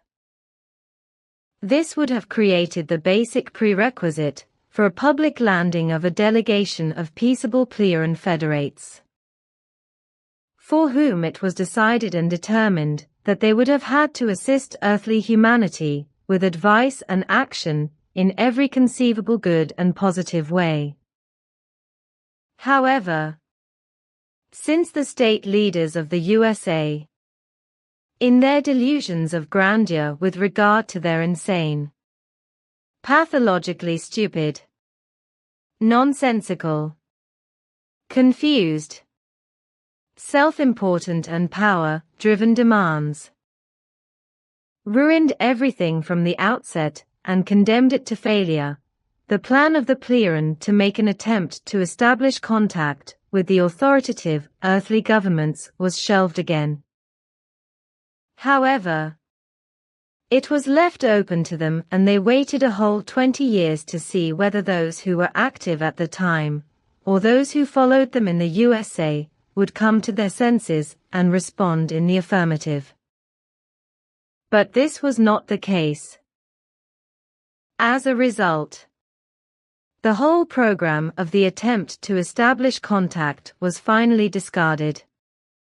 And the Pleiaren closed everything down and declared unofficially that no further attempt of this kind would be made, and that they would therefore also not declare themselves ready for a second attempt, even if the US government should still come forward today or in the future. Contact Report 705. With us on Era, news is also spread, as is the case on Earth, whereby of course it is also pointed out what is happening on Earth in all ways. The same information is also spread among our federates, so what is happening on Earth is known far and wide in the universe. Contact Report 710. With this, I can say that the Earth foreigners, who are generally simply called extraterrestrials or aliens by the Earthlings, have in fact been around for a long time. They stayed here and worked in many ways, as did their distant descendants, but they have also been active on Earth for centuries and millennia up to the present day, flying around and in and out of the Earth, and are observed again and again around the world by the Earthlings, whereby the American continent is of particular importance in this respect.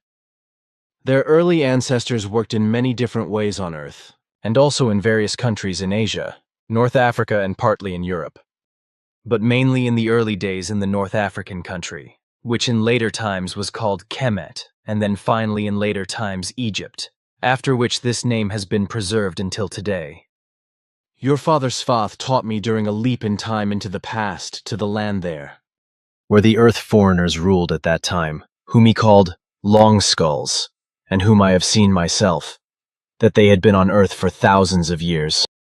Because, in contrast to the round skulls of the human beings of Earth, they had skulls that were long and thickly protruding towards the back. They stood out unmistakably from the human beings of Earth, just as other Earth foreigners did around the world, such as giants up to about 3 meters tall, half-small people with large and somewhat V-shaped heads and excessively large eyes. Various such long skulls have also been found in modern times by archaeologists, etc., although to this day people still puzzle over what secret is connected with these skulls, which were not from human beings of the Earth, but belonged to Earth aliens. But now I will bring up something from your history that your father Svath has already told me about. Namely, that you Pleiaren on Era and on other planets have been at peace among all peoples for about 52,000 years only because something strange has happened. At that time, I remember Svath's explanation. A round structure or a large metallic sphere appeared above Era and other Pleiaren planets, after which all male and female inhabitants of all planets, so to speak, experienced a comprehensive change of heart. Neither at that time nor to this day, however, could you Pleiaren fathom what this sphere was about, nor where it had come from and where it had disappeared to. Only one thing was clear, namely that through this sphere some process of consciousness took place in all human beings of all Pleiaren planets, which immediately led to an all-embracing peace, as well as to freedom from strife, war, crime, and so on. And as Svath explained, as you also once did years ago, you never found out where this orb came from, who built it, and where it disappeared to. Consequently, it was only clear to you that it was through this that your peoples came to peace, and all that has distinguished you Pleiaren as true human beings for 52,000 years. What had to be explained in this respect, you have now done. But I must mention that up to now, despite a great deal of research, we have not been able to gain any knowledge about the origin of the sphere, which was completely untouchable and secured against all attacks and therefore also indestructible because it resisted all attempts at attack, which was a good thing in the end. This large spherical missile, which according to our annals had a size that I have calculated to be 248 meters according to the earthly system of measurements, circled around each Pleiaren planet for 32 days and nights, and then disappeared without a trace. Since then, all the corresponding efforts to clarify the matter, which still continue today, have not been successful, which is why we also have no knowledge of what kind of technology the flying objects had, through which all our peoples were pacified. Note See also contact reports 711:47 plus and 728:179-182 for further information about this orb. Contact Report 711. I must begin by addressing what occurred on Era and our other Pleiaren planets some 52,000 years ago. At that time, swinging waves were emitted from the flying sphere, which circled around Era and also around the other Pleiaren planets for 32 days each, which took control of a certain brain region and a precisely defined area in all planet inhabitants, against which there was no possibility of defense, as could be fathomed by our scientists at that time. However, I may explain, which I will do only briefly and without elaboration, what happened to our ancestors 52,000 years ago, but I really do not intend to go into detail. It turned out that the swinging wave impulses emitted by the aforementioned spherical flying machine very effectively influenced certain areas of the brain of all the planet's inhabitants and had such an effect on special areas that all impulses of violence and degeneracy were appeased, but not extinguished, only put into a softened state and made peaceful. This was sufficient for the populations of all the planets to fall away from all malignant violence and become in a peaceful mood within the time during which the spherical flying machine circled the worlds. But nevertheless they retained their free will and, above all, without external verbal influences from the state leaders and their unpeaceful propaganda, etc., they became more and more inclined to rationality and intellect, and began to think, consider, decide, and act independently. The calming swinging wave influences, which acted only on certain areas of the brain and in these only on special areas, were neither aggressive nor compelling, for there were only vibratory impulses through which understanding and reason were stimulated and led to the populations discarding their collective world of thought within a few days. Because they became free from all the unpeaceful, suggestive collective thinking controlled by the governments and religions, and were able to form their own independent thoughts and opinions. By very quickly discarding their collective thinking controlled by governments and religions, and also very quickly learning and using their own individual thoughts, the human beings of the Pleiaren planets learned and grasped their personal self-knowledge and formed their own and ever-increasing self-determination, through which they attained personal mental strength. In a special way, the dropping and abandonment of all religious belief factors, and thus the perception and realization of the natural creational laws, which are universally oriented towards peacefulness, freedom, and self-reliance, had an effect. When this was recognized by all Pleiaren populations of all our worlds, and every religious belief was discarded and frowned upon, manifold realizations were formed, and from them the result of personal attitudes and far-reaching thought processes and certainties, which led to all human beings of all peoples setting themselves independently challenging goals and sticking to them even under difficulties.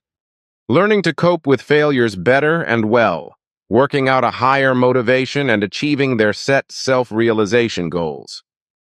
It was also found that within only 11 days, they were less and less distracted by the opinions of other persons, and above all, also, no longer allowed themselves to be distracted by the suggestive, unpeaceful whispers of the government, nor allowed themselves to fall back into unpeacefulness. On the contrary, all the populations of all the planets henceforth made all the necessary efforts and perseverance to achieve their goals.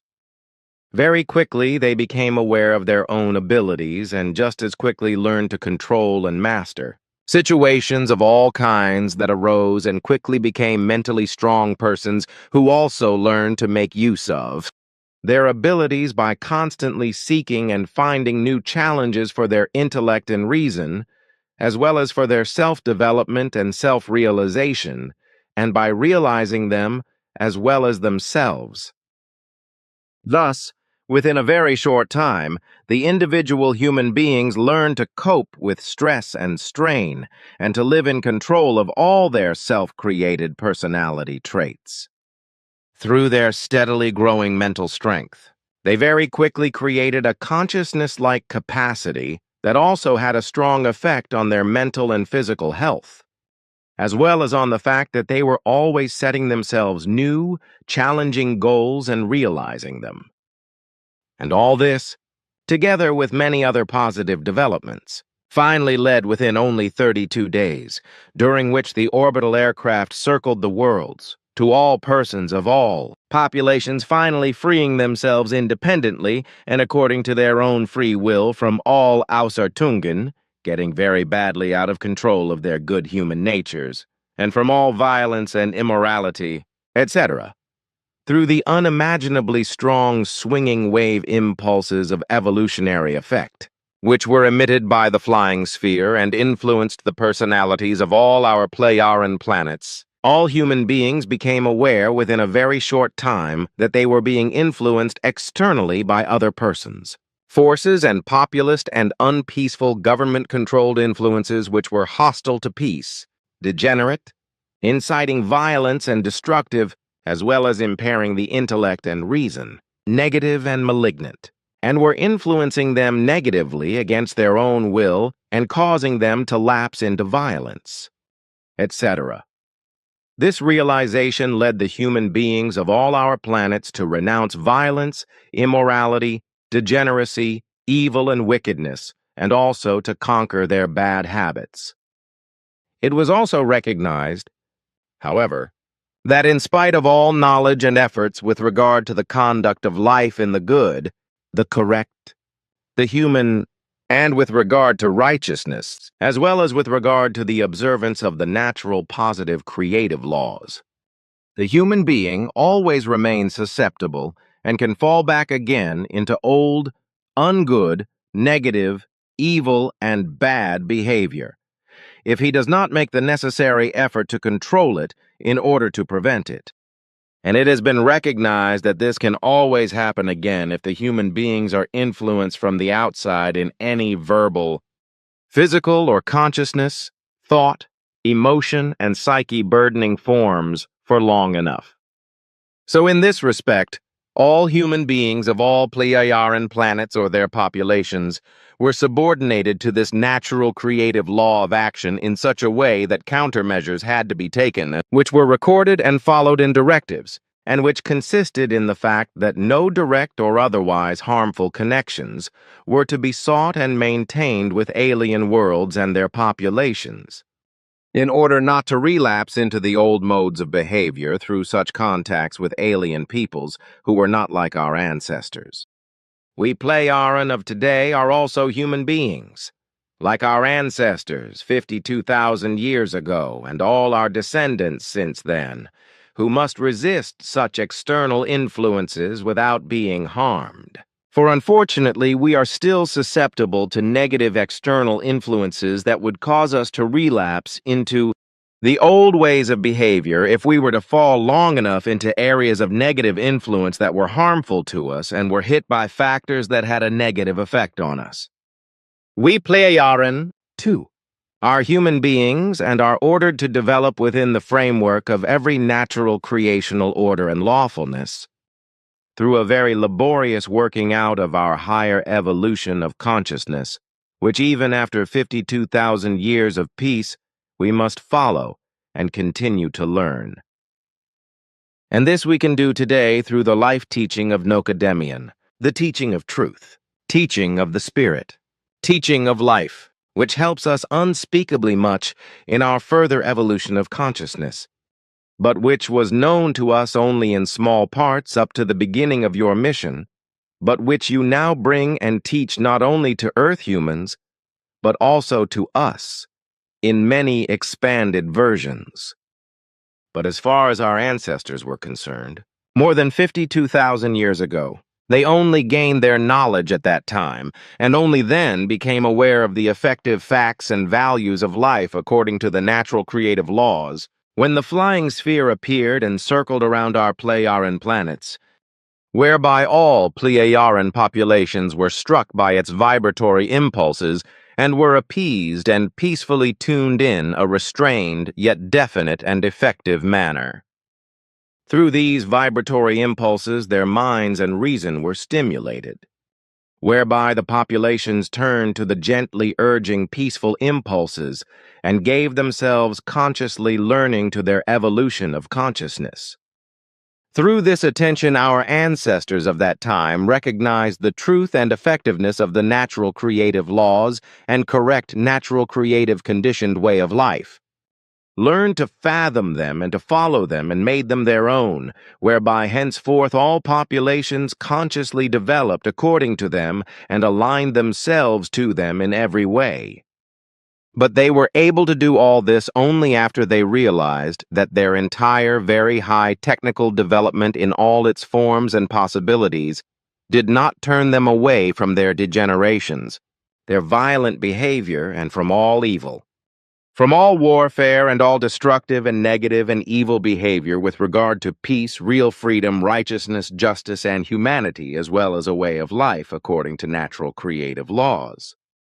Only through the influence of the vibrational impulses, which were emitted by the spherical flying device and by which they were peacefully influenced, did they find their way to personal change and finally, through their own development of consciousness, cognition and their efforts, their own will, their intellect, their reason, and the use of their intelligence, they attained their personal inner peace, their personal inner freedom and righteousness. And this inestimable gain and victory over themselves they also began to bring to bear externally, whereby all peoples also allied themselves among themselves in a continuing state of peace and freedom. And since then all violence, degenerations and wars, etc., have also become a thing of the past. However, it must be repeated as a fact that all violence, wars, all hatred and falsehood, all discord, all unfreedom and unrighteousness, as well as all injustice and degeneracy, etc., in all forms, could only be ended. In all forms could only be brought to an end when the vibratory impulses of the orb had an effect upon all the Pleiaren peoples and soothed them into peace, whereby they became consciously powerful of their own independent and externally uninfluenced faculty of thought, as well as of their intellect, their reason, and the application of their intelligentsia, and thereby their own self-evolution could take place. This did not mean, however, that our ancestors 52,000 years ago, or since, were above any susceptibility to and reversion to the old degenerate, malignant, warlike, violent, and all other negative forms and disregarding all natural creative laws. And this is not the case even in modern times, for even we Pleiaren of today are not immune to this, just as all our ancestors were not.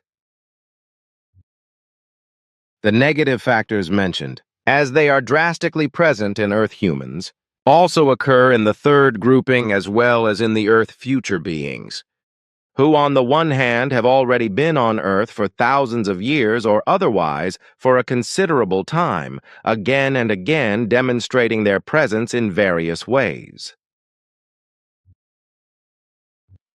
But it must be clear that in the vastness of the universe, there are also other human beings and life forms who are equally sick in the head and live with degenerations of all kinds, unpeaceful and unrighteous, and therefore also make their existence hell by their own doing in a similar or the same way as the Earthlings. And as Svath has already said, it can be said that the absolute majority of all human and human-like creatures in our entire Dern universe have, through their own early degenerations, fallen into a convergent state with that of degenerated Earth humans. This, however, can one day lead to enormous unpleasantness, and even to acts of war with extraterrestrials, and to the danger of the extermination or enslavement of Earth humans, as well as to the annexation of Earth by Earth foreigners.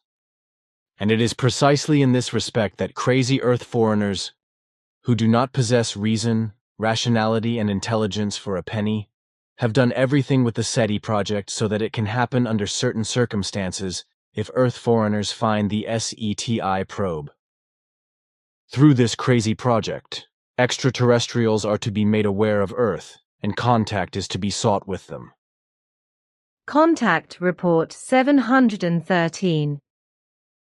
This, however, can one day become a risky doom for Earth humans, namely through the stupidity and irresponsibility committed by earthly researchers and scientists, namely with the SETI Project Cyclops, or Search for Extraterrestrial Intelligence. And such a fate can befall all Earth humans.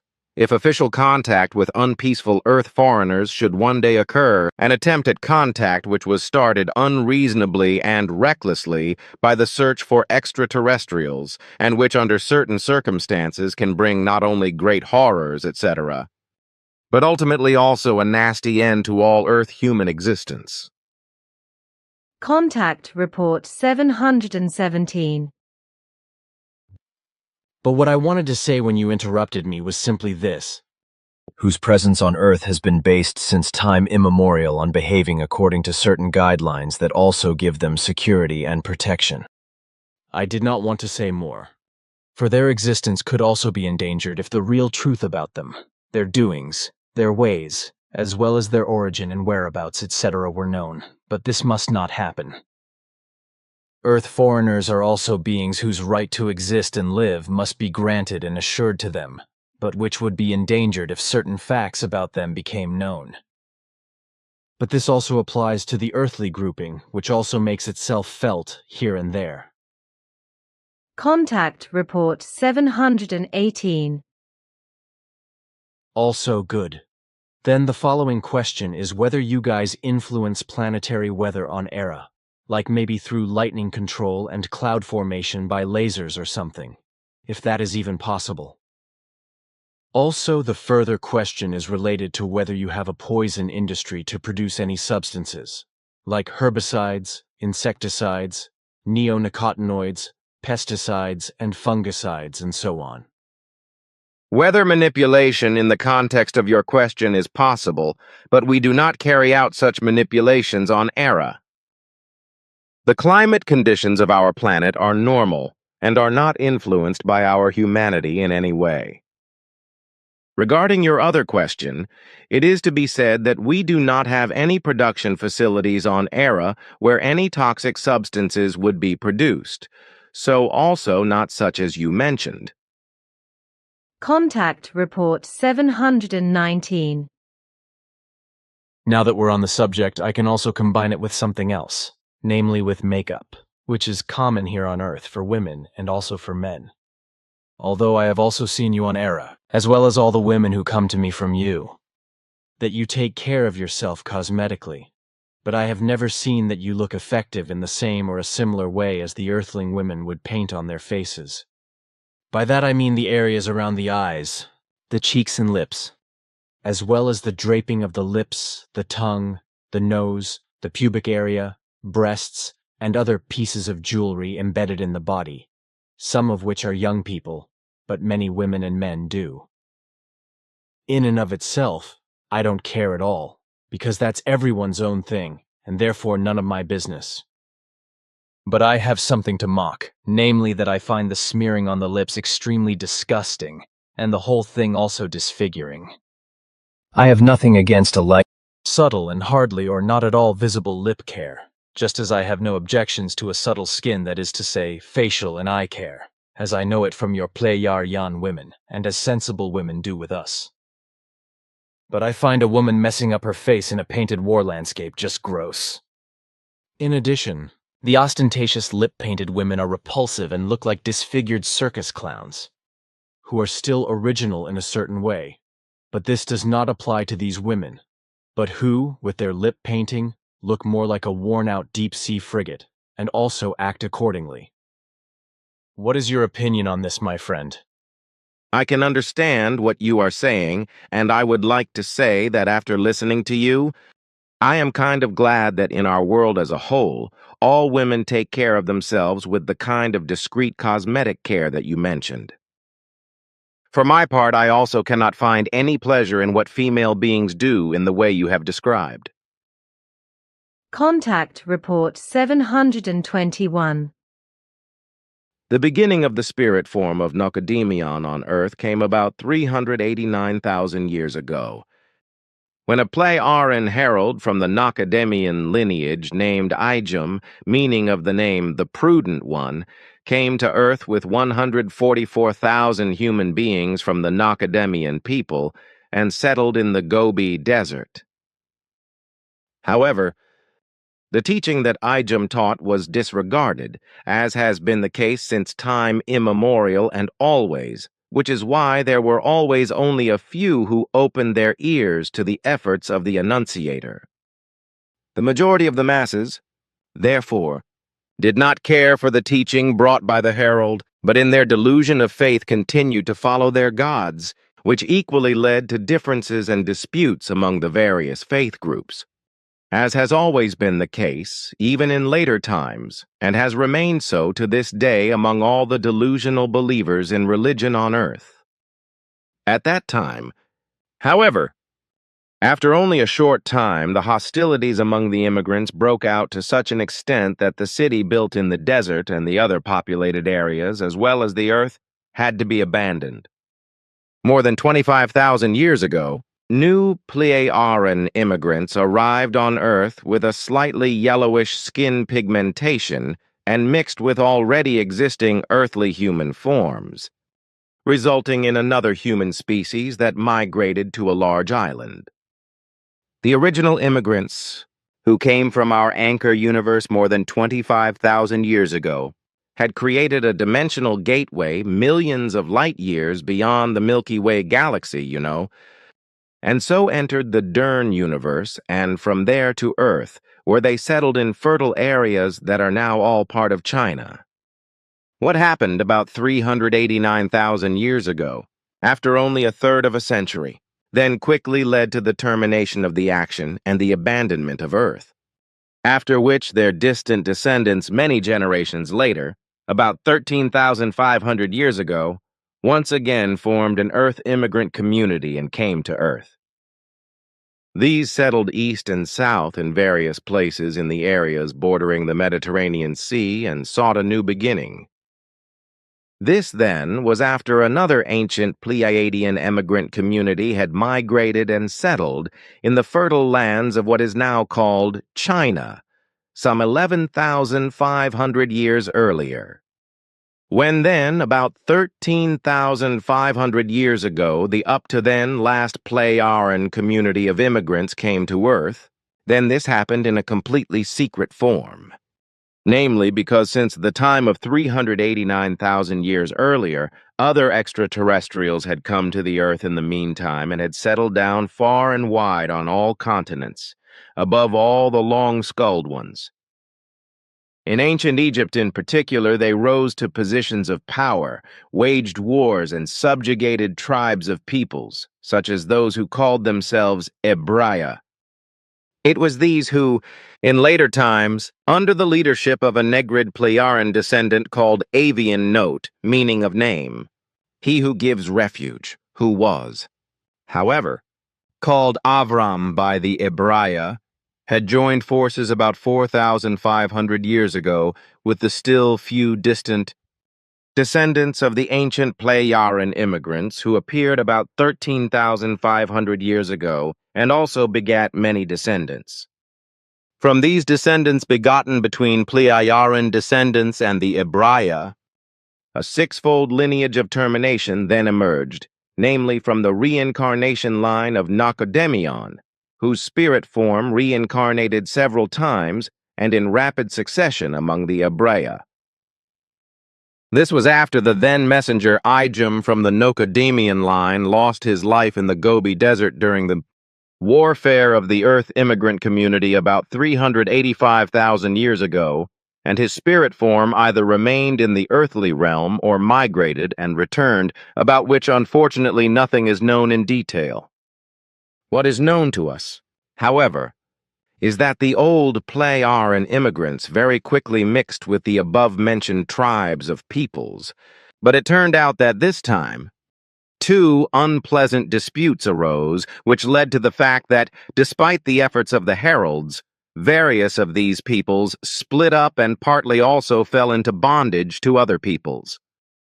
However, when I speak of those peoples into which the Plejaren immigrants integrated themselves, I am not referring to large peoples, but to larger tribes of peoples that did not correspond to complex forms of social organization. The members of these tribes of peoples, which corresponded to a tribal ethnicity, traced back to a common ancestry, which ensured that a certain mutual cohesion was given as a result of kinship. This, however, did not prevent larger national peoples, who could no longer be called tribes of peoples, but real great peoples or state peoples, from forcibly binding smaller tribes of peoples into servitude. This was also partly the case with the tribes of peoples who had settled around the Mediterranean areas and had mixed with the Plejaren immigrants at an early stage, who were then forced into servitude in the land of the ruling long-sufferers. But the same thing happened to the Ibrea not only by the rulers in ancient Egypt, but also to their distant descendants by the king of the new Babylonian Empire, Nabuchodonosor II, who is also called Nebuchadnezzar II. The proto-tribal leader of the Ibrea was a very distant Negrid descendant of a Plejaren group who had appeared on Earth as immigrants more than 13,500 years ago, who had also mixed with Earth humans. This proto-tribal leader called Avian, living in a land area called Plekt, east of the Mediterranean, with a nomadic tribe of Ibrea who called him Avram. 51. The denunciation by 6 heralds with the Nocodemian spirit form took place after the Plejaren immigration on Earth, some 13,500 years ago, and lasted until the time of the year 632. The heralds were the following: Enoch, born 3rd February 930 to 894, before Emmanuel B.C., Eliah, born 5th February 891 to 780, before Emmanuel B.C., Yasaja, born 7th February 772 to 690, before Emmanuel B.C., Jeremiah, born 9th February 662 to 580, before Emmanuel B.C., Emmanuel, born 3rd February 2011, 9th May, Muhammad, born 19th February 571 to 632 after Emmanuel A.D., they all endeavored to teach the doctrine of Nocodemion not only among the Ibrea, but also among various peoples who existed in the regions bordering the Mediterranean to the east and south, as well as in Egypt and on both sides of the Red Sea down to its end. But they also taught far eastward to Mesopotamia, where King Gilgamesh formerly ruled in Uruk-Gart, as well as to the Aryan country. What I still want to explain for today, this refers to the fact that also in the sister creation, the teachings in the Tao universe are taught among the peoples who have migrated from our planets. So also among the people of Ishkrish Asket, as also among all Sonayr peoples. And the fact that we also brought this teaching to Earth at an early time was due to the fact that our ancestors discovered a natural dimensional gate 22 million years ago by chance, which is located here in the Dern universe about 120 light-years beyond the Pleiades stars known to you. The dimensional gateway was discovered because a moon from our Ankar universe that had drifted from an exploded planet entered the Dern universe through this dimensional gateway, which our ancestors investigated and then found to be Earth's satellite. One consequence of this was that over the course of millions of years, small groups of Plejaren repeatedly migrated to Earth and also died here. Later, when the first human life forms also developed on Earth around 12 million years ago in various areas that are now Europe, Africa, Asia, North and South America, Canada, Australia, New Zealand, Japan, China and Russia, as well as various islands, Several small groups of our Pleiaren ancestors had also already settled in some areas on the planet, but they all died out in the course of the next millions of years. About 6 million years ago, when the distant descendants of the first human beings moved in a few specimens all over the Earth and had developed more highly over the next 3 million years, more Pleiaren emigrants came to Earth, some of whom joined forces with the original earthly humans and mated with them. The norms established by Nocodemian with regard to morals, ethics, ethos, etc. became valid for every single life form up to the great mass of all human life forms, whereby the only prerequisite for their use and implementation was to possess a clear consciousness as well as understanding, reason, and a functioning intellect in order to be able to make the norms of behavior valid. All the conventions created by Nocodemian in primeval times and brought to Earth in the course of time and forgotten were, however, brought here again by early Pleiaren some time before antiquity, when other Earth foreigners were also coming and going, and had already spread all over the world.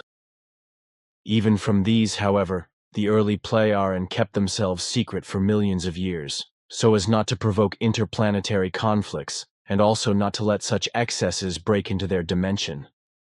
So they also held back from the Earth foreigners who ruled in various pre-ancient countries on Earth, such as the Long Skulls, who exercised their might especially in the areas around the Nile and in the southland of the American continent. Contact Report 724. The existence of the many kinds of aliens who have been working on Earth since time immemorial, about which you also have much better knowledge than we do. Contact Report 725. This is known to me from our very numerous war records, which have been made by us during all wars and other weapons engagements on Earth since time immemorial, which are broadcast to all our worlds and Federation members as information, which has a general deterrent effect with regard to acts of war and terrorism. Contact Report 743. Any person with Swiss citizenship who is of a different mind and violates it in such a way as to seek or even advocate membership in a foreign power, as you have stated in the Europe Union dictatorship, then such a person is not worthy of Swiss citizenship and should be immediately deprived of it and excluded from all political rights. This would be done in our country according to our legal system if something similar were to arise, which will never be the case, because neither in our country nor in our entire Federation do any dictatorial systems exist or are any elements that would produce such a nonsensical request. Such a request would be considered a betrayal of our homeland, as well as a betrayal of our peoples, of our Pleiaren and all Federation sentiments, and of our world, according to our legal system and state constitution. Such a person, disloyal to the homeland, would, according to the state constitution, be pardonlessly excluded from all political rights of the society. Contact Report 748. But while we are at it, perhaps we could spend a few words on how you manage to maintain your motility and remain physically mobile at all times.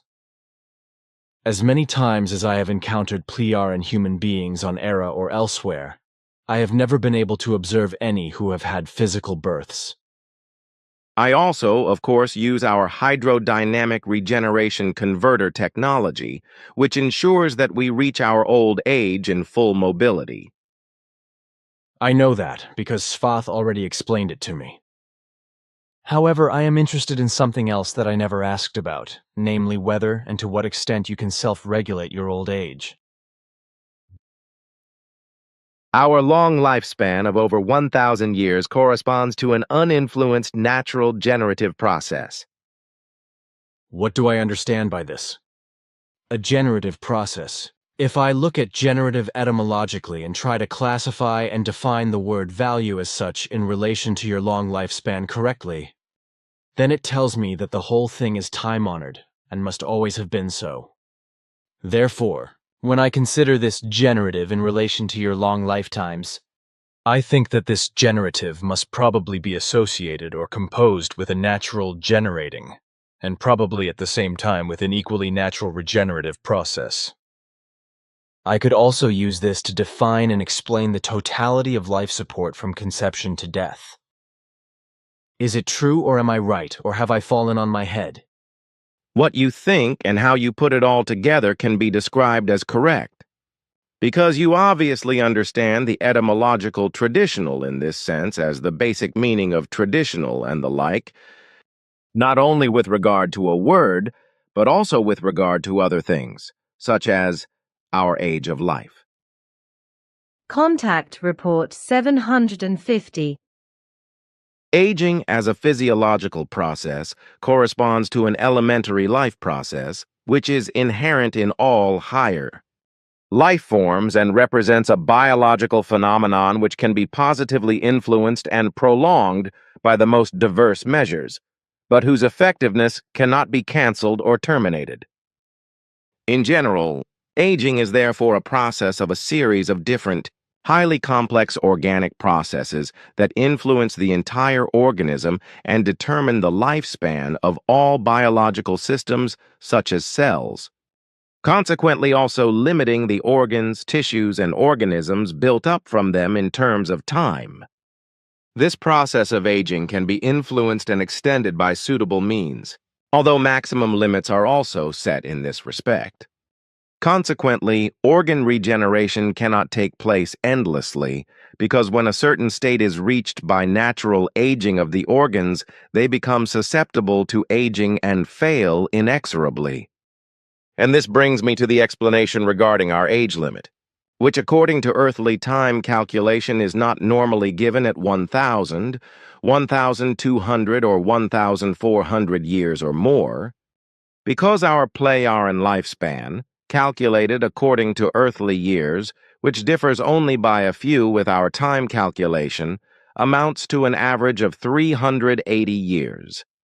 Furthermore, with regard to the age and aging of our Pleiaren humanity, it is to be said that many persons do not endeavor to prolong their lives, and consequently do not avail themselves of any of the hydrodynamic regeneration converters available to all, but live through their lifetime normally and die just as normally when they have become tired of life. Suicides are absolutely unknown here, as are also diseases. Other persons of our humanity use the regeneration apparatus to live on for a few years, decades, or centuries, especially when very long commitments lasting many centuries are made and exercised. However, it is seldom the case that life beyond 1,500 years is sought, because inevitably with time, life fatigue or the natural aging process occurs. Consequently, dying then also naturally becomes the end of life. Contact Report 754. Then something else. If I remember correctly, on Era you have no political parties whatsoever, as this bullshit exists on Earth. Can you explain to me how you guys manage to run everything world community-wise? 1. We Pleiaren have had no political parties of any kind on Era or on any other of our worlds, as was the case in former times, since the peace came to all our peoples more than 50,000 years ago. Parties of all kinds were then banished extensively from all Pleiaren rules of government because they led to constant disagreements, as our state chronicles record. Parties always meant that they discussed, negotiated, and determined motions and regulations concerning any municipal matters. Laws, regulations, ordinances, or other necessities, and that they decreed and implemented them, which, however, did not correspond to the will of the people as a result of disagreements. This was the result of a wide variety of inaccuracies and deliberate falsehoods in election proposals, which were brought about by lying and deceiving the people because they were not enlightened in accordance with the truth, but were misled with false promises and declarations.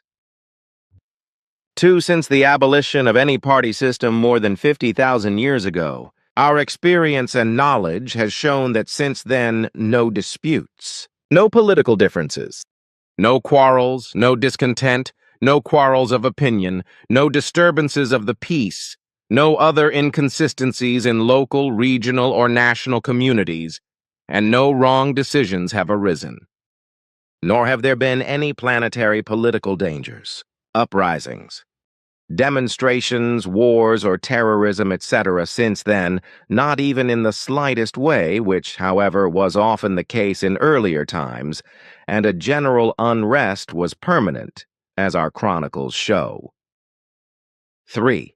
Our exact and clear knowledge and action concerning the suppression of all political. Parties, as such, still existed in former times more than 50,000 years ago, prove since their legal abolition that in former times, and just when parties still existed, a. Political parties led unrestrictedly and inevitably to differences of opinion, quarrels as well as to violence, discontent and communal political as well as private discord. C. With us play Aaron. Therefore, there has been no party system for more than 50,000 years, but our entire population election determination procedure is geared to our planetary or territorial communal system, respectively to our planet-wide communalization of electronic transmission in relation to the people's sovereignty as sovereign, who determines the state duties and public tasks for transformation and implementation into action, after which the communal administrative bodies have the duty incumbent upon them to implement the electoral decisions through suitable forces, etc., basically. Then, it is to be defined by way of repetition and explanation that our entire system of electoral determination is geared to the fact that all the electoral facts that arise and have to be dealt with, which originate on the one hand from the peoples and on the other hand from the state bodies, are discussed, negotiated, explained, defined, and decided upon in a thorough, detailed, and comprehensible manner in question-answer mode over the entire planetary expanse by means of remote communication with the populations. All facts arising and put to the vote will be made known to the populations of an arising territorial or the whole Pleiadian area 30 days before the election determination date via the corresponding remote communicative areas. After that, the people can take part in the electoral process of their own free will at the corresponding time, which will be conducted in detail over a whole day, during which everything that has to do with the election will be openly discussed and clarified in a question and answer procedure, and finally the election will be decided. D. Finally, it is to be explained that our committee, which is known to you, like all the persons who assemble in the Great Pyramid Hall, as you call our great assembly place, determine at consultative meetings which facts arise that are to be brought before the people for the determination of the election. As you know, there are about 1.5 million persons present in the Pyramid Hall, who are composed of all classes of the population and who fulfill this task according to their own free will, and consequently correspond not to certain but to voluntary deputies of the population who declare themselves willing to do so, and who are also composed of other persons at each deliberative meeting. The persons who designate themselves as deputies also voluntarily change among themselves during the sessions so that several persons can give their opinion on a single matter.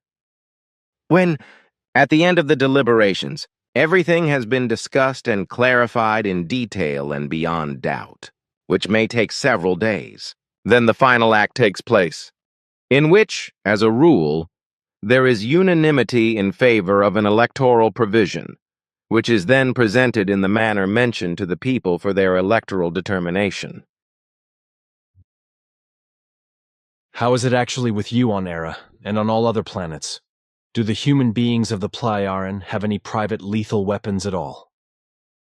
And what about militaries, armies and security forces, etc., regarding lethal weapons, etc.?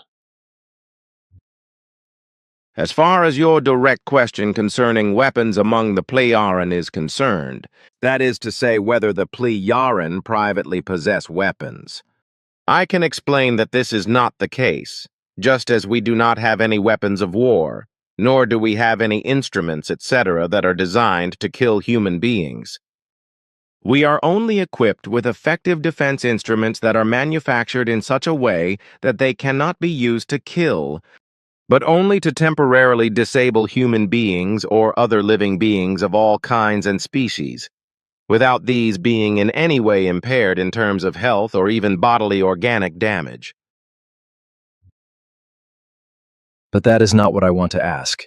But whether demonstrations are also known at all among you on Era, or among you Pleiaren. In our entire Pleiaren planetary realms, demonstrations such as are carried out on Earth are absolutely unknown, because no justifications whatsoever arise that could lead to such behavior. As you know, all the concerns of each and every person are profoundly settled by our board, which presides, together with some 1.5 million voluntary representatives of the people and in the presence of the person of concern, and consequently nothing is ever left unresolved. As a result, in such discussions, clarifications, determinations, and negotiations, nothing arises that cannot be clarified to the satisfaction of the person concerned, group of persons, or a community of people, etc., if such negotiations and etc. have to be clarified to the satisfaction of an individual person, a community, or a population by all those participating in them. I know that, and have already experienced it together with your father Svath. I also know that such an event happens only very rarely, and just hardly ever. That is correct. Contact Report 763. Ptah is far away on a Federation planet called Orbun, where a lengthy federal conference is being held. Contact Report 766. Earlier, I started to ask something about the first and following journeys of the Pleiaren, first 25 million years ago. As I know, contacts with Earthlings were made again and again, but never on a large scale, but only with individual human beings, and usually only with captains of small groups or larger tribes, as well as with sages and clever inventors. There were also other Earth foreigners on Earth with whom the Pleiaren never had any contact, among them also the long-skinned and the giants, who lived especially in Egypt, South America, and Asia. But there were also the small-bodied extraterrestrials, whose distant descendants still live in Asia today, but who hide from the so-called civilized and can only rarely be observed. On the other hand, a small group of small aliens had settled around Lake Sonura, which existed here in the Perg region about 20 or 30 million years ago before it disappeared. I would like to ask you to what extent you are aware of your earlier emigration history with regard to migrations or other longer or shorter stays on foreign worlds, whereby I am asking specifically with regard to Earth. I can't give more details on that, because in that regard I have never dealt with it much, but only to the extent that I have some limited knowledge of self-orientation. But perhaps your knowledge is sufficient to enable you to tell me to what extent the early Pleiaren interfered on a large scale with Earthling cultures here on Earth. I can comment on this, for I know from the historiography of our early emigrants who came to Earth that there was no direct interference in cultural or otherwise profound matters on Earth. No groupings of our ancestors saw fit to do so, nor have they to this day, except for one attempt. See Contact Reports 117 and 122, which we sought to test through you, but which did not materialize as a result of the megalomania of those responsible for it in the USA, but which we had assumed beforehand, and without foresight, to be so. So there were never any overt or covert contacts with governments, any peoples or major organizations, etc. That is clear now. But what about contacts with you alien extraterrestrials here on Earth? There are also no records in the relevant historiography that would point to such occurrences. Consequently, no such contacts have taken place, and indeed not up to the present hour. We of the present time also have to refrain from such contacts and to do all we can to avoid being noticed by aliens, which is what our directives tell us to do in this regard, and for good reason, as you and Onkaton have already discussed. To search for other life forms in distant regions of the galaxy or in alien galaxies involves very great dangers, for very many alien life forms of various kinds are not only aggressive but malignant. And when such beings get to alien worlds that offer life possibilities for them, they conquer them and exterminate all life that could be dangerous to them. Contact Report 770. Excuse me, you mean that you play Yaren also learn and study music and all the trimmings? Of course. And Bermunda is a renowned virtuoso on Era and is proficient on several harmony instruments. Excuse me, what do you mean by persons who are very strictly involved with music? Do you mean professional musicians, like the ones we have on Earth, who earn their living with music? If so, then the question, do you also have such musicians? I suppose you call these persons so. Yes, that is the meaning of my explanation. And yes, we also cultivate music in this wise and conduct studies of musical teaching. And that I can explain everything to you for your understanding, that I am able to do, because through my musical education, I am equally well versed in the fundamentals and forms of music, as well as in the theory of composition, and also in the measures and time and notation, as well as in the naming of notes, rhythm, keys, and tone levels, etc. How many languages do you actually have on Era? We have several languages, but only one that is common to all and that each person is completely fluent in. Then every person can communicate with every other person, wherever they meet. Yes. Then I have the question about prostitution, fornication. I was asked how you on Era do it. Do you also have brothels or something like that? We do not know of such things. Our directives also do not contain any such records, because basically everything in this respect is frowned upon and regulated among our peoples before it comes to emergency situations.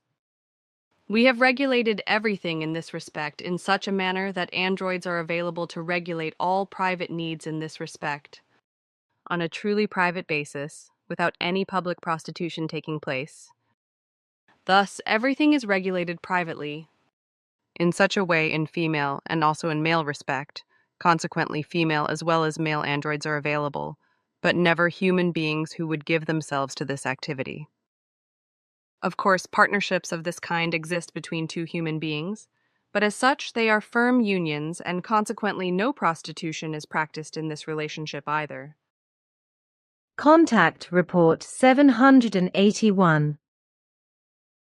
As a rule, not all alien beings from foreign celestial regions or from foreign worlds of foreign celestial bodies are peaceful-minded.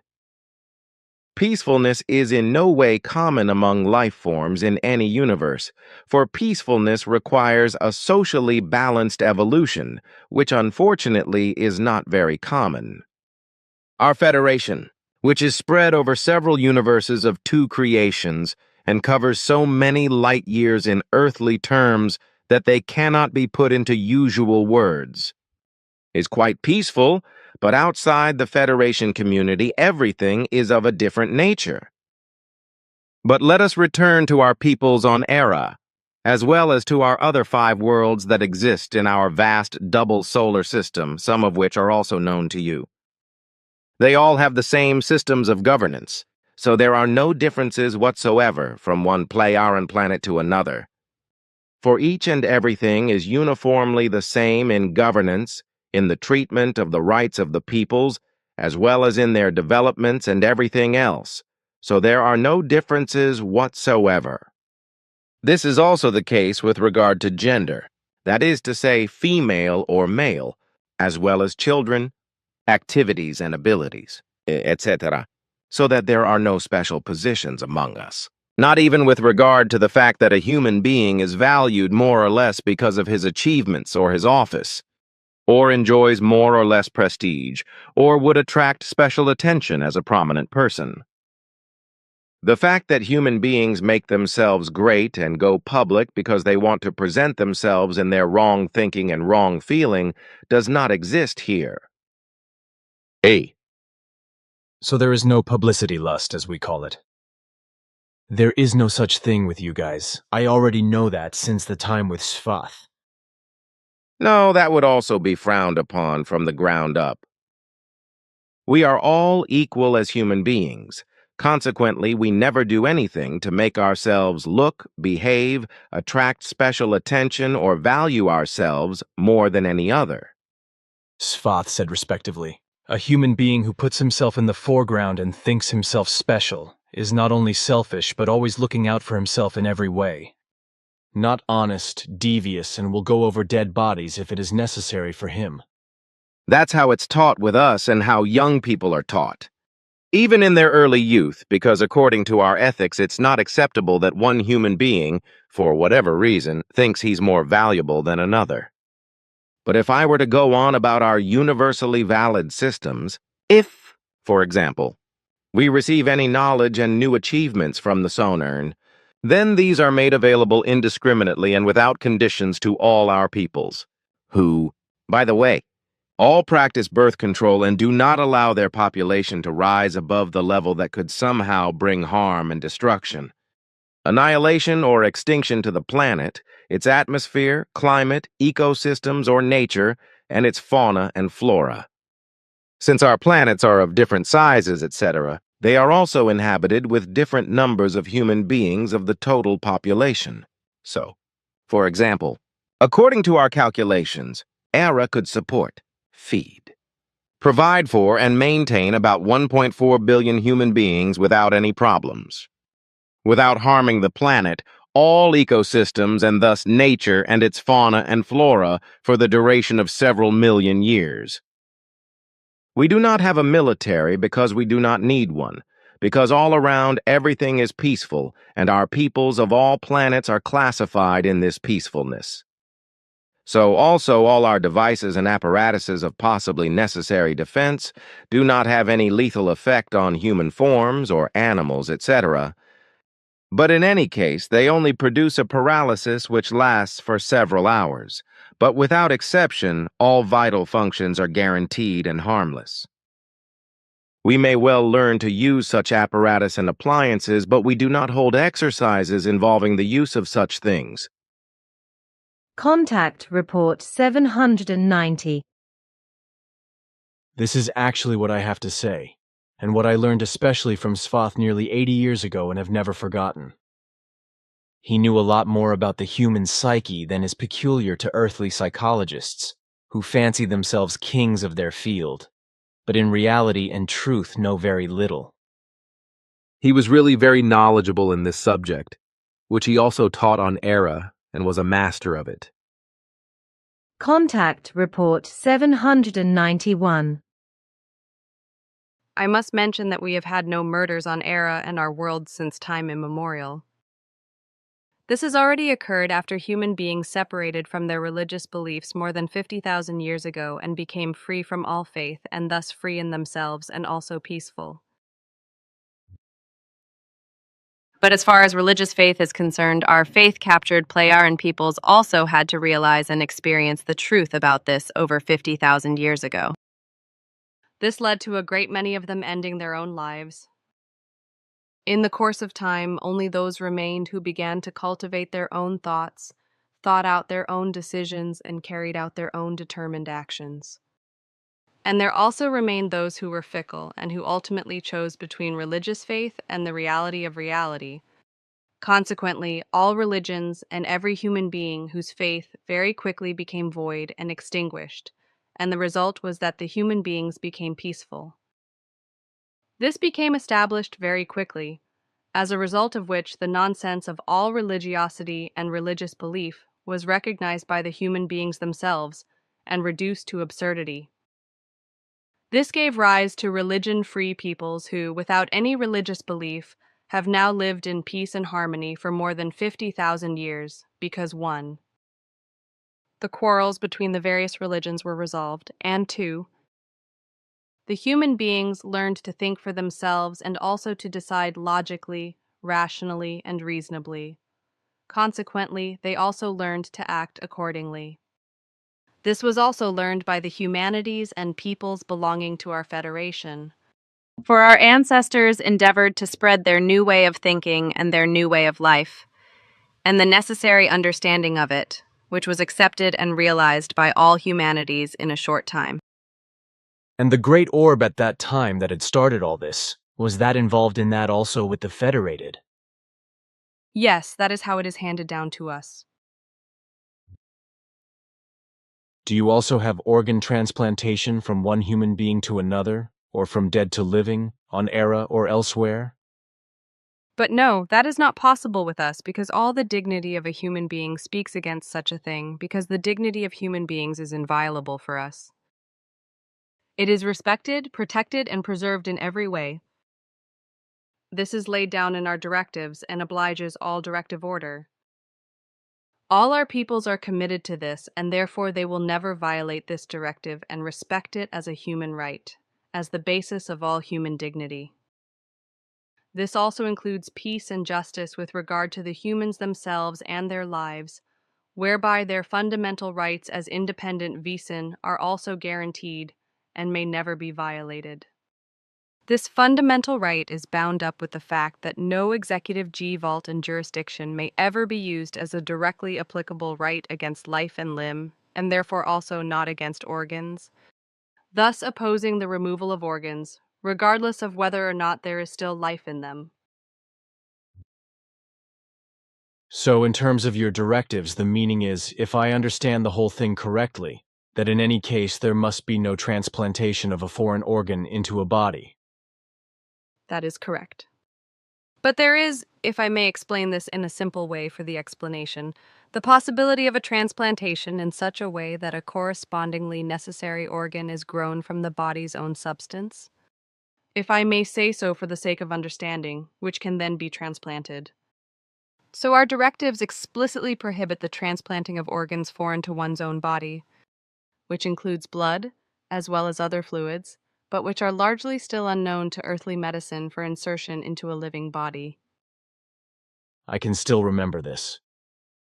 I still remember that there was talk of the corresponding organs being cultivated beforehand, depending on the possible need, before they have to be used in an emergency. That is correct. It corresponds to our procedure and practice. However, our directives forbid the removal of any organs from the deceased, because this is not only barbaric and unaesthetic and therefore unacceptable in every respect, but from a purely human point of view, it means nothing other than desecration of the dead, what you call desecration of corpses on Earth. And, well, how did you, Plejaren, get into the business of growing human organs and transplanting them? As I know the history of our development in this regard, our path, explained in simple terms, led us to the early recognition of the properties of artificial methods for growing complex organ models from stem cells. Contact Report 794. But I would like to say that in the past, it was also common for the military to play an important role and for wars to be fought until...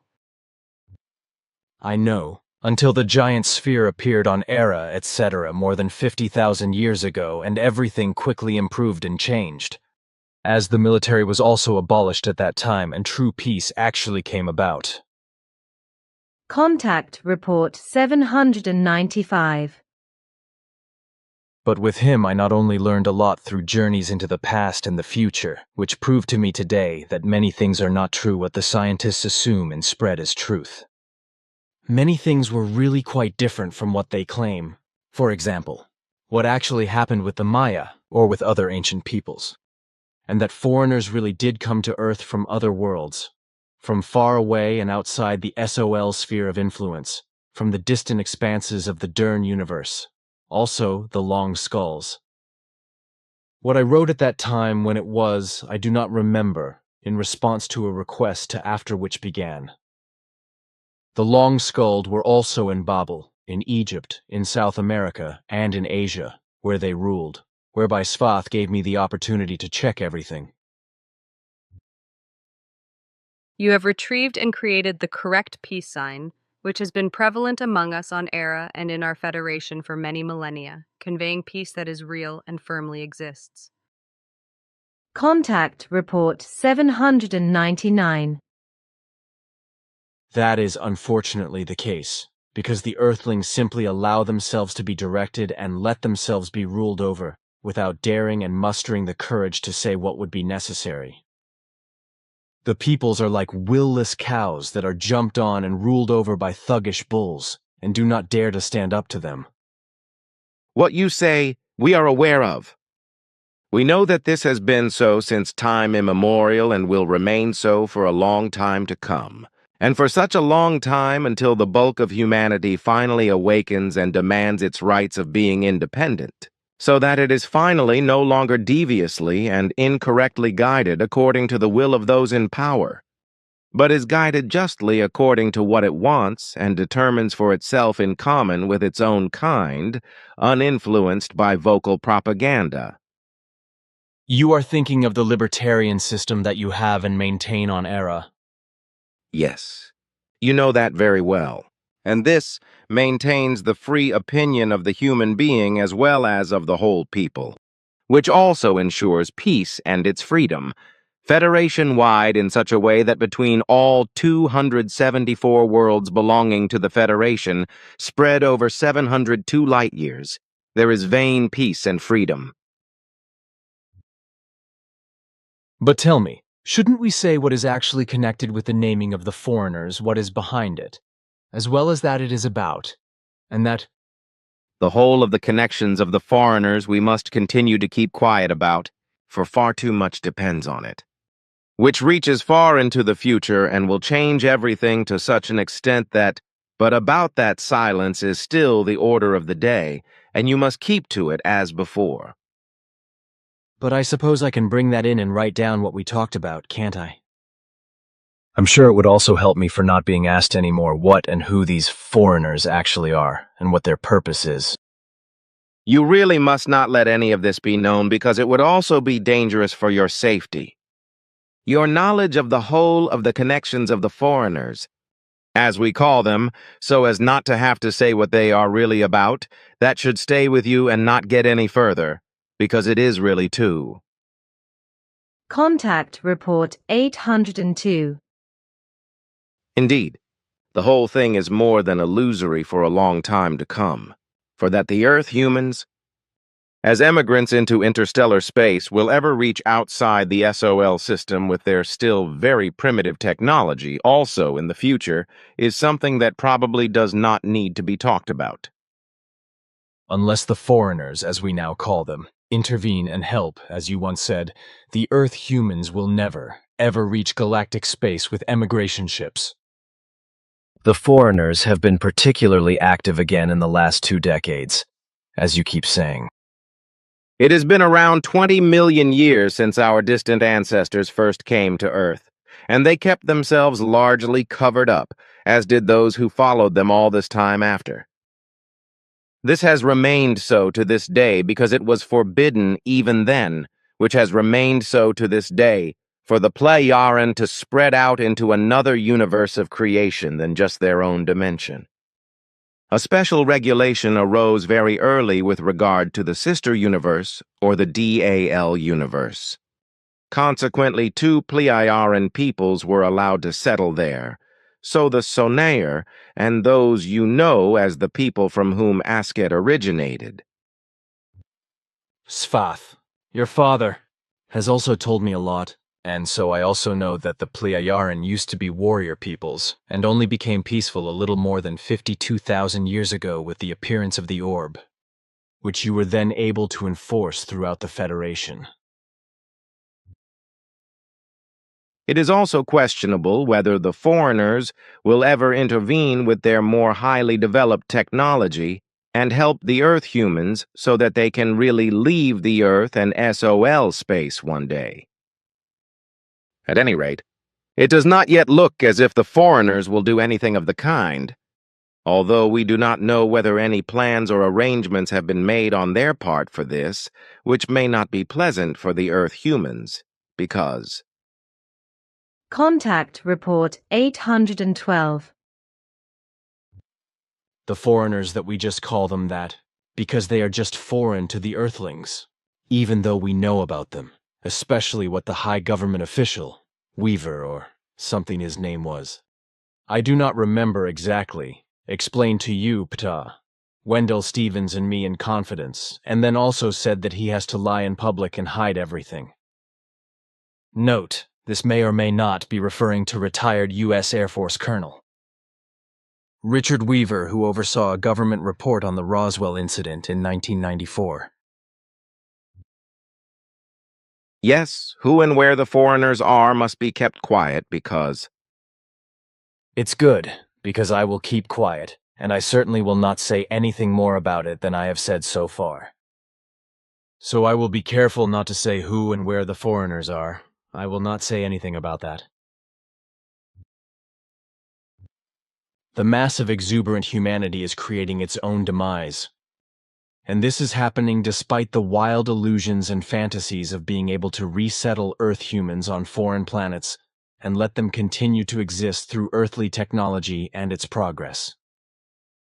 When the foreigners... you say things which you should not say. I do not intend to say it when I call it up, because I am only saying it to you. I can say what I said with dots. Contact Report 813.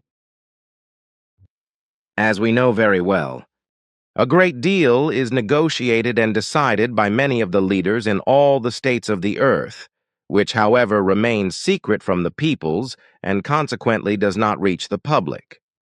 Such a thing is not possible with us Plejarin and, moreover, would not be permitted according to our directives, for every member of our Federation and planetary humanity is entitled to know explicitly everything that is discussed and decided by state leaders. Furthermore, it is handled in such a way that every negotiation of state duties, as well as other duties that arise, etc., is carried out reciprocally by other persons, thus never the same persons carry out a meeting, deliberation, and decision. Consequently, different persons are involved each time. Furthermore, all meetings, deliberations, decisions, etc., are broadcast planet-wide, so that every single person of the populations of all the planets of our vast Federation and of our planet can interfere or intervene if he or she feels it is necessary. However, this happens so rarely that it is not really worth mentioning. Contact Report 816. Do you actually still have primordial creatures on Era, as we do, that supposedly or really exist, such as the Yeti? Nothing is known about this on our planet. Contact Report 818. The neutrality of the peoples of the Plejarin has represented various state leaders of the Federation for more than 52,000 years and preserves their security and the peace of the state. Contact Report 819. Fundamentally, the discovery of a natural dimensional gate, still unknown to our very early ancestors, was the beginning of the whole of your mission. When it happened that about 25 million years ago a lunar structure penetrated this gate, which then found its way into this universe and to Earth, and pushed away another lunar structure of little more than 1,000 kilometers in diameter, which was later captured by the giant planet Saturn. A group of explorers had also followed this lunar formation and thus found their way to Earth, which has since been visited again and again by our distant descendants, who brought a great many life forms, plants and other goods with them to our planet, which at that time was still called Minator, but was renamed Era about 52,000 years ago when the time of peace spread to our world. Everything old was supposed to be in the past, And so everything that seemed important to our ancestors was given new names, which is why the name of our planet was also subordinated to these changes and given the designation Era, which in our language, which has remained the same since then and has not changed, meant something like soil and earth. This planetary designation was also used when a distant descendant of Nocodamian first came to this Earth world about 280,000 years ago and decided that the teaching of truth, teaching of creation energy, teaching of life should also be brought into this universe, that is to say, into this dimension of creation, and thus to Earth. Thus it came about that via the level Arahat Athersata later on, at a certain time, downborn energies of the Nocodimian could be born on Earth, which then happened for the first time about 14,000 years ago, after which this then further came about with Enoch, Elijah, Isaiah, Jeremiah, Emmanuel, Muhammad, and you. The name of our planet. However, that is to say, Era remained and was then also adopted in the Latin language on Earth, but changed to Terra, which meant something like land and was later also interpreted as Earth. Contact Report 820. With Svayath, I once saw a monster wave in the Pacific. They sweep giant freighters into the depths of the seas when they simply roll over them. The giant thing was 38 meters high, as your father said. So I have been wanting to ask for a long time whether there are also such water monsters on the seas here on Era. That is so. Svath explained that planetary internal Earth movements would create such monster waves. That corresponds to the fact. Because internal Earth movements create such monster waves, with magma creating internal displacements that vibrate and spread to the waters of the seas, causing them to churn. Contact Report 823. Also, many other planets carry life forms, some of which are very high in their consciousness development, and much more advanced and intelligent than the cleverest Earthlings. Other worlds also have lakes, streams, and rivers, forests and seas, and much more that also exists on Earth. It's just that the surfaces of other planets are shaped differently than those of Earth. But the Earthlings are not ready, especially the heroes who cannot imagine, do not understand, and do not want to admit that many other worlds in the entire matter belt of the universe are full of life and even carry higher life, which even has highly developed techniques that also allow them to travel through the matter belt, and so on. Very many of our scientists, airheads, I farewell to say, to which also various normal people belong, do not understand that the Earth in the humanly incomprehensible infinity of our creation, which is only a seventh part of all universes of creation, is not alone inseminated and carries life, and partly also more highly intelligent life than exists on our planet. Contact Report 826. I was talking to Michael about time, how that is an earthly invention after all. You Pleiaren do not know the concept of time, which is why Michael wonders how you handle everything in order to cope with everything you have to do. Also, with regard to the foreigners, we must be silent, because that extraterrestrials were here in early times. This is vehemently denied, not only by many earthlings of the peoples, but also by unteachable scientists, as well as by those who really know better and have solid evidence for the existence of the far travelers and the fact that these foreigners, as we call them in each case, although we know about their origin, along with the other, about whom we are supposed to keep our mouths shut anyway, were here after all, and that their distant descendants are still here, is something that the triple smart people do not want to admit, or it is simply concealed against their better knowledge. Contact Report 827. Even though you, the Pleiaren, know many things and are much more evolved than the Earthlings, you don't know everything. Contact Report 829. The question was raised as to how it is with you, whether you also have homosexual men and lesbian women, bisexual, sadistically or masochistically oriented people, etc. in your peoples. If so, this is the second question. What do you call them in terms of gender? For example, here on Earth we simply call these human beings man and woman. In terms of gender, we call them no different than Earth humans do, male and female.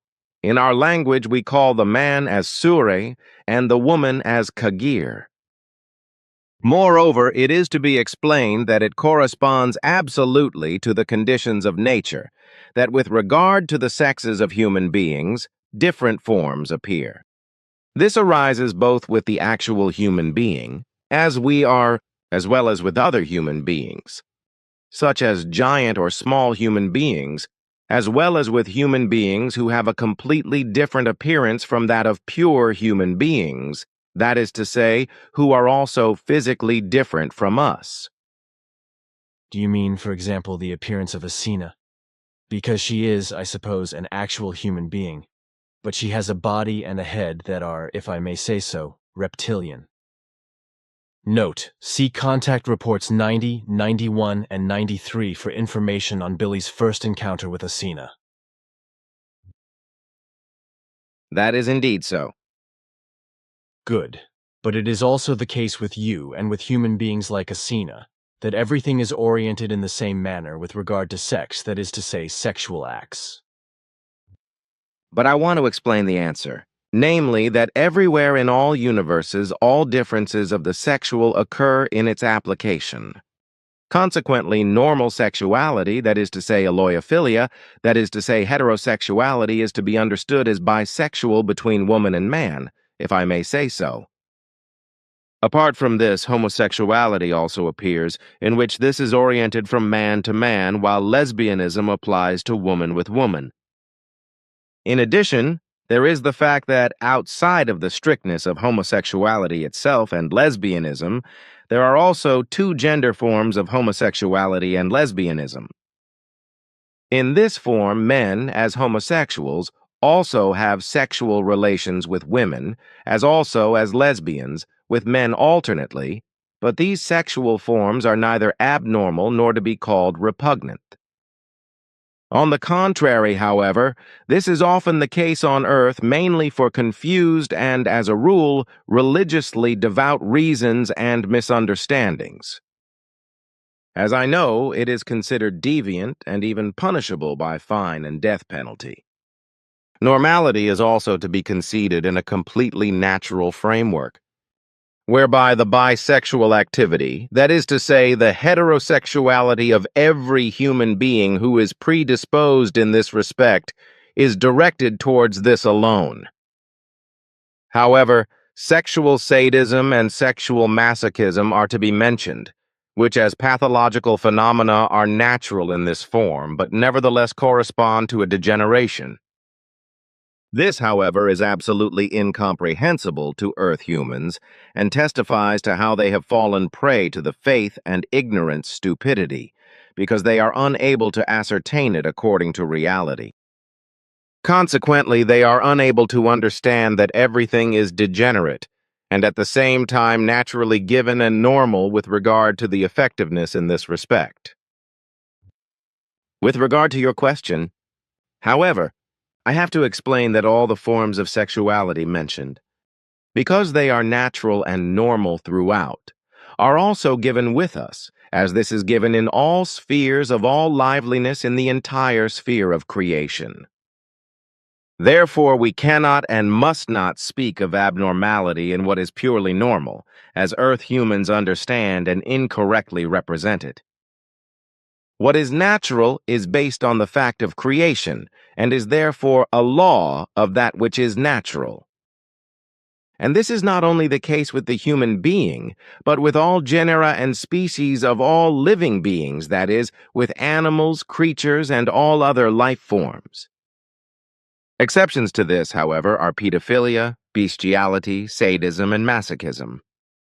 These degenerations, which, however, are to be called normal as a disease, are based on an addiction which the human beings acquire uncontrollably through fantasies and confusing imagination up to the point of mental morbidity and allows them to degenerate in an illusory way.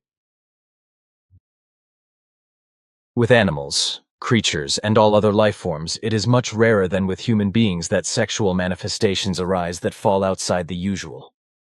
Nevertheless, the same thing exists everywhere. Not only on Earth, but universally in all areas of the 7 universes of creation, that is to say in their material belts and thus on planetary formations on which any kind of life exists. This is also related to rape and affective degenerations in relation to sexual acts, and also when this is only very rarely or never observed by human beings in other life forms. But the fact that it is actually the case that the sexual practices mentioned exist in all living beings is a reality, and it is important that the human being knows this.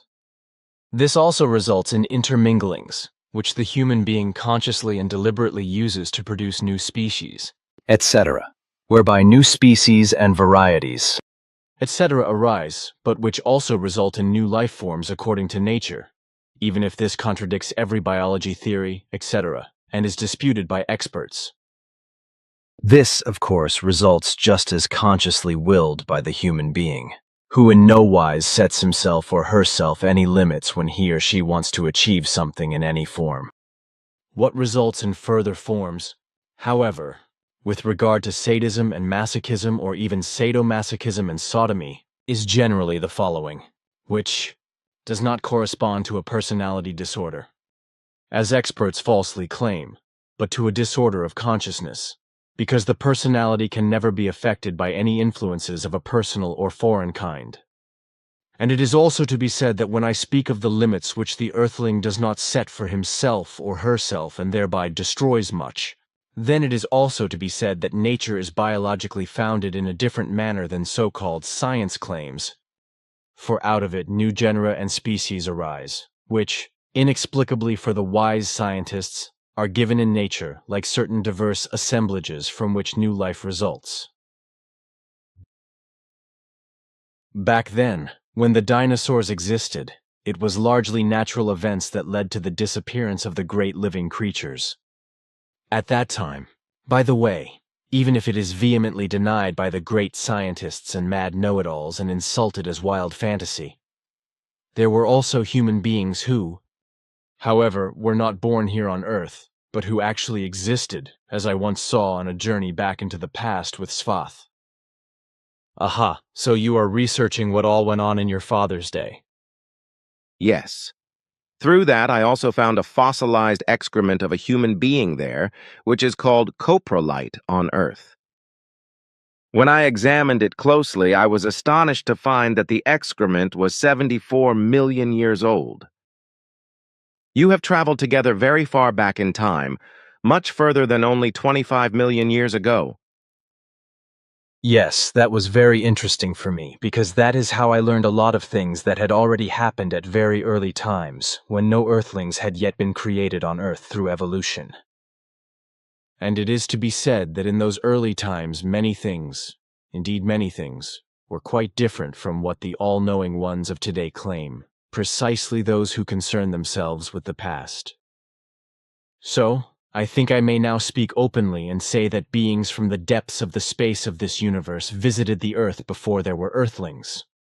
Since then, however, their descendants have come here again and again, creating many things for the human beings of the Earth in the last 390,000 years or so, which were often only achieved with hovering techniques. Whether the people who traveled far and wide were always persons of the same people, and also whether it was later their descendants who came here, and who, I do not know. But it is to be assumed that the various groups were somehow connected. What is clear to me, however, is that some of the long-distance travelers rose up as gods, who were then worshipped by the Earthlings, and to whom human sacrifices were also made. Some of them were real giants of different sizes, but there were also human beings of normal sizes, and then also dwarfs of normal size, thus not microsomic human beings. Microsomia refers to humans with abnormally small bodies, and there were also long-skulled and tall-skulled people, which was then imitated by the Earthlings by integrating the skulls of infants.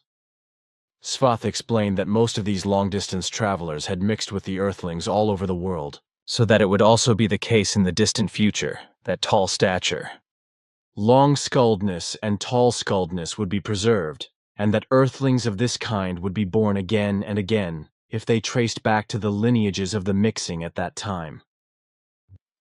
Unfortunately, such beings from the vastness of the material belt also brought various bacteria and viruses to Earth, which since then have been spreading worldwide from time to time and even causing health havoc. Our presence has to remain undetectable because our directives have recently been updated. Because certain foresights concerning the future of earthly humanity and the foreigners are very unpleasant and require a stricter observance of our instructions concerning our activity on Earth. For us, it is important that we fathom the activities of the foreigners very carefully inside and out. Apart from the knowledge gained from this, we also know that we have to keep to what we have always maintained, namely that we remain unrecognized, both in relation to Earth's humanity and in relation to the foreigners, whose technology is very far behind ours, but whom they would inevitably want to get hold of if they could come into contact with us. We know very well their aspirations and are able to anticipate what would result from contact with them. To this I can only explain that we Plejaren really have no interest whatsoever in interfering in any earthly matters, neither in political nor in private affairs. Nor do we influence any Earth humans, nor do we make any attacks on Earth humans, nor on military or technical matters. Contact Report 831. Much is happening today so infamously hidden that it is not known to the peoples, which is why the striving for more power of the state powers and all financial institutions has not only promoted their criminality, crime and corruption in such a wise that, in imitating them, everything similar has also taken hold in the populations, so that all this can no longer be changed. According to our investigations and findings, all this has taken on such degenerations in the last 150 years that a new form has arisen which has been spreading more and more for years. Namely, the electronic one, which has not proved itself in the long run with regard to the payment of purchasable goods, and finally the payment for work. This was the experience of our ancestors, which is why the means of payment for all kinds of goods and wages for work were completely abolished by U.S. Plejaren some 52,000 years ago, since we turned to peace. This also had the consequence that all financial crime and crimes of the same kind immediately became a thing of the past and never appeared again. All production sites for any kind of goods became the common property of all peoples, while work was no longer paid for with wages because no means of payment were necessary anymore, because everything desired and necessary for life could be acquired without them. In the course of time, as a result of more modern technology, working hours were also reduced, so that today only 2 working hours per day are required per person to do what has to be done. Our era is about the same size as the Earth. So our world population is correctly only 530 million, which would also correspond to the Earth's humanity, which is also what the Earth's population should strive for. In this manner, Earth humans are on the way to one day being dominated, enslaved and harassed by artificial intelligence, as had also happened to our distant ancestors, who were only able to become free of everything again by abruptly destroying all artificial intelligences before they realized that they had been destroyed. This had to be done by a secretly organized agreement, otherwise it would not have been possible to free oneself from the artificial intelligence.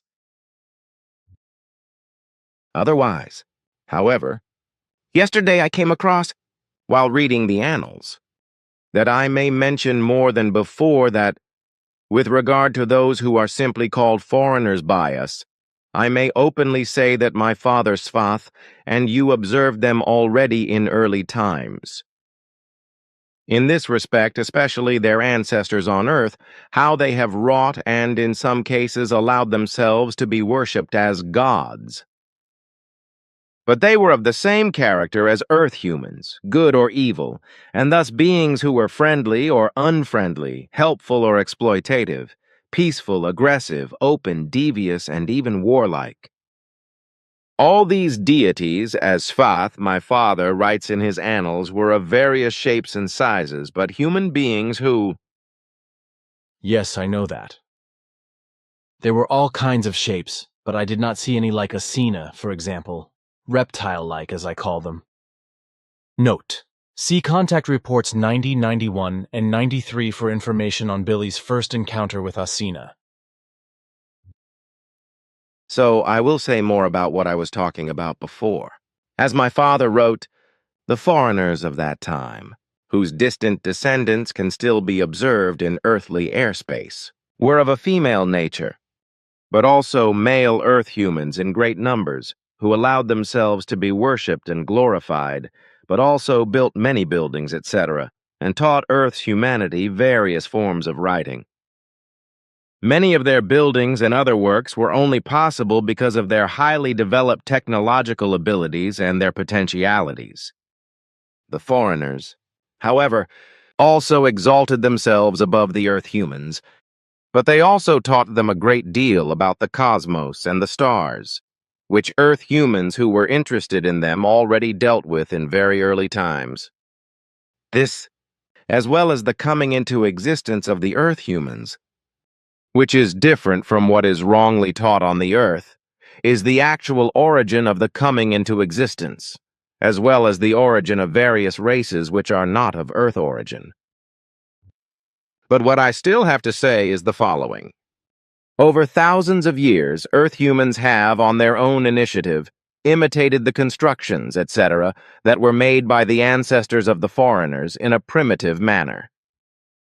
Furthermore, it is to be mentioned that we Pleiaren have to adhere to the strict directive that we must keep away from the foreigners at all costs. Although they have developed their technology to such an extent that they could and can reach Earth and other worlds from the territory of their home stars, they are unable to penetrate our dimension of our universe. And we are obliged by our directives that the foreigners never find the possibility to advance, that is to say, penetrate into our dimension, because our, according to earthly time calculation, very laboriously won state of peace about 52,000 years ago could be endangered by intruders. Contact Report 832. Tell me rather, this is a question that is often put to me, how it is with the women with you, whether they bother with makeup. For my part, I do not know that either, except that all the Pleiaren women I know personally are never painted up. There you are asking a question for which you actually know the answer, because our female gender does not know this bad habit of self-defacement of the face, fingers, and body, as well as hair. Hair is necessarily dyed, with medical means for medical reasons when this is necessary, but when the state of health no longer requires it, then the dyeing is stopped. The women on Era frown upon any form of self-defacement of their naturalness. So they do not use lipstick, eyebrow pencil, nail polish, just as they do not use plumping or padding injections, skincare products, and so on and so forth? To that I already said that such is absolutely frowned upon, because only the natural is preserved and maintained. That's why I have never seen a woman on Era painting herself. Contact Report 833. The non-Earth humans, and thus the ancestors of the foreigners, those of, warned of this, climate change, planetary warm period, and of overpopulation thousands of years ago, and declared that Earth's humanity should be kept on a small scale and not bred in excess. But this was thoroughly misunderstood by those idiots and self-seekers and elements and know-it-alls who pose as prophets and God's messengers, which is why they devised themselves as self-appointed wise men and God's commanders, and claimed the opposite of what was correct. So they falsified all the warnings of the earth foreigners and lied out of it, go and multiply. All this was first predicted thousands of years ago by a truth-bringer, and those earth foreigners who were able to fathom the distant future on earth, and therefore knew what the future would bring. And all of the knowledge in this regard has proven and resulted to be correct to this day. Thus, however, what is really clearly foretold will continue to come to pass. For it is inevitable, and much is determined solely by the human beings of the earth themselves, very often by overpopulation and the unreasonableness of those who instigate wars. Contact Report 834. You do not inform everybody else about what is going on in your work area and what is being done, etc., as I know. This is what I was told at one time. This is indeed so, for we do not mix our fields of work with those of other persons of the same kind. For each has its individual methods which we do not spread to others. For in this way discriminatory differences do not appear which would cause discord. Certain methods and work procedures, etc., can be asked about and also answered for better application, but otherwise individual work methods and results are absolutely not addressed. This only happens when special information meetings take place in this regard, where this and that is discussed. And that Christianity interprets your ancient sign for murder and destruction as a fish, and moreover abusively declares it as a Christian symbol. I find that simply awesome. As far as I know, at least that's how Svath explained it to me. Already in ancient times, a Pleiadian woman called Phacoma showed or gave this to a certain Pericles as a symbol of secret murder and destruction. But he did not use it himself, though the symbol was somehow handed down anyway, like this. Symbol. This is known to me. Our ancient symbol sign for secret and subterranean murder and destruction of truth was unfortunately misused already in ancient times of the first Christianity. Contact Report 835. From time immemorial, the number 12 has been the value of all things, as well as the fact that the ancient ones who came here had 12 fingers and toes instead of 10. They also mixed with the earthlings at that time, so that it still happens today that very distant descendants are once again equipped with it, precisely that they are born with 12 fingers and 12 toes. In addition, there is actually a whole tribe of indigenous people living in the jungle in South America, untouched by civilization, whose human beings each have 12 fingers and 12 toes, as I saw for myself when I was there with Svath. Of course, 12 fingers on the hands and 12 toes on the feet are called bodily aberrations, or the like by earthly scientists. It is not known to them, after all, that it is a complete naturalness that was once brought here, and can now and then break through as heredity in earthlings whose very early ancestry of parents goes back thousands of years. But this cannot be fathomed, just as it cannot be fathomed that their very early ancestors had mixed with the hereditary ones. As a rule, however, the true earlier ancestry of the ancestors thousands of years ago cannot be fathomed, which leads back to the parents of 12-fingered children and 12-toed descendants. Contact Report 836. We Pleiaren have maintained neutrality in our Federation for more than 52,000 years, with the whole Federation in Earth terms encompassing worlds and solar systems many light years across. Our neutrality ensures absolute peace and freedom throughout the Federation for all existing species of human beings, who are of various types and accordingly have a different appearance from that known to Earth's human beings. They are all, however, human beings who have their own forms of personality. Consciousness and mind, peculiarity and individuality, habit, nature, attitude, nature and specificity, peculiarity and characteristic, and so on. But are human beings, like Asina, for example, who is described by me as reptilian. And as I know also of those whom I know personally, all have their own quirks and characteristics, as well as manners, their personal peculiarities and manners, needs, preferences and desires, and so on. However, all those I was allowed to get to know here on Earth and on Era, and indeed all of them, from the smallest dwarfs of about 80 centimeters to the titans of over 5 meters in height, and the acid people who are six-fingered and honored our cars with their acid hands and acid fingerprints, which did not exactly cause vain joy among some of our center inhabitants, were really human beings and not some kind of monsters, even if they were and are not the same in appearance as the Earthlings. A human being is a human being, no matter what he looks like, no matter whether he is an Earthling or comes from far away from the depths of the cosmos or from one of the 6 other cosms of the different universes of creation. I don't think I need to reply to that. But with regard to neutrality, I have something to say, namely what we play are and understand by it, and that for more than 52,000 years, when our ancestors introduced it, Caratrellion, as we call it, we have really had peace and freedom throughout our vast federation, which was not the case before with our very early ancestors for millions of years. When they first found passage into the cosmos of your universe dimension some 25 million years ago, our ancestors were still warlike. What he said I never forget, and because I did not know Darwin's language, I had to wear the little translator that Svath had given me so that I could understand Darwin's speeches, as was also the case with others whose language I did not understand.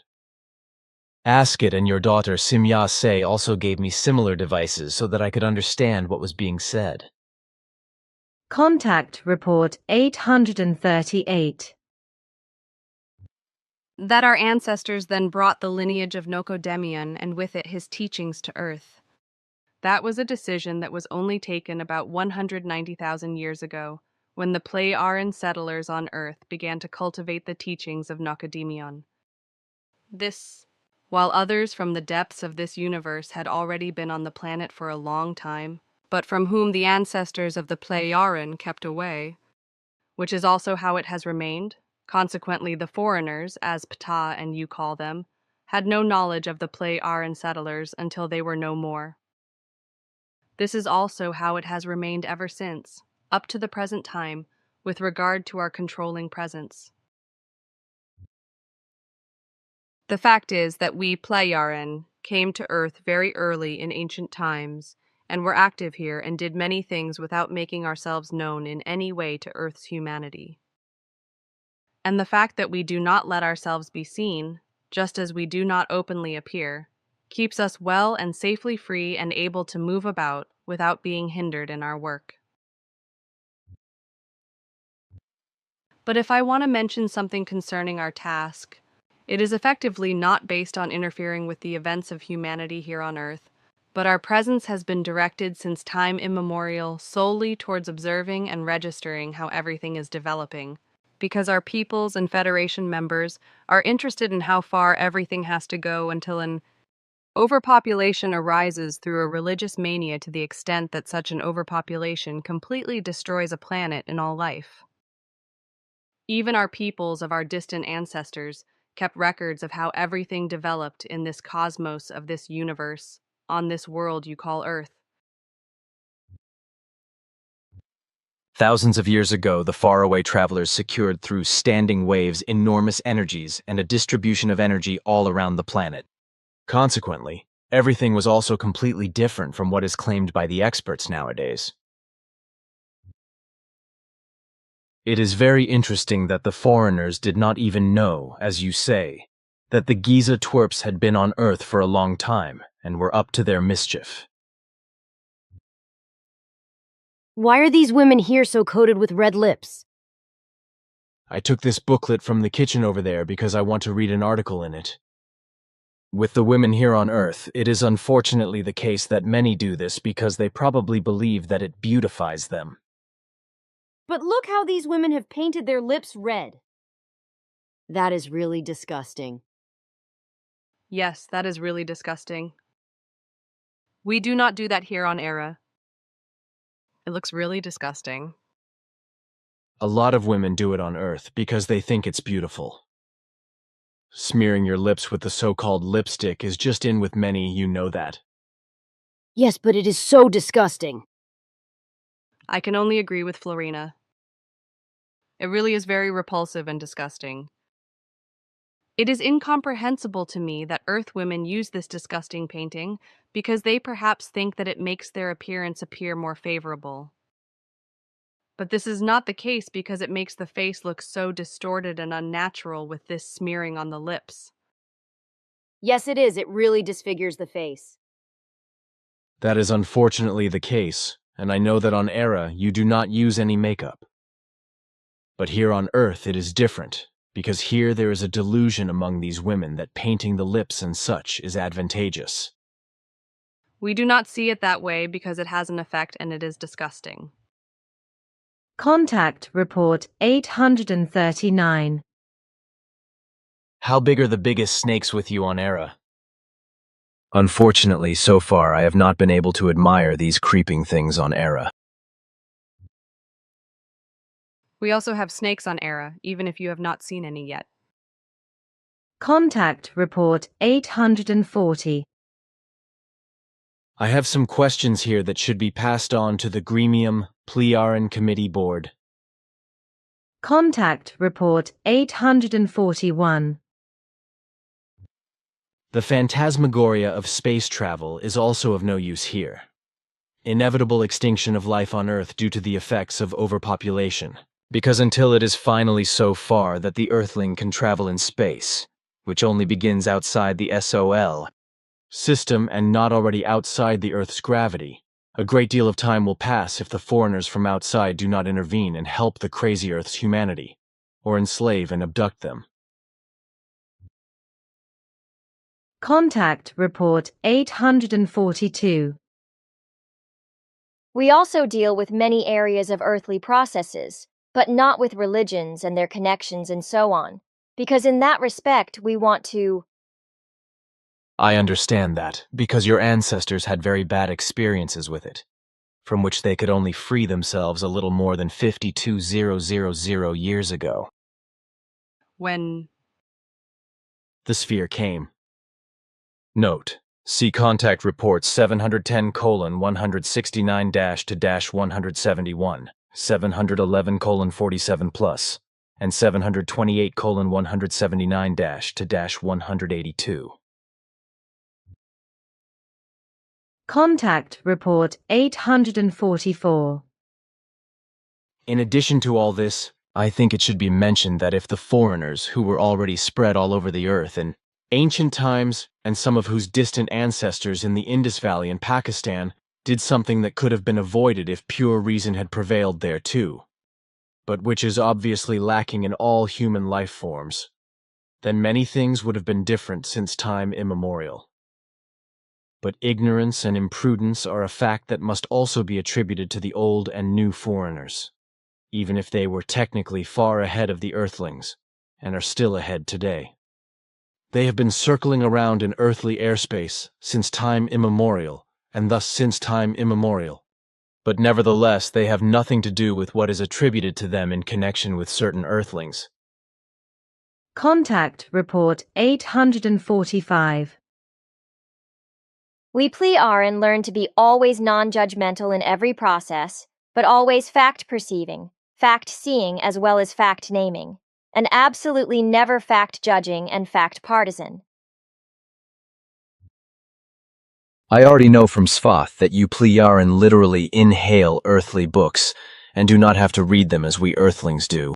But by a certain technique, you simply absorb a whole book, or about 6,000 pages within about an hour or two, and register everything as a whole in your memory. Yes, it is indeed the case that we can acquire book knowledge in a very short time, which would take months or years through normal reading. Svath explained to me that for the time being, once a work, a book, etc. is set up, it can be independently read in a short time, and thereafter it is accessible to everyone and can be inhaled in said process. As he explained to me, what has been read in then remains stored timelessly and is available to any human beings who want to listen in to it. That is so, yes. Contact Report 848. Not even the foreigners, despite their technological advances in terms of quantum technology and nanotechnology and so on, are able to locate our flying apparatus or ourselves. For the Pleiaren, who have nothing to do with the Pleiades, who have been haunting earthly history since time immemorial, keep aloof from it in every respect. Consequently, they would also not interfere with an iota in any matters, etc. They never did, nor do they do, anything that could affect anything on Earth or among the Earthlings. The Pleiaren and all their Federation members remain absolutely and in all respects neutral, without ever doing an iota to interfere in any earthly matter. Billy, the Pleiaren have never done anything to interfere in earthly affairs since time immemorial when they first came here to Earth, as they do not to this day. Contrary to the foreigners, as we call those who came here from the far reaches of space at very early times and are still in earthly space, the Pleiaren have never been active or otherwise noticeable on Earth in any manner. Billy. Contact Report 849. We Pleiaren, as well as our federates as a whole, are not at home in this time structure, and thus not in this universe of creation, but are displaced in space, that is to say, dimension and time, in another of the 7 universes of creation.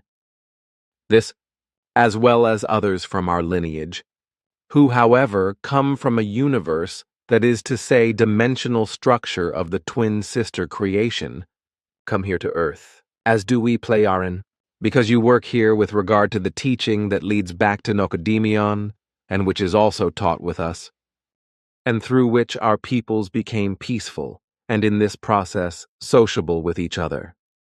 But when you are no more, then we will all withdraw for good, so that after 25 million years, when our distant ancestors found the passage anomaly to this space-time continuum and came here, we will then leave this universe space, that is to say, the dimensional structure of creation.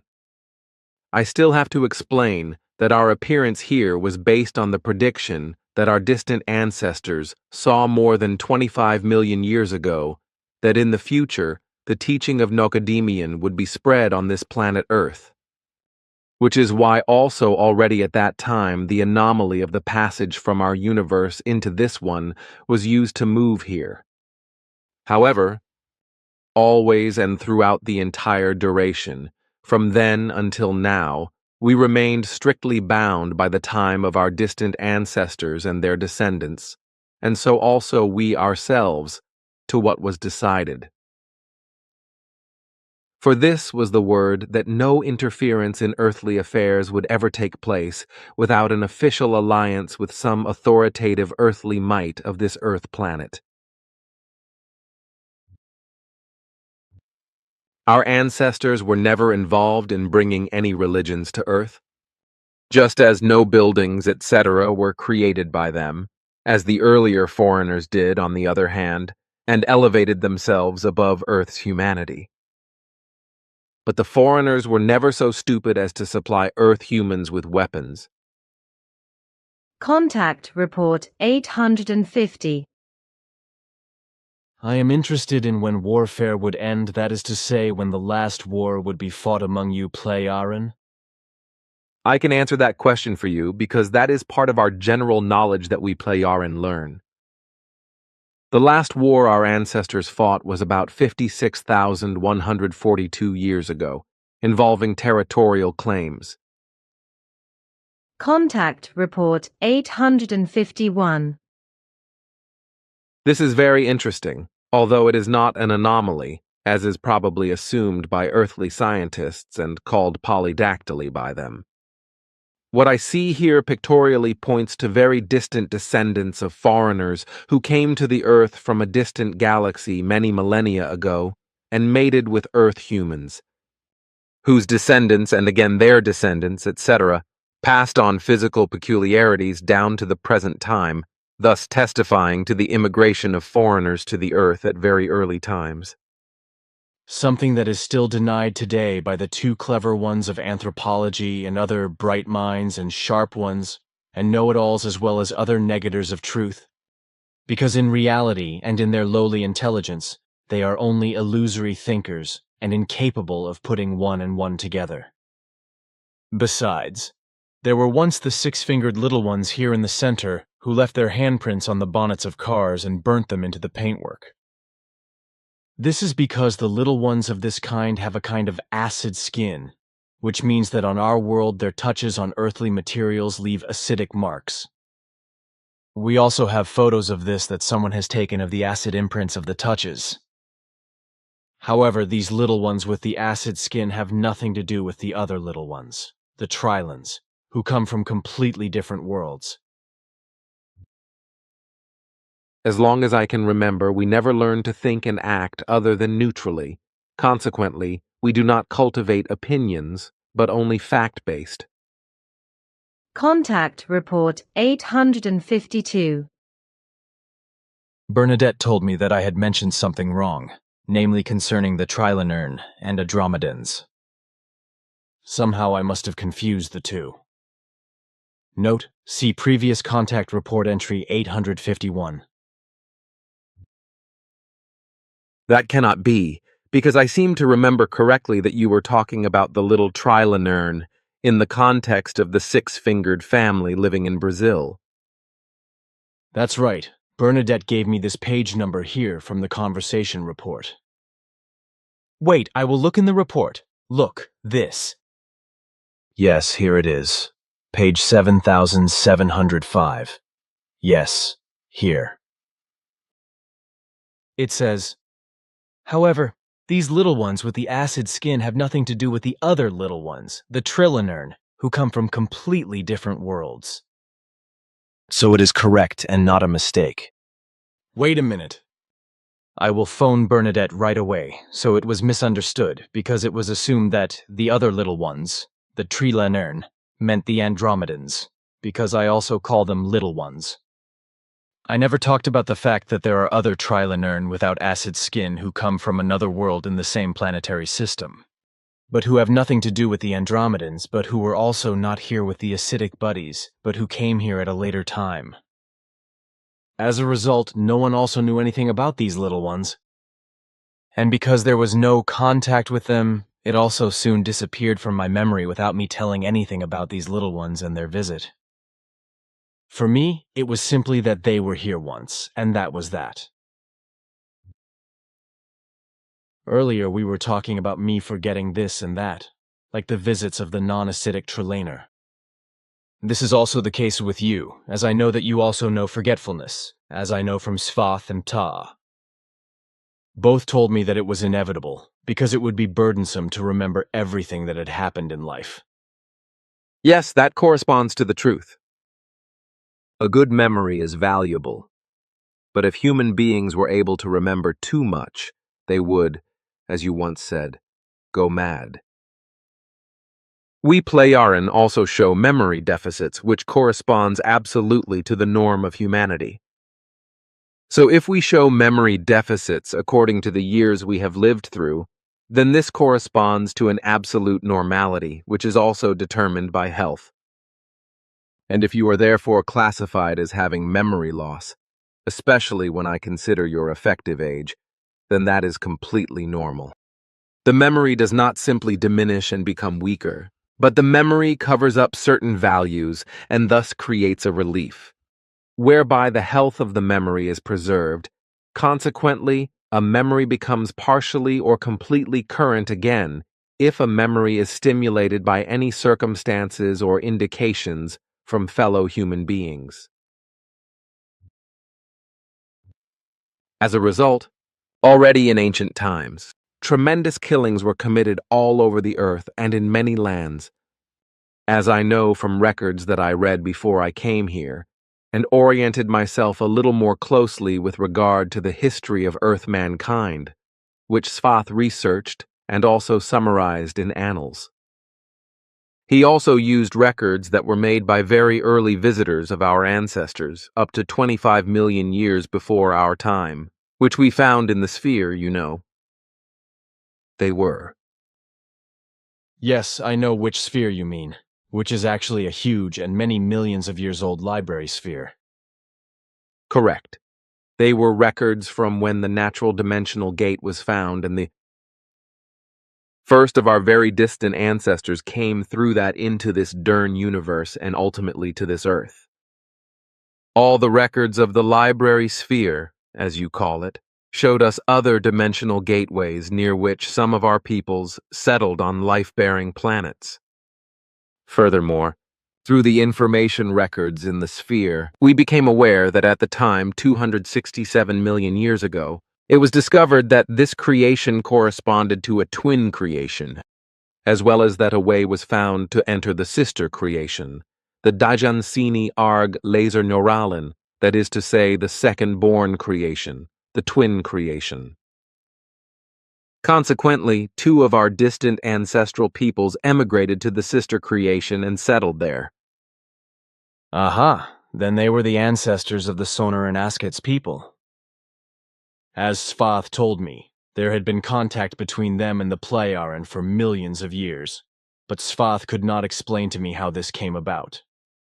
I suppose that is understandable, for everything fell into oblivion, and the knowledge of the origin only became known to us when you were able to open the orb, which was sealed to all and could not be opened. Why that was so, I did not know then, as I still do not know now. Perhaps you can still find the secret solution on some records. And when foreigners from the far reaches of the cosmos came to Earth, did miraculous things, and also built giant structures, these were also worshipped as gods. Contact Report 856.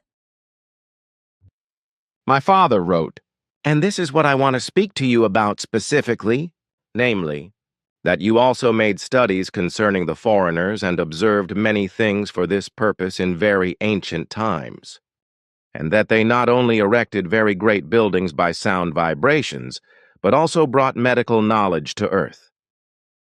But these have been lost and forgotten in the course of the millennia that have passed, just as the great foreigners Horus, Danvantari, Thor, etc. have been. I am also very interested in what my daughter Simyase told me, what she did with you, how you got to know the men Ketch, Durham Ke, Forrestal and Area 18, as well as Gajot, Merlin and the foreigners working on Earth at that time, etc. And what they told you before the foreigners left and the Earth humans known to you were all murdered by the secret services of the USA. And I want to know a lot more from you than what I can only read in the annals. The foreigners have been around for thousands of years and will probably also stay around, but we have always kept away from them for certain reasons, including their home worlds in this cosmos. With regard to them, the whole thing will become acutely topical in America, and enlightenment will be demanded. Because you together, you, father and you, have created clarifications at very early times in the past, with regard to which I want to learn a little more from you, especially, however, about their highly developed medicine. Because as a physician I am particularly interested in this, as also in how the early foreigners taught their knowledge on Earth to those who were suitable for it. The value of neutrality has also existed with us for more than 50,000 years, namely with the term Ephanekratun. Contact Report 858. Note: see Contact Reports 90, 91, and 93 for information on Billy's first encounter with Asina. I once talked about this many years ago with Asina, the very amphibian woman who, amazingly enough, used about the same language as you are using now. Asina was a very special being and came from a people who called themselves Dogon or something like that, as she also said another name, but I do not remember the context. And she also told me that her very, very early ancestors were able to cross over into the Anchor universe and then emigrated there, from a planet, in our cosmos, from a system that was about 8 or 9 light years away from Earth and had a large sun that could be seen from Earth. However, there was another small structure near this system that could not be seen from Earth with the naked eye. From this system, that is to say from its planets, various beings, that is to say species or so of amphibian people, but also other human beings, etc., had come to Earth thousands of years ago. And as she knew, their most distant descendants were still here, with whom, however, for some reason unknown to me, they did not want to maintain any contact. And when I think about what Asina said about this, I think about the foreigners and the UFOs that are observed again and again all over the world. I did not want to say that at the time, but now it is perhaps interesting to know for those who want to know where Asina's distant ancestors actually came from. This, as well as what else she said, is interesting, namely that today's descendants of the dog have had no connection with the Dogon, that is to say with Asina's people, for more than 800,000 years. Asina's people, who, she said, actually call themselves Dogon, according to the ancient term dog, belong to the Plejaran Federation. And what else is to be said? These creatures, which look like reptiles, are those who, however, as Asina said, have changed tremendously physically, and no longer bear any resemblance to those who emigrated to the Ankar universe ages ago. And Asina only came to Earth and to me because she was otherwise already in our universe. And that was because she was supposed to investigate what is happening there today in the system that is 8 or 9 light years or so away from Earth and is actually the true origin of the Dogon. Contact Report 860. Emmanuel's name was already in use since ancient times, that is to say at the time of the original Hebrews, who were called Ibraya, and of which the distant descendants, today's believers in the Jews, no longer know anything, because there are absolutely no more traditions about it. This people was led at that time by a rather deep black African called Avian in the land of Pecht. The original leader was a very distant Negrid descendant of a very small black-skinned Playa-Yaran group that settled in Africa more than 13,500 years ago as immigrants and mixed with Earth's humanity, but kept away from the foreigners so that they never noticed that Plejaran were on this world. The foreigners, who had been on Earth for a very long time and whose distant homeland was 8 or 9 light years away from our world, did not realize the presence of the few Plejaran, whose descendants died out completely in the course of time. You Plejaran have nothing to do with the foreigners and their UFOs.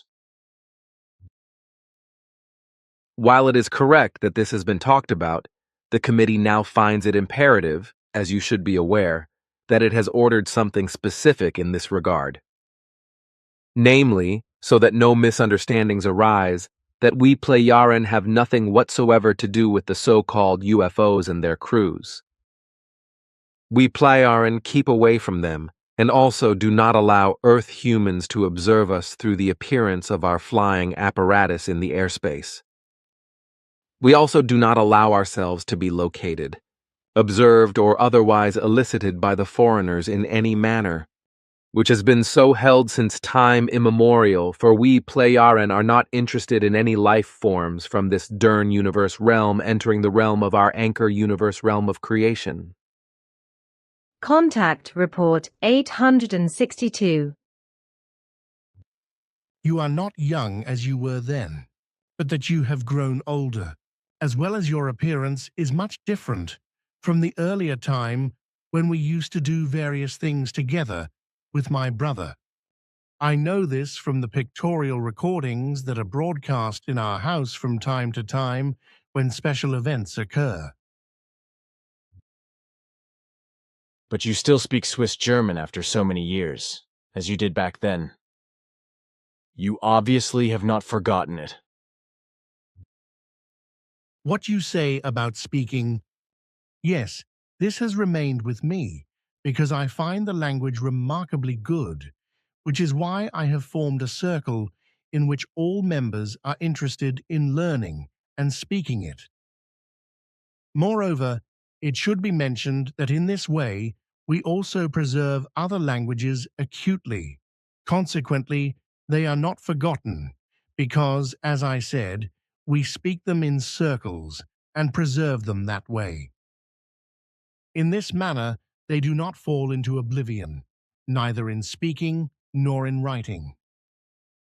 I did not know that. I guess in circles means groups, right? That is so, but now you know the reason why I still speak Swiss German.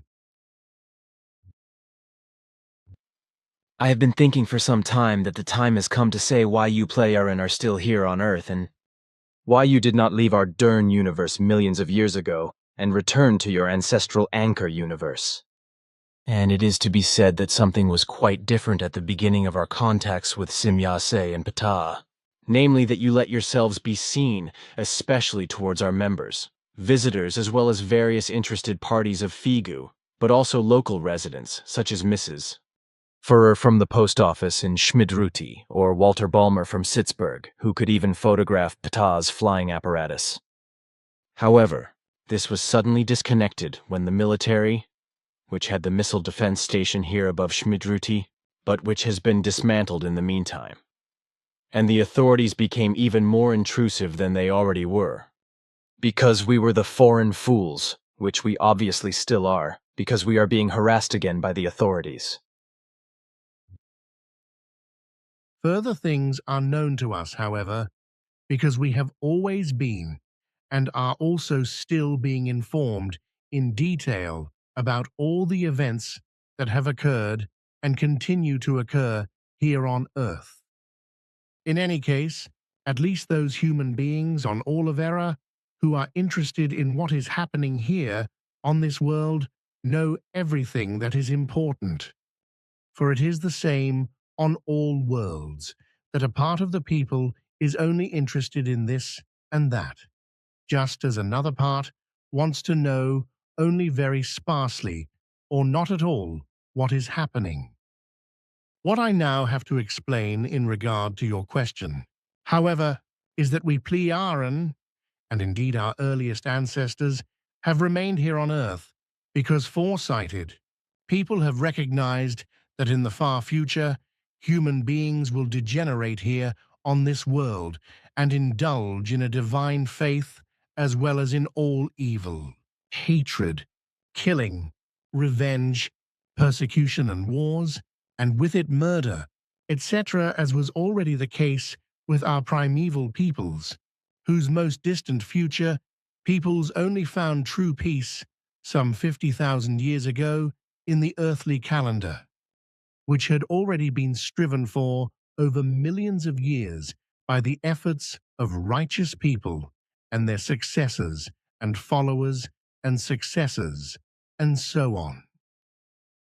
And when this finally became reality, the beginning was not easy, however, because there were still no human beings who really knew how true peace had to be created, shaped, and handled.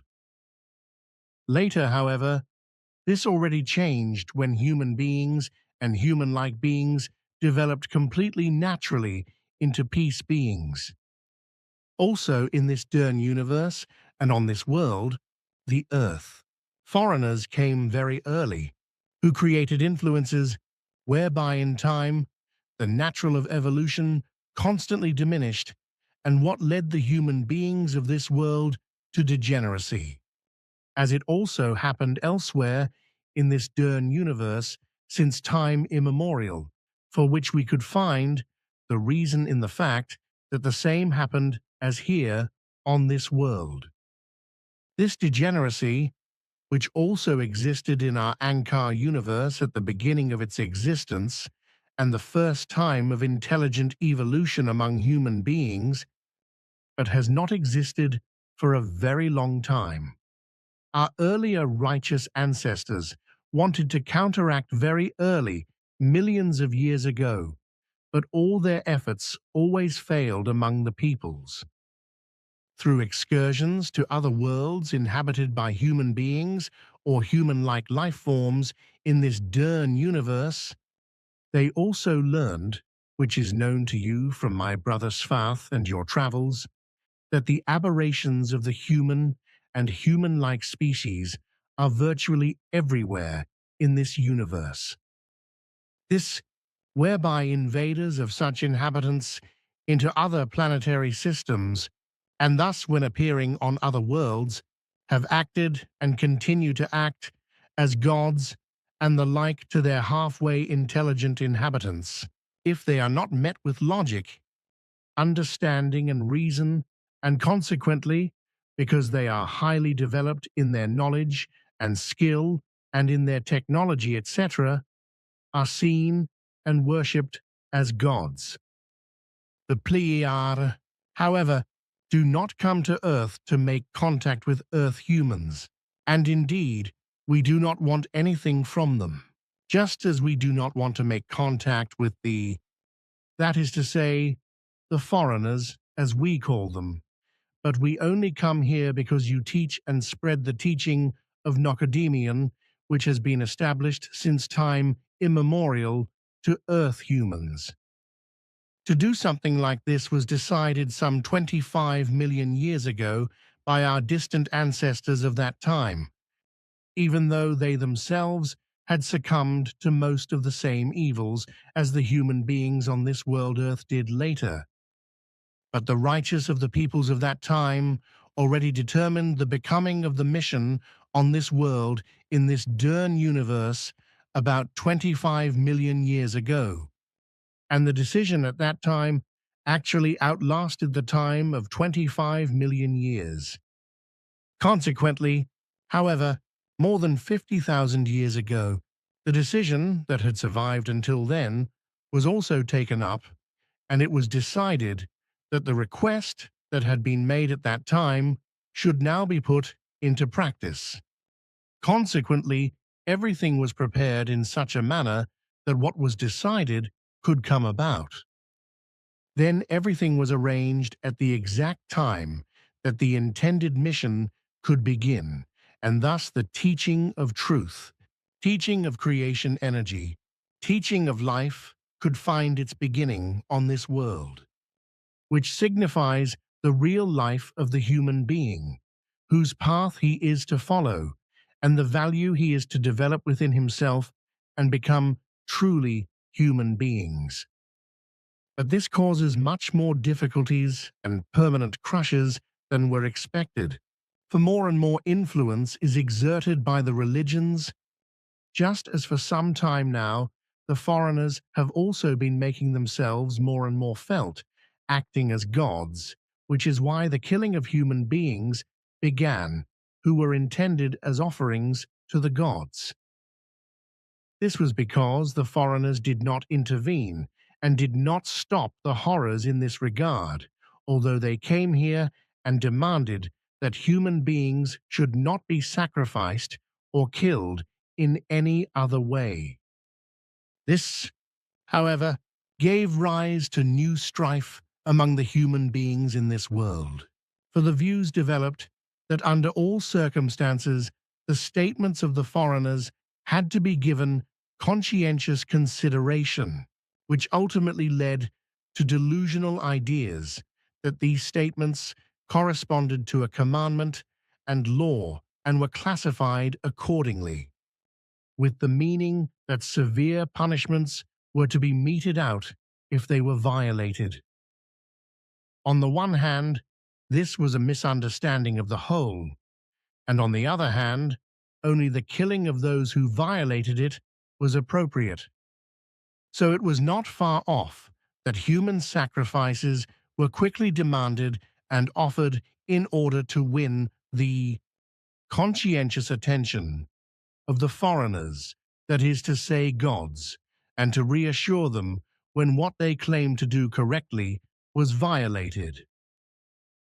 But how they taught and demanded not to kill was misunderstood by human beings, and moreover, disregarded, so that people did not think and act according to the true meaning. Killing thus became a case of quick revenge and retribution from time immemorial, and this in turn gave rise to hatred, hence also wars, terror, degeneracy, destruction, extermination, and murder, etc. Faith-wise, everything in this regard was spread and practiced very quickly. Thus, through the appearance and the misleading teaching of the foreigners to the Earth humans, exactly the wrong thing was done, which has been preserved until today, namely, that which should never become with the human beings, namely, a faith in place of thinking for oneself and grasping reality and truth. Our very distant ancestors found a natural creation-like dimension gate in our Ankar universe, which enabled a connection to this Dern universe about 25 million years ago. The origin was the occurrence of who entered this Dern universe from our Ankar universe through the natural dimensional gate. It was brought by our distant ancestors to an artificially generated approximate speed of light, after which they followed this object, which finally brought them here to Earth. And it is to be said again in particular that we will neither make contact with the human beings here on Earth, nor with the foreign ones.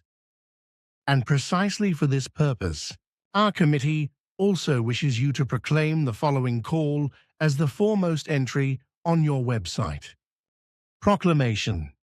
The flying apparatuses called UFOs by Earth humans have no relation to us, Pleiaren, and our flying apparatuses.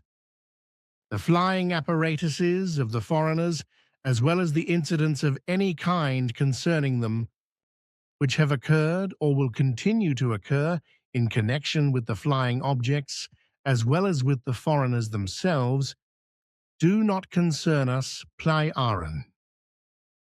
We Pleiaren have in no wise interfered in any earthly events, and will also never interfere, whatever may happen. We Pleiaren will therefore not interfere in any earthly matters, events and occurrences that may arise in the future, this also not in one or the other context concerning the foreigners and their UFO flying apparatus.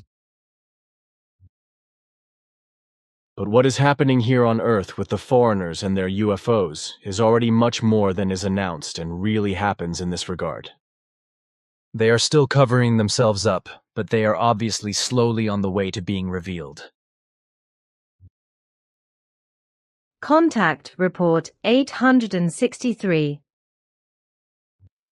Obviously, here in this world, logic, understanding, and reason are not yet so far developed in any wise among human beings, and are still so primitive that these values are not able to take hold in such a manner that it is recognized that partisanship is absolutely the wrong thing to do in order to lead a state and its people. Knowing this very well, we have no party of any kind. Consequently, our error body is also free from any party system, just as there are no parties of any kind elsewhere on error. I know that. Also that with you votes are taken solely by the vast body which represents the whole population of Era, and whose members are never the same, but at every meeting are different ones from the whole Pleiaren humanity, and also never become noisy or even quarrelsome. Contact Report 863. If I go on to say something about the whole thing, it is that as soon as the human being does something that does not suit others, is not understood, cannot be comprehended, is envied or simply does not fit, etc., hostility immediately arises even though no one is inconvenienced or offended by it or comes to harm. It doesn't matter what it is about and how insignificant everything is, why the victim is attacked or maltreated. Because the only thing that matters is that the victim should somehow be harmed, harassed, or even killed because someone else simply doesn't like what they are doing. This very quickly leads to insults. Harassment, destruction, or fights are instigated, or even attacks on life are committed, and those who are hated or simply envied for some sick and idiotic reason are murdered. This is well known to me, for we Plejaren learn from our earliest adolescence that such behavior can never appear.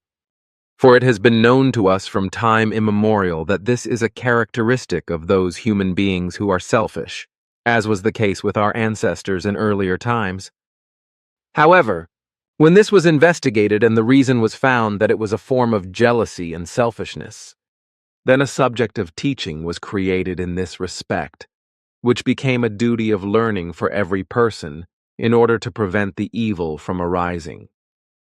Therefore, it also became compulsory that even the adolescent is confronted with it and learns that this unworthy of man kind of behavior is learnt to combat at an early age in such a way that it already dissolves in its origins, and it can never become a factor that can become a reality. Contact Report 864.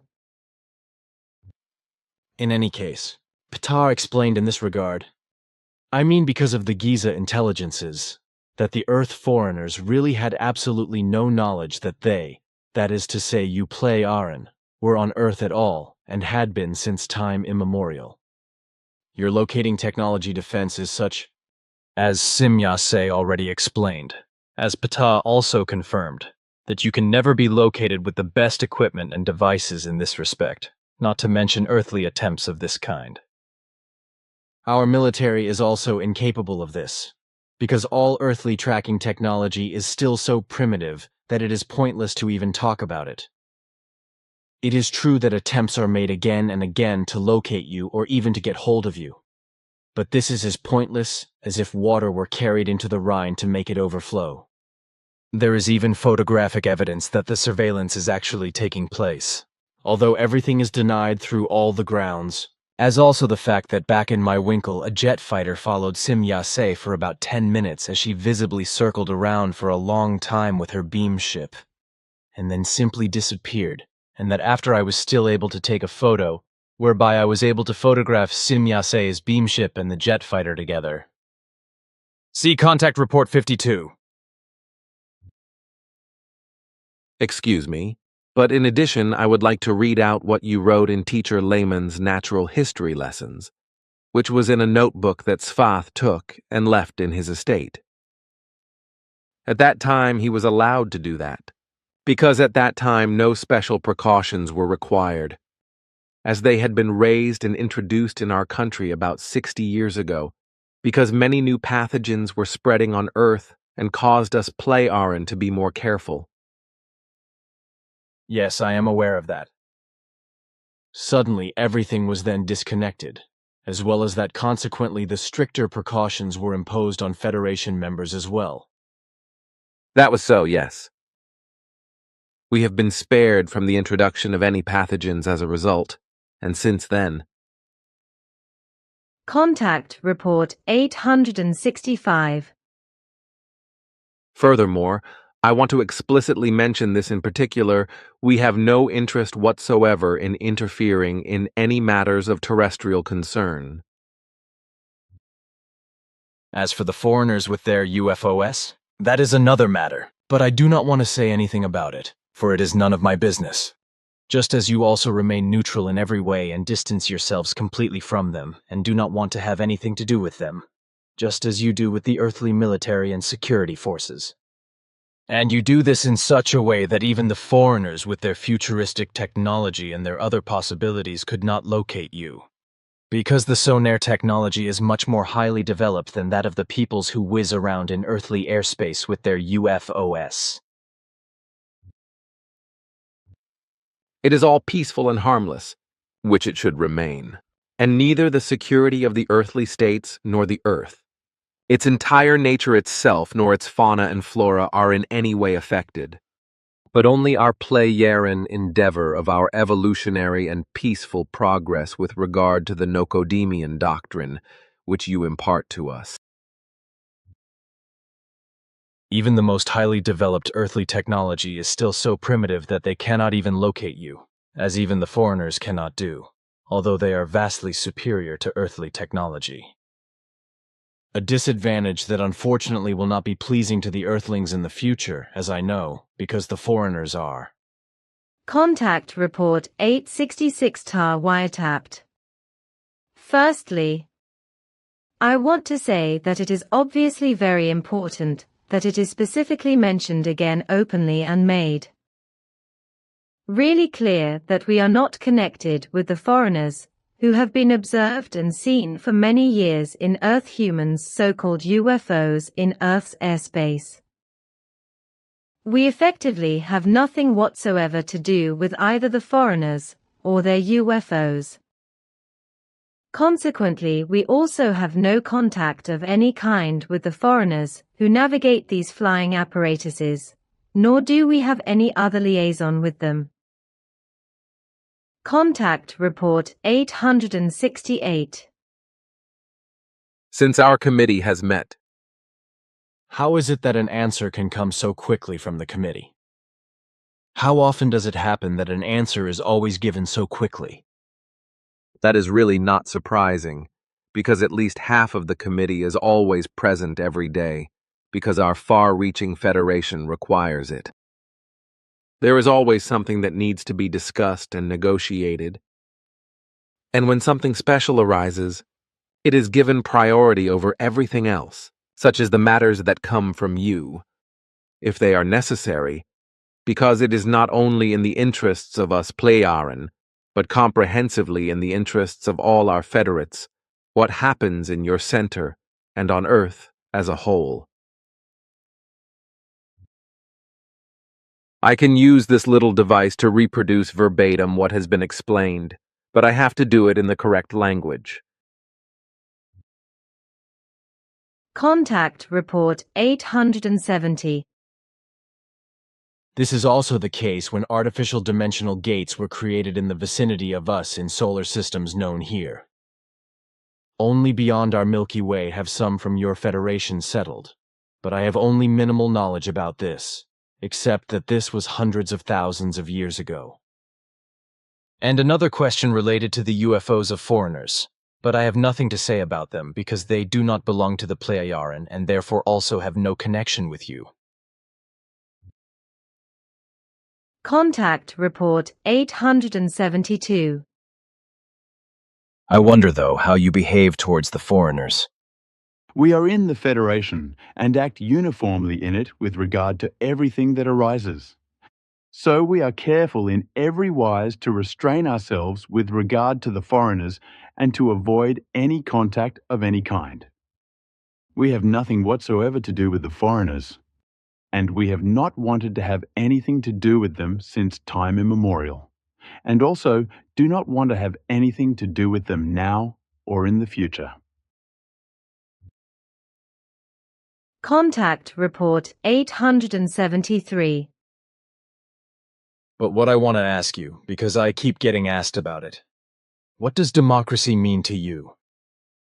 In a democracy, only the people decide. Courts are also subject to the people in this respect, so a judgment is only valid with their consent. In our case, the committee represents the people.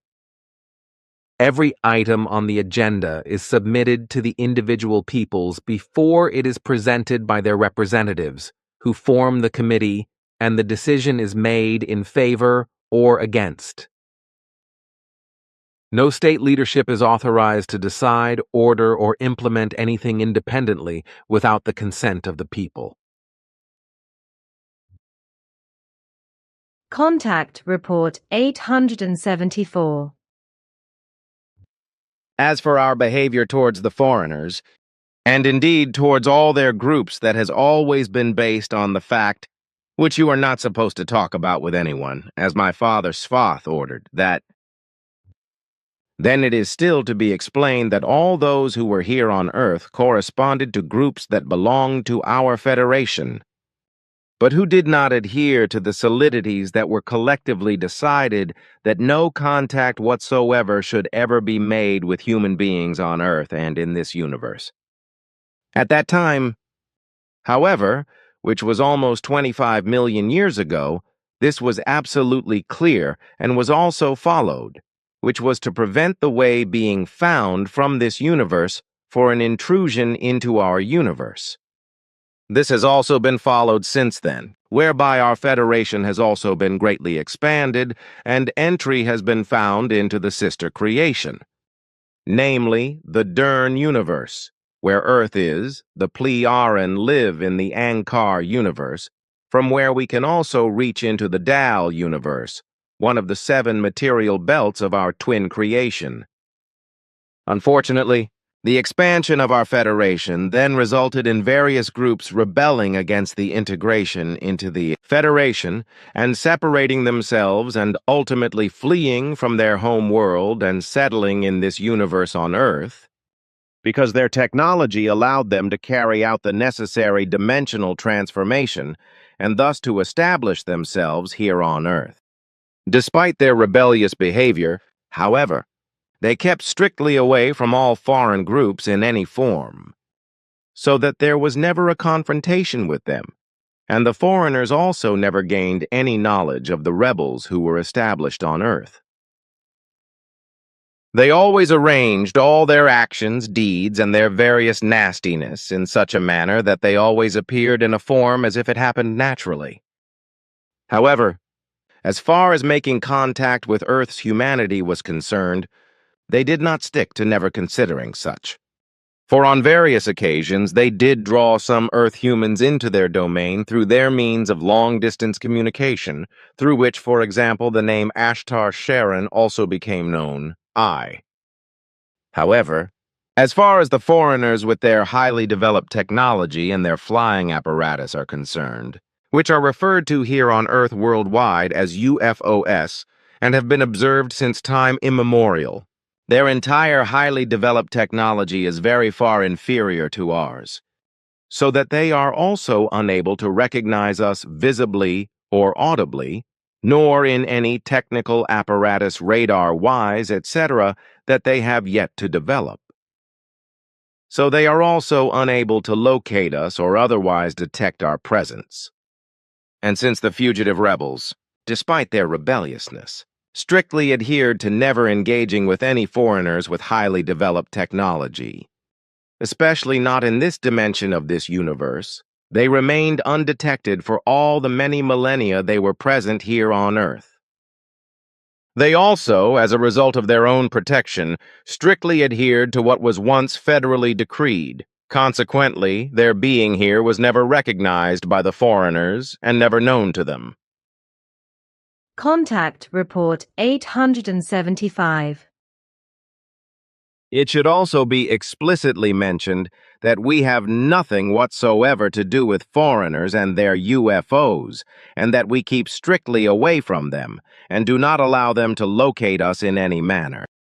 It is also important to mention that we do not come from a planet in this cosmos, but that our homeworld era is in the cosmos of the differently dimensioned Ankar universe, which as such belongs to the same creation comprising 7 universes of different dimensions.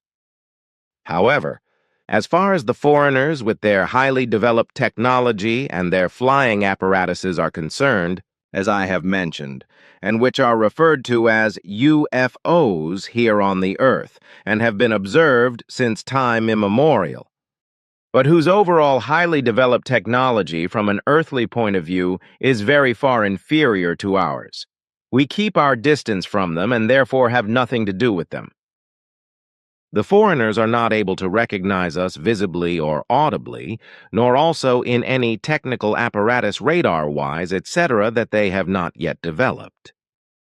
They are also unable to locate us or otherwise detect our presence, as are the Earth's military forces, who are so far behind the still very primitive earthly technology that they cannot even recognize the true achievements of the inventions that have been produced since the middle of the century before last. This, just as the technology of the foreigners, which seems very futuristic to Earth humans, is also far behind ours, and consequently, they are also unable to locate us. Not to mention the fact that their technology, which is far inferior to ours, also makes them incapable of penetrating into one of the dimensional structures of the 7 universes of our creation, and therefore certainly not into a dimension of a foreign creation. This is because they lack the knowledge of the necessary synchronization of the dimensions of the various universes that would enable them to change to another universe. It is also known to us that they have no knowledge of the fact that countless creations exist in the infinite of the absolute nothing, just as we know that they have no knowledge of the fact that there are 7-fold and different sizes and levels of development of absolute forms. Our ancestors already orientated themselves about this in ancient times, and consequently this caused our ancestors to exercise caution and restraint very early on, which we also continue to do in the same manner. We Plei-Aran and all members of the Federation are very careful to ensure that no foreigners from this Dern universe can enter our Ankar universe, from whom nothing good can possibly be expected. We Plei-Aran and the entire number of the Federation are completely and utterly peaceful, so we do not want any belligerent elements to invade our Ankar universe. However, we do not know how far the foreigners, whom we therefore avoid for safety reasons, in this universe we call Dern, are able to penetrate into the dimensions of the past and the future, and therefore also manipulate them. All that is known to us in this respect, possibly to be feared, and also the unknown, therefore prompts us to maintain contact and communication with you in such a manner that the whole thing is always and in every case shifted in time and place in such a manner that our presence together with you cannot be grasped by the foreigners. However, we have also secured this with regard to earthly attempts at possible underhand shadowing in such a manner that even electronic devices cannot make any kind of recordings. This is also the case when we move around the center or its grounds, as well as when we are looking for you in the buildings, for example, which is detected by the persons living there under certain circumstances, but the foreigners are still unable to find us out. I am still interested in the fact that, as we have talked about before, the escaped rebels who came from your Anchor universe to our Dern universe, despite their rebelliousness, always behaved in such a manner that they never got involved with any foreigners who had highly developed technology compared to the Earthlings, and who might have had the opportunity to seize the rebels' technology. However, over the many millennia they remained among themselves and unrecognized by the foreigners, as they did by the Earth's humanity. Why did it occur like this? To ensure their own protection, all the factions of the fugitives adhered to what was decided earlier for security reasons. So when foreigners make their presence felt, even from the distant future, they will also have nothing to do with us because we will keep our distance from them, as you know. In addition, which is a committee decision, we will withdraw from this Dern universe for good when you have gone your way. But there is the question, how is it regarding the year 3999 if, note, in reference to the year 3999, please refer to Contact Report 704, Question 12. Answer. To talk about it is not good, but it may be said that in this respect, everything remains as it was explained and will come to pass. Contact Report 876. But tell me, do you also have cats on Era? I did not see any when I was there. You also could not, because this mammal is not known to us. Contact Report 878. But how am I supposed to comment on the questions, on the so-called UFOs of the foreigners and their origin, reason, and destination, etc.? It is clear to me that your ancestors and those who fled from Era have always maintained that no contact was ever made with the foreigners, and that you have not allowed yourselves to be located since time immemorial, and also continue to behave in this wise. I knew that, but now I really understand why the foreigners also keep their distance from Earth's humanity. I have never thought about that myself, but what you say seems logical to me. Contact Report 879. And how do you want to answer this woman's letter? Question: what, who, and from where are the beings of the UFOs, and what do they want? You know that your father, just Svath, has already suggested to me that I never say anything about this. Consequently, I should keep quiet. I may say, however, that these have been seen and worshipped as gods or goddesses by earthlings since time immemorial. Contact Report 880. As they say here, an ounce of prevention is worth a pound of cure. And this proverb probably applies not only here on Earth, but also throughout the universe and in other universes, even if it is probably only known in the form mentioned here. There you are saying something that actually also applies with us and the entire Federation, but not in the words as you call them. Contact Report 881. Some time ago, together with Michael here at the center, we talked about the Sonar, who fled to the Dern universe 30 or 35 million years ago, that is to say, to the sister universe, because there was constant war among your peoples in the Ankar universe. The Sonar then developed very quickly and far in technical terms, and when peace finally came to you Plearan more than 52,000 years ago through the great and mysterious sphere and your Federation came into being, there were again closer connections between you and the Sonar in the DAL universe, which also includes the peoples to which Asket belongs, and I had the honor of getting to know some of the persons there. Now there is still the question to be answered as to why you Plearan, and consequently also I want nothing to do with the UFOs. Why you also protect yourselves against any tracking by them, and also from the surveillance of the Earthlings. Enough has already been said about this in recent months, and if I recite here what has already been explained, then only to the extent that it should be prevented that neither the UFOnauts find their way into the Ankar universe to the Plearan and their Federation, nor one day later the Earthlings, who know only murder and manslaughter, hatred and revenge, power, greed, war and terror, as well as religious mania and imaginary gods.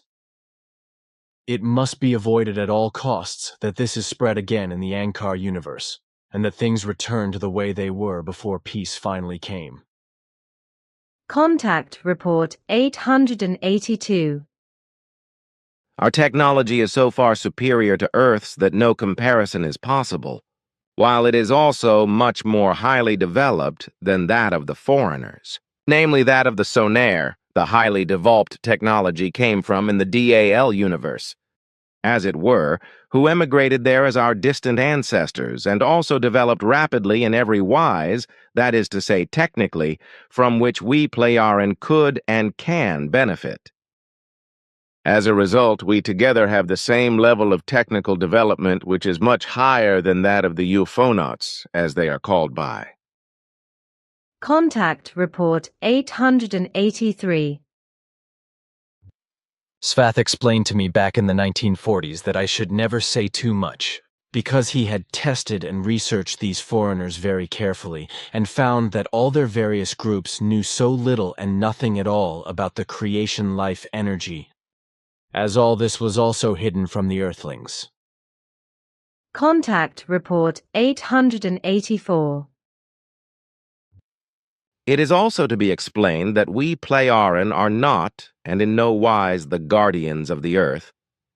Nor do we interfere in any politics, world affairs, religion, or any other matters, for we keep strictly away from that and have our task only to assist you in your mission in a manner known to you. Our committee would also not allow anything else, so we adhere to its strict instructions in every respect. Contact Report 886. Basically, I have had this in my knowledge of the creation life energy since Nocodemian. It is also something that Svath often mentioned with regard to human sexuality, that is to say, personal sexual imprinting in corresponding conversations. the fact that this is predetermined in every living being to the extent that it acts in such a manner that it degenerates behaviorally in one wise or another. In other words, every form of sexuality is naturally predetermined, so that the human being, as well as every animal, creatures and every other life form, carries all forms of sexual behavior, that is to say, forms of sexuality within itself naturally, and exercises them in life. For example, in human beings, as in all other life forms, the various forms of sexual behavior are naturally given, such as the type or form of so-called heterosexuality, lesbianism, homosexuality, then bisexuality, ipsism, that is to say masturbation, but also zoophilia, that is to say sex with animals and other life forms, which is very common worldwide. I would also like to mention a few of the exceptionally many deviant and completely ausgarteten, to get very badly out of control of the good human nature, forms of sexual behavior that are in no way naturally innate to human beings, but which they acquire and live out in a pathological and deviant way. This is, for example, exhibitionism exposing the genitals to unsuspecting strangers, usually by men. Then urophilia, preference for urine in a sexual wise, as well as coprophilia, gaining sexual pleasure through human excretion of feces. Autonepiophilia, sexual act with baby clothes and nappies, etc., whereby the range of this short selection of deviant sexual practices is, however, very diverse and actually knows no limits. Such degeneracies are unknown to us, Playaran, but the forms of sexual imprinting of a natural form, as you call it, very much so. On the other hand, the contacts are also often shifted in location, as you take me to the beam ship or we sit somewhere outside, somewhere far away in the open country, or when we walk around in a forest. However, there is always a connection to my office in such a wise that I can see what is going on in it, and I can even operate the telephone remotely without being present in the office. Your technology allows me to do this, because it is far superior to the earthly primitive technology.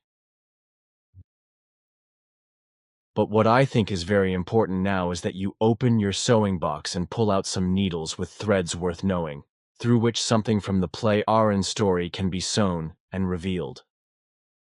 That, I think, would be much more important than what I have just said.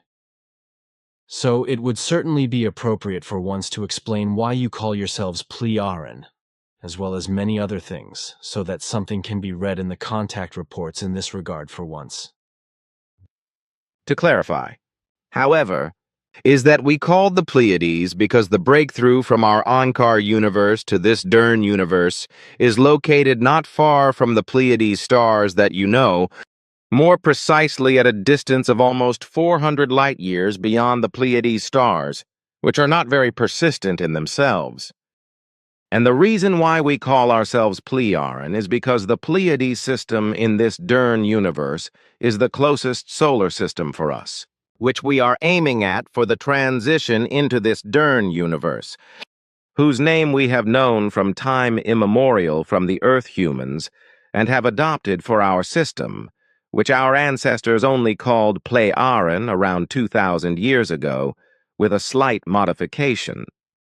Our homeworld, that is to say, our planet, has only been called Era for around 52,000 years, because our ancestors chose this name when real and general peace was established among all peoples across the planet and also spread across our entire Federation, which had come about much earlier through wars and hostilities. However, before the real peace came, which has now prevailed for well over 5,000 decades, 50,000 years. Our very early Playaran ancestors, who at that time called themselves Sciron, as Era was also called at that time, some groups of them found their way to Earth 25 million years ago. And this happened because they were following a large satellite that moved out of a system and entered this Dern universe from our Ankar universe through a completely natural dimensional passage. You once called it a dimensional gate. This satellite arrived in the SOL system after a very long time, as it settled on Earth as a moon and has been orbiting the planet ever since, but gradually moving away from it.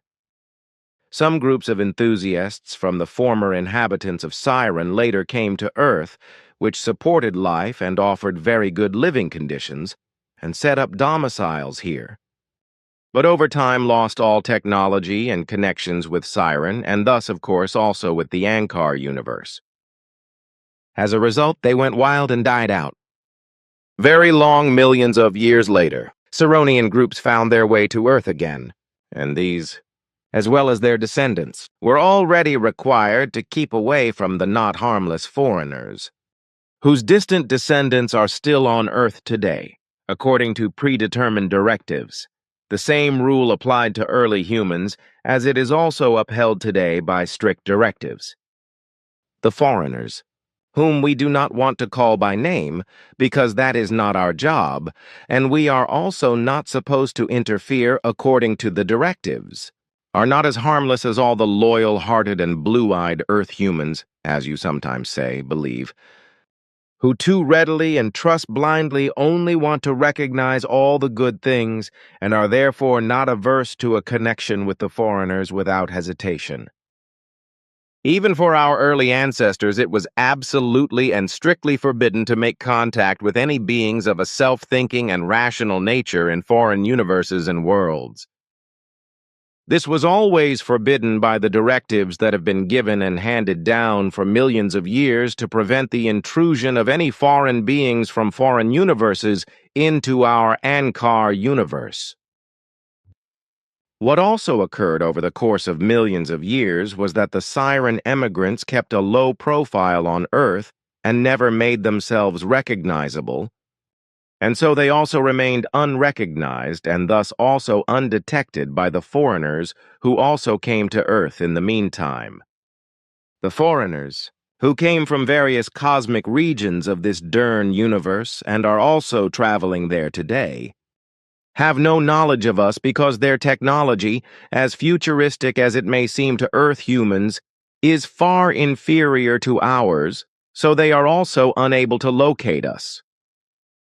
Furthermore, it is still the case today that we strictly adhere to the directives and never make contact with foreigners or Earth humans, and are very careful not to reveal or even show them the way to our Ankar universe. An attempt was once made to make contact with the Earth humans. See Contact Report 115, Contact Report 117, and Contact Report 122. But you would have had to act as a middleman between us and America because we would not have appeared ourselves. But this attempt failed miserably because America's leaders made demands on us Playaran that were so domineering, selfishly power-mad, and unacceptable to us that we canceled the attempt. Well, the later generations of Sidon settlers on Earth either returned to Sidon in the following period, and then even later to Era, or they died due to old age. The last Playaran person was a woman who wanted to return to Era in 1193, but died here on Earth, so that no more Playaran have settled on Earth and lived here since then. Apart from us, there are now no Playaran residing on Earth, but there are only a small number of us, and we only carry out observation tasks, and in absolutely no wise maintain any connections with the Earth humans, and also do not interfere in any manner in the affairs and politics, etc. of Earth civilizations or provide any help.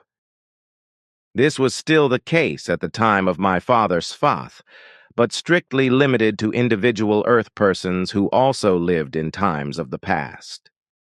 It was also similar with Asket, but mainly also only in the manner it was with my father, although as a result of you it was necessary for Asket, who came from the sister universe, that is to say from the Dael universe and looked after you, to have brief encounters with some Earth humans of the present. Hans Meyerhofer and Wendell Stevens were included in the connection with her because this was done with the permission of the committee, which even wanted these contacts, but which had to be kept secret. Care was always taken to ensure that both the Earth humans and the foreigners were never even aware of anything. All that I have explained to you and mentioned from earlier times is known to me from the Pleiaren history and from the annals of my father Svath, who kept very long and accurate written records of the events and history of events on Earth and in connection with you. And the fact that he cultivated contacts with Earth humans, which was specially permitted to him by our committee in his time, and that you, as an Earthborn, are in permanent contact with us and can fulfill your mission, is based on the fact that we have been instructed that your creation life energy form is the same one that fulfilled and fulfills the mission of the Nocademian, which has already lasted for 9 billion years. It is therefore to be explained that we are instructed by the directives to remain among ourselves and not to enter into any connections with other human beings. Also not with Earth humans and beings from other universes. This clearly means that neither any of us Pleiaren, nor any human beings, such as Asina, nor human beings from our Federation, or even from our Ankar universe would make contact with Earth humans because this would contravene our directives.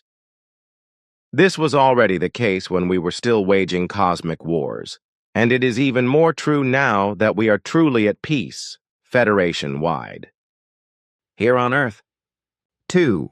Connections are therefore to be strictly avoided, so that the Earth humans, who for us are foreign as well as unreasonable and violent beings, could not find the passage from this Dern universe into our Ankar universe and bring renewed wars of conquest, which have prevailed again and again for millions of years in large areas of the Ankar universe cosmos, but were finally ended and settled more than 52,000 years ago, so that true peace has prevailed ever since.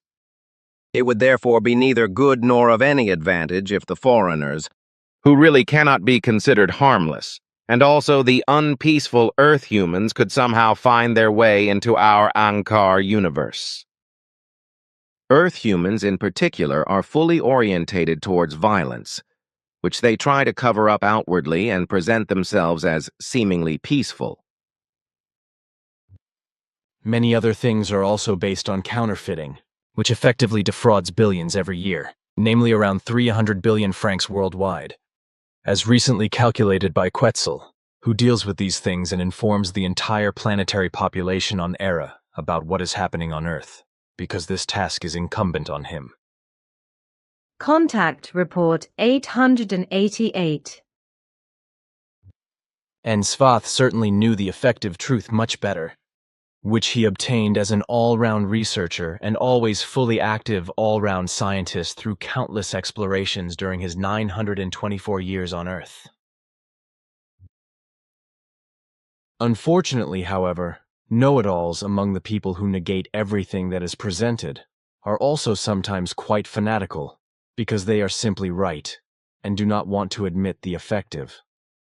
That is unfortunately the case, which fortunately does not appear here on Era, because such behavior is not peculiar to our populations, as is also the case with many other evil, wrong, dangerous, and even humanly abnormal things that the majority of human beings on Earth are guilty of. For my part, however, I want to come back to the fact that I really no longer want to observe the events in the war zones in detail in the way that it has gone together with you as a result of your request.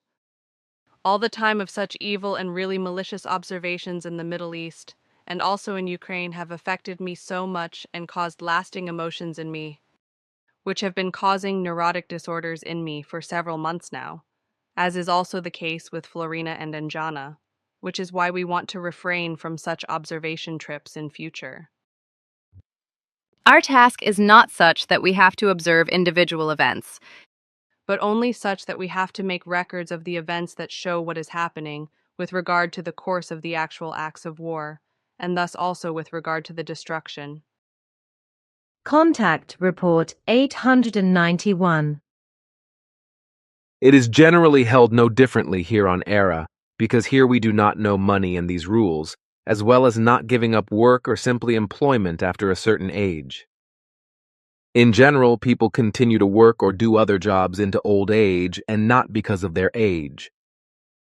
I also think that we call it retirement, after which a pension or retirement annuity is usually paid out to the retired person. In return, human beings have to pay a certain percentage of their salary to the old age and survivors or pension fund for the rest of their lives. This kind of thing is unheard of with us. Also, as I mentioned before, it is not common for us that work is no longer done or no other occupation is pursued after a certain age. Even our oldest female and male persons are engaged in some kind of activity that is at least useful for themselves or also for the community. But that makes me wonder, what is it like when human beings are frail and no longer able to engage in any occupation? Such a condition or similar conditions do not arise with us, because we maintain our health as well as our entire body in function throughout our lives, so that absolutely no damage whatsoever is able to impair our health as well as the body and its organism in any wise.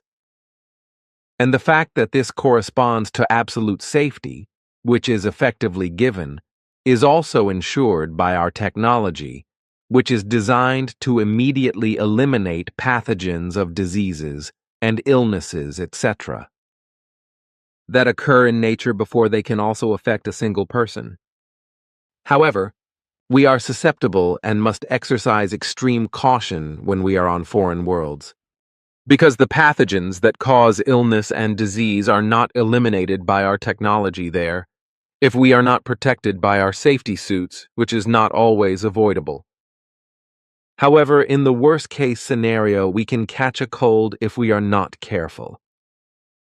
But what about when it comes to going out of the world, by which I mean how is it that death also takes its toll on you at an early age? As I know, it also occurs when a human being is still young and not already well over 1,000 years old. That is already determined by the basic disposition of the body organism, which is different from person to person from birth, and which determines how long, for example, the heart will remain fully and comprehensively functional. This predetermines the expected age of life. And if this is not avoided by life-prolonging measures when the calculated lifespan is reached, then the vital organs give up their energy and strength, such as the most important organ, the heart. Speaking of the heart, here on Earth, hearts are transplanted through surgery from human beings who have just died to other human beings if their hearts are weak or malfunctioning, etc. With us, health medical measures are never carried out with regard to prolonging life, as is apparently practiced by Earth humans by transplanting the hearts of other human beings, as you said. We do not do this, because if this organ is no longer functional, then every person naturally allows death to occur and does not try to prolong life in any wise, such as through a heart transplant. We respect death and never try to prevent it if we know that the time has come sooner or later, which is usually when the heart stops working. This is determined from birth, and we live accordingly, but we do not and never seek to prolong life by trying to stop death and change everything by transplanting a heart. We would consider such an action to be unworthy of life.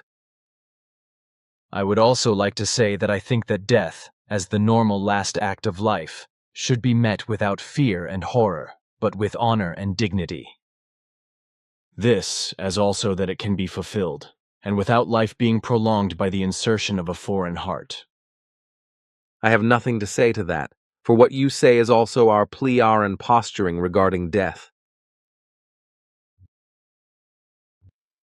I also want to tell you that in the last 2 months I have learnt a great deal about our distant and most distant Playaran past, which has shown me things worth knowing that go back to the most distant times, up to 30 million years ago.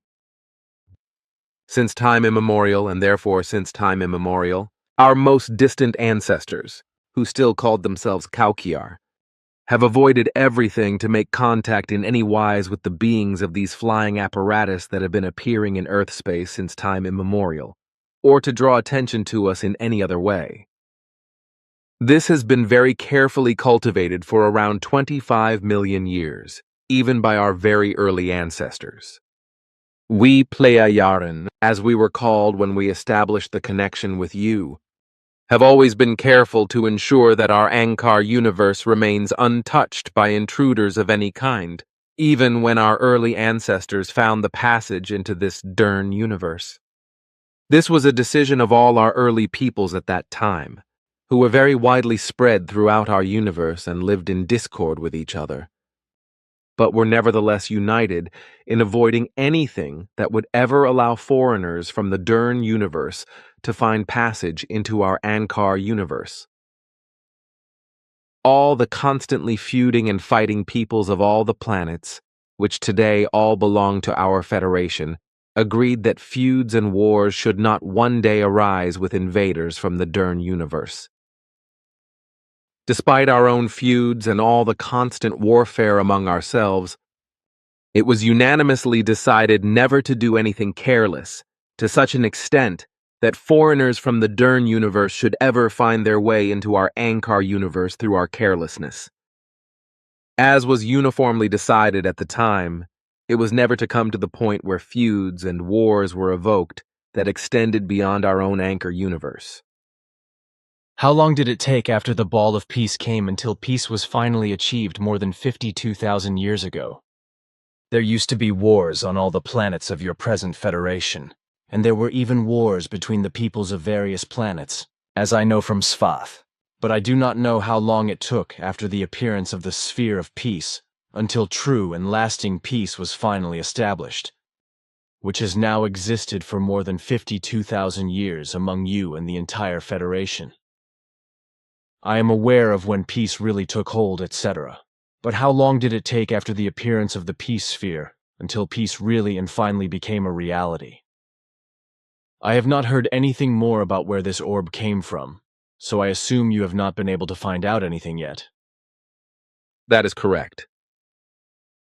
Our endeavors continue unabated, but so far nothing has been discovered in the more than 175,000 years that have passed since then. And the whole process since then, when serious efforts were made to achieve real peace, and until the final peace was finally achieved, took even longer than 123,000 years, as I know from our ancestral history. The human beings of all the peoples of our present-day Federation needed very many decades of thousands, and thus even 123,000 years. As I said, after the appearance of the peace sphere, as you call it, to transform themselves into really true human beings, which they also actually became. Our early ancestors and all those after them from then on adhered much more strictly to the instruction that nothing was ever to be done carelessly whereby strangers from the Dern universe could find passage into our Ankar universe. This was because, as our very distant ancestors had already discovered and recognized, some of the foreign peoples were very unpeaceful, warlike, violent, and aggressive beings, in contrast to other foreigners who were more peaceful and balanced in nature. However, the foreigners of a negative nature, who also posed as gods and the like and were of different origins, have remained trapped in their attitudes to this day and have not changed for the better, as we can also see again and again at the present time through our explorations. In addition, the foreigners of various beings are so different in their attitudes, their habitus, and their aspirations, that no comparisons can be made in a harmonious way.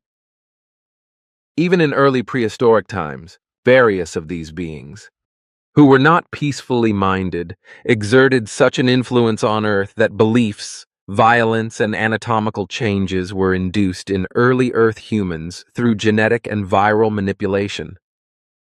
In particular, negative and violent aspirations, ambitions, desires for honor, aspirations and ambitions, as well as greed for honor, etc., were caused.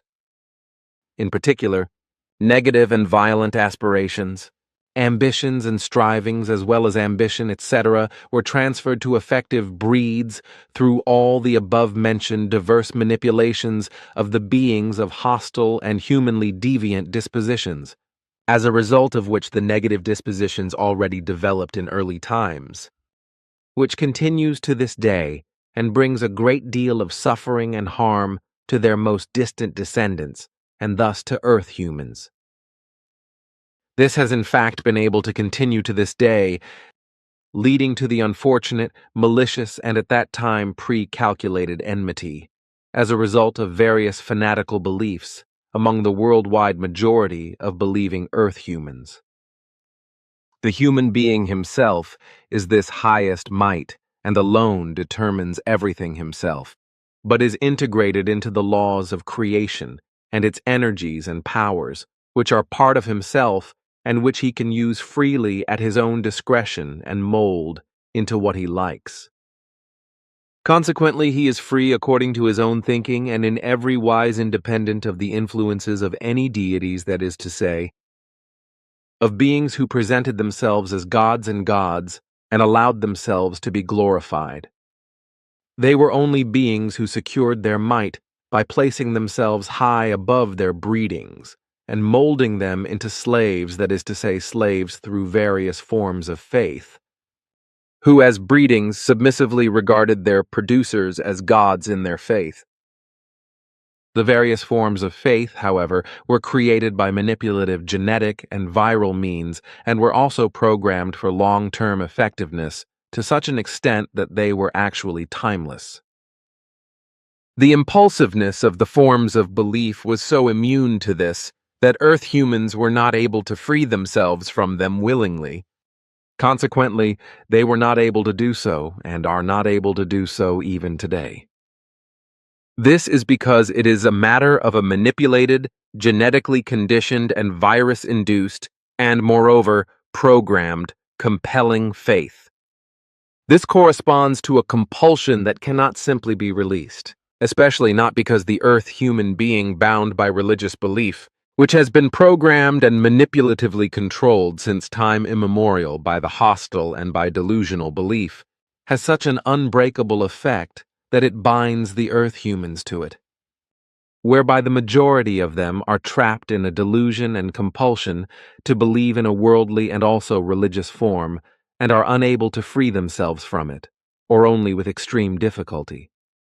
On the one hand, this is related to the majority of Earth humans who, due to the abnormality of those negative-minded foreigners, were genetically molded in a human negative manner by manipulation and by certain viral influences, while on the other hand, the genetically peaceful beings did not transfer such manipulations into their breeds due to their humanity.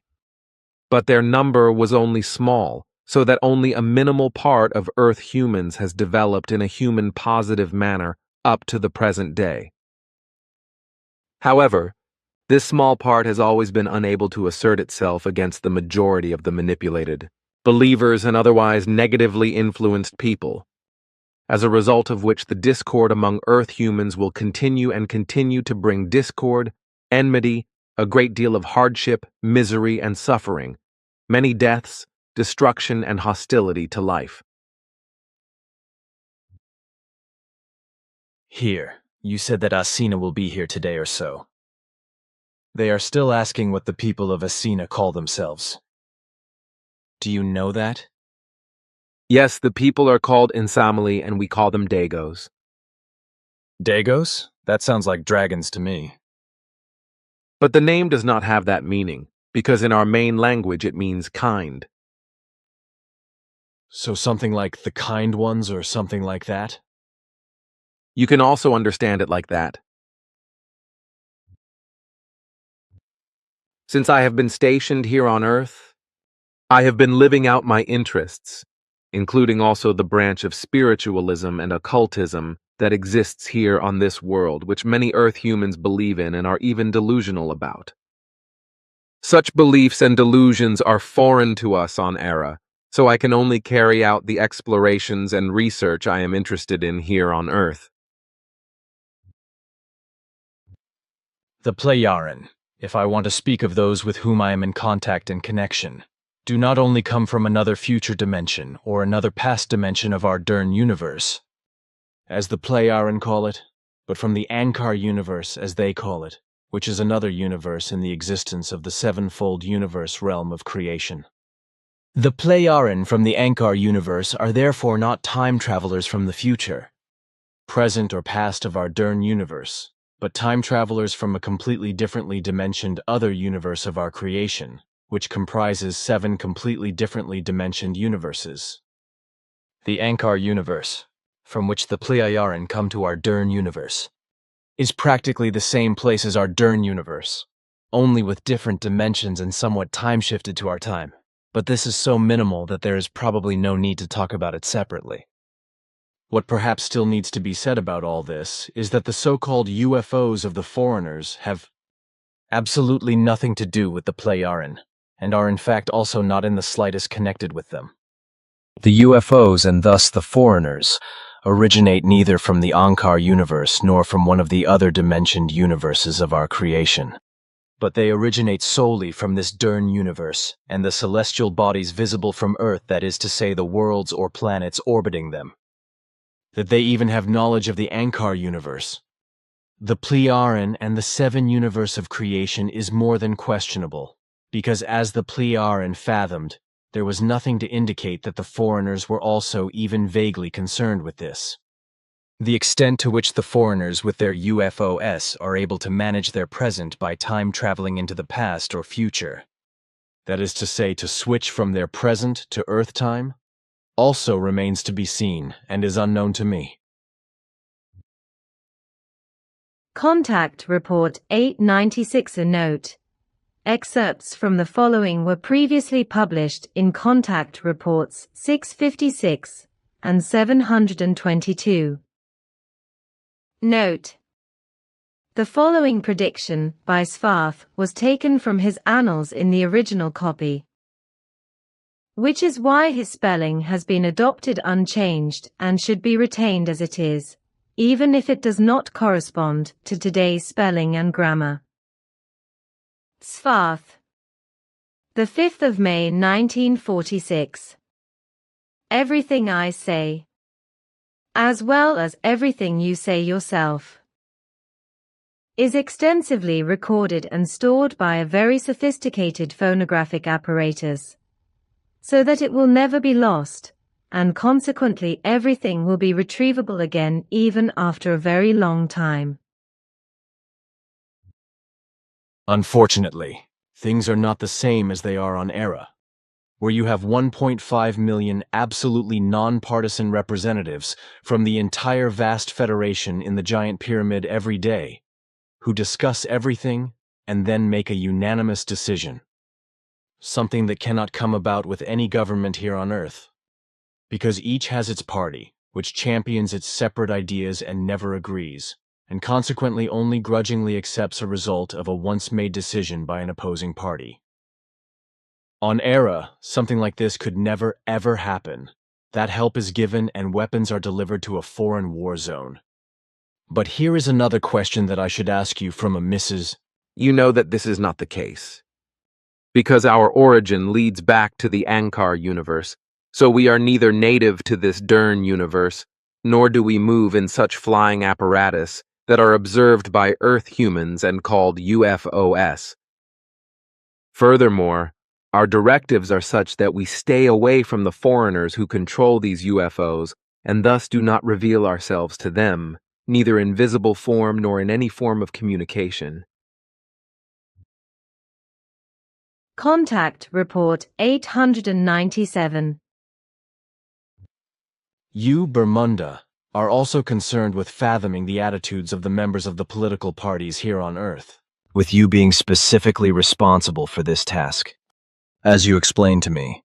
And so my question is, because you are specifically responsible for the very difficult task of fathoming the attitudes of political Earthlings.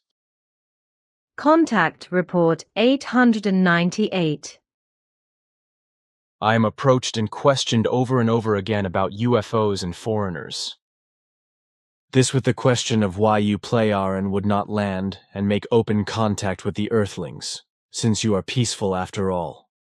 This, as I was told, could finally be answered openly, especially because apparently at night, or in the early hours of the morning on German TV channels, films about pre-astronautics are shown over and over again, which deal almost exclusively with extraterrestrials, in connection with a god and gods as well as ancient ruins, etc. On the one hand, there is obviously talk of very old times, when UFOs and foreign or flying apparatus as well as extraterrestrials were already around. But they really had nothing to do with you Plearen from the Ankar universe, and also have nothing to do with you today. However, I do not know why. You Plearen are constantly being falsely brought into play with questions, very often in direct or also indirect connection with the Pleiades or the Pleiades stars in our Dern universe. It is apparently simply not understood that you do not come from this or our Dern universe, but from the Ankar universe, and thus from a further and different universe of the sevenfold creation, which corresponds to nothing other than nature or all that exists in the whole.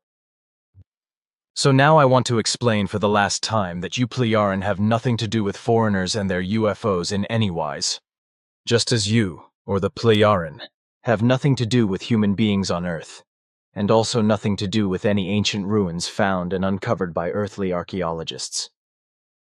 And as far as photographs of Plearen beamships are concerned, only 4 persons were allowed to take photographs, while only I was allowed to take all known photographs. This should now finally say that you Plearen come from another universe of our creation and therefore do not belong to our Dern universe, but to the Ankar universe, of which the foreigners with their UFOs obviously have no knowledge and are also unable to penetrate it. The Plearen have always kept a low profile, for around 25 million years, because their strict directives have always forbidden contact with foreign life forms from other universes. This is also the reason why no contacts with earthly governments exist, and it was recognized in advance, through exploration, that such an attempt would fail when a request was made by Earthlings that you Plearen should try to make contact with the government of the USA. In other words, an attempt that was already certain to fail at the outset, and therefore only served as proof, because illogical demands were made that could not be met by the Plearen. Note: see Contact Report 117. Contact Report 899. Unfortunately, things are different with Earthlings, where a cult of personality is immediately created, as you said, if the human being in question is thought to be something special.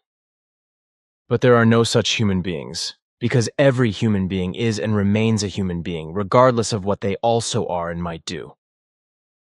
Of course, their achievements should be recognized and appreciated, but they should not be worshipped as something special because of this. That is far from our Plearen behavior. Contact Report 900. But now I want to go because Quetzal will not keep me waiting.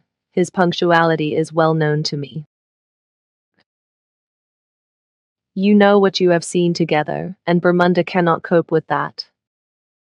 She has spoken to me and Florina and also to Quetzal about it, and explained to us that she is burdened by what she has seen and does not know how to cope with everything.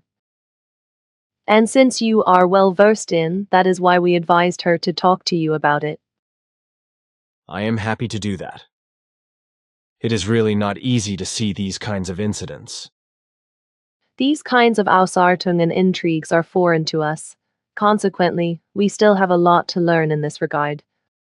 You are not Earthlings either, so you also do not know all the many possibilities of Earthling ways of thinking and their Ausartungs. As I, on the contrary, have fathomed these throughout my entire life on the basis of what countless Earthlings afford themselves with regard to all kinds of Ausartungs. Besides, you were not here at the time of Svath, and, excuse me, despite your age and many years of being here, you are somehow greenlings in the matter of the degenerate thoughts and actions of Earthlings. And you still do not seem to have realized that all this Ausartung is based on the many different beliefs of the various religions and the sects that have emerged from them. All this is unknown to us. Moreover, we only know much regarding you from Svath's annals, but not very much about the thoughts and actions of the Earth humans. Therefore, there is still a great deal of learning for us to do, which we are endeavoring to do by exploring everything imaginable on Earth. This is not easy for us, because time and again we realize that we have allowed ourselves to be deceived. Contact Report 901. But what I still have to say about high blood pressure is that a value of 120 to 70 over 75 over 80 millimeters of mercury is normal for Earth humans at a young age, as it is also for us Plejaren, so we do not have any other values to report. However, this value applies to us up to a much higher age, because our life expectancy is many times higher than that of Earth humans. At rest, blood pressure values of 120 over 80 are considered ideal in young adult men and women, both in Earth humans and also in Jus Plejaren. You have a committee of 1.5 million persons that advises on all the concerns, etc., of all your peoples, without determining, but observing and seeing how something develops, that is to say, whether it proves successful or not. So first, as I already know from Svath, an examination takes place, and only when what has been advised proves to be good and correct is it accepted and established as law, rule, regulation, or ordinance, etc. That is indeed the case. I know that, but it is not known to me how long the period of time is before the examination decision released by deliberation lasts until it is accepted or rejected. That depends on the application of the matter to be examined, whereby, if I take the earthly time calculation to help me, the shortest duration is to be calculated as about 1 year, the longest duration as about 5 years. That is good, because that prevents the nonsense that prevails with us on Earth. That simply makes it impossible for addicted idiots to invent and bring to effect and agenda new laws, ordinances, regulations, and rules, etc., which then restrict the freedom of human beings and vogue them. When you speak, you sometimes use words that are foreign to me, and that I have neither learnt nor know the meaning of. For me, it is really valuable that you explain the meaning to me, because by doing so I expand the scope of my knowledge regarding the use of words. Contact Report 902. I guess that was my mistake, because I should have explained that Arleon's coming will not be until this month. Sorry for my oversight. That is unfortunately necessary, because we have undertaken to observe all such happenings, along with other processes, occurrences, and events, and various incidents, etc., that seem important to us Plejaren, to record them on our devices with images if possible, and to register them. I already know that, because your grandfather Svath has already explained everything to me in this regard. But it is perhaps for the readers of our conversation reports or contact reports to learn a little more about all the tasks and work you have to do on Earth, and for what, etc. Good, in this respect. You are well informed about what I have said. But for us, these observations are to be carried out and recorded as far as possible, though the thinking and the perception are very burdensome. As you are well aware, as we Plejaren do not wage wars, have no crime, as well as no crimes to be punished, which is largely so in our Federation as well. Unfortunately, also outside our Federation of this kind, not everything is as it should be. Consequently, peace is therefore not maintained cosmos-wide in our Ankar universe, to such an extent that it would be constant, because life forms of human-like and non-human nature not belonging to our Federation as well as foreign solar planetary systems are very well uncomfortable contemporaries, as you call unpeaceful groupings in each case. As a result, you will no longer be able to access and record this conversation as usual, but will only be able to do so with the help of Quetzal, Florena, Bermunda, and Njana, as I have explained to you. They all also know how to use your computer well if necessary, so they can also help you in this way if you need their help.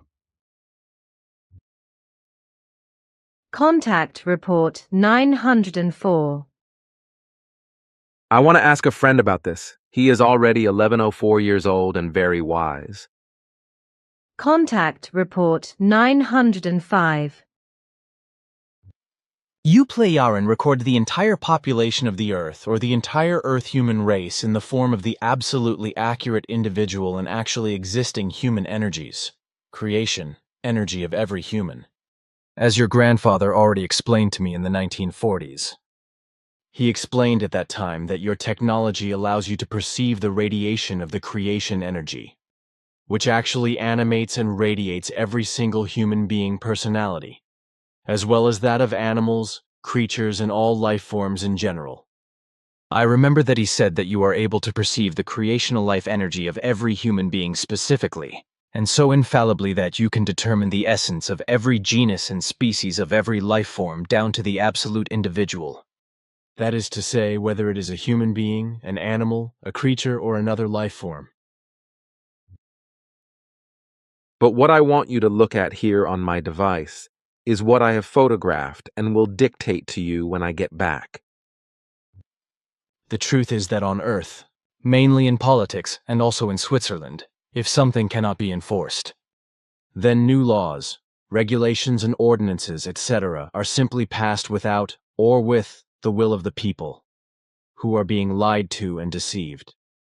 The wrong state of affairs, as it prevails on Earth in this respect, was also common in our country, and it was only when the great ball of peace came, as we call it, more than 52,000 years ago, that everything that was good and wrong changed in such a wise that slowly everything really changed for the better, but this took a great many human lives.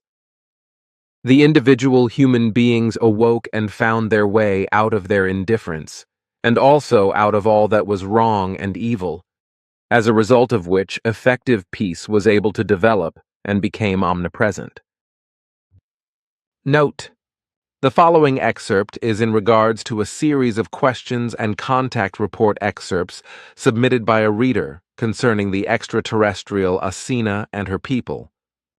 See contact reports 90, 91, and 93, and 291, 311, 858, and 891. Answer: Asina's earliest ancestors came from the regions of Sirius, but they moved there from the Ankar universe only a short time, about 23 million years ago, and lived there for only about a century, and then moved back to their old home in the Ankar universe and left the Dern universe again. Today, all the peoples from which Asina originates belong to the Playaran Federation. I do not know any more about it, because I did not look into the whole of her origins and such, as my interest was focused on what Asina and also Simyase told me about her personality. That is correct, and Dogon or Dagon is used depending on the language. I guess that is all there is to it, because it certainly should not matter. You and we have also often answered that we do not interfere in any things on Earth, neither in political matters nor in any other. We also stay away from medicine and other elements and objects, etc., just as we also do not give advice, but limit ourselves to advising you on the teaching of truth, the teaching of creation energy, the teaching of life, and to maintaining friendship and conversation with you. Contact Report 906. But let us name the three who currently have the representation of Bermunda, Njana, and Florena. That is correct. They are Tijoru equals the instructor, 432 years old. Arar equals the calm one, 398 years old. Karika equals the pretty one, 261 years old. Contact Report 907. But you are a bit impatient, my friend, that you are still. That is right. Patience is not my strong suit. And also thank you to the committee. The fact that 1.5 million human beings are involved in this, the whole committee, that the teaching of Nocodemion can be spread here on Earth, that is phenomenal. My sincere thanks to the committee. It is worth saying that we all followed the debacle between Trump and Zelensky. Contact Report 908. They have no idea that in the past, there were also human-like beings on Earth, faraway travelers, who were regarded as gods. Although I know that the term human-like only refers to the external appearance and internal organic structure, etc., but not to the fact that they were, or are, real human beings. This just asana and... Interesting. But I think you should perhaps mention that at your birthday meeting with us on Era, various people from our Federation had several. The thing about the destroyed planets between Mars and Jupiter was spread by those who traveled far and wide, and also that the majority of the population at that time fled to the planet Mars, which at that time bore life. There is quite a bit about this in my grandfather's annals, but what I have read so far, it only refers to the flight of populations to Mars. If you can tell me some things about when the existence of the refugees or their distant descendants became impossible there, on Mars, because the planet began to strike and life was no longer possible, the descendants of the former refugees later fled to the primeval and quite hostile Earth, where, however, after a few millennia they were taken away by those who had traveled far away and thus disappeared from the Earth's surface again. That was about 1 or 2 million years ago or so. Then, over the last 1.2 or 1.3 million years, various far travelers, human-like beings from various parts of the cosmos, appeared several times from the vastness of deep space or from real space, and some groups of them finally settled down around 385,000 years ago, from which Homo sapiens ultimately developed over a long period of time with their help. Billy, 1949. What is to be understood as a whole, and furthermore, it is to be said for the future of Earth humans that they will not be so far developed in their technology in the foreseeable future that they will be able to reach outer space. The real outer space, despite the efforts soon to begin to reach solar space and the moon with primitive rockets. Thus, it will not be possible for large parts of humanity to flee Earth and colonize other planets, as the many humanity-like beings did millions of years ago, who then colonized the two worlds as distant descendants of the faraway travelers, but then fled from their planets to Mars and then to Earth before their home planets were completely destroyed by hostility and became asteroids. He, Svath, has also written various other works that are widely distributed among us and in our Federation, and are highly appreciated with regard to their far-reaching themes. And these are not only disseminated via our various worldwide information publications, but are also used privately, as you would say, as books that had to be specially made for this purpose, which is unusual because books have been part of our antiquity for 3 decades, but we cherish them. Once again, I was asked about the alleged psyche, which I wrote something about back in 2023, which I sent to the person at the time, who then aligned herself with what I wrote. She gave her psychiatrist the boot and aligned herself with what I wrote to her. Do you have human beings with such problems? No, we do not have to deal with that. Contact Report 910 Billy. 1949. What is to be understood further? The Earth humans, as the most distant descendants of those who traveled far away, are afflicted by all kinds of negative things, just as nuclear warfare was wreaked on Earth very early on by those who traveled far away. This alone proves that the Earth of the SOL system is not the only life-bearing planet in the entire cosmos, and that human beings on Earth are thinking completely wrongly in this respect. Because as I have seen and experienced with Svarth while traveling through space and time and through space, there are countless planets and planet-like moons in the vastness of the many galaxies and solar systems in the huge cosmos. Many of these planets and huge moons also carry life, faunas and floras, and on many diverse worlds there also exist beings that also have conscious forms of consciousness and are human-like as well as human-unlike. Some of them are peaceful, while others are unpeaceful. Various are able to move through space and time as a result of their knowledge and highly developed technology, with some also being able to determine the destination of the Earth consciously sought or found by chance, which were considered gods and goddesses and sometimes also bird beings etc. by the Earth's inhabitants. Contact Report 911. In Switzerland, the will one day bring disaster to the Rhine Valley. This is how the planet and its nature will fight back and take action against overpopulation and reduce Earth humans. Neither the EU dictatorship will be able to cope with this, nor will the loudmouthed rulers of Europe or the countries of the world be able to help. That is effectively what we are finding. But you are not allowed to interfere because your directives... They forbid this. That is correct. But we would never interfere in any matters also without the directives, because our disposition is and remains inviolably always peaceful, which, however, would no longer be possible for us at the slightest interference and would mark us guilty of lying and deceit.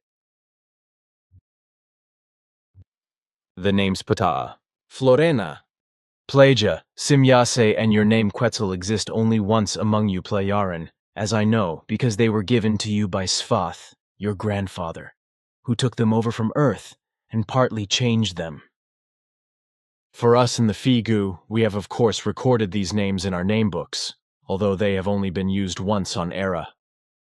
Whether they will continue to be used by you is written in the stars, as they say. Your grandfather took your name, for example, as an abbreviation of the deity Quetzalcoatl, which also means feathered serpent or precious twin. But here I received something about mummies being found, which were also examined and found to have completely different DNA to that of Earthlings.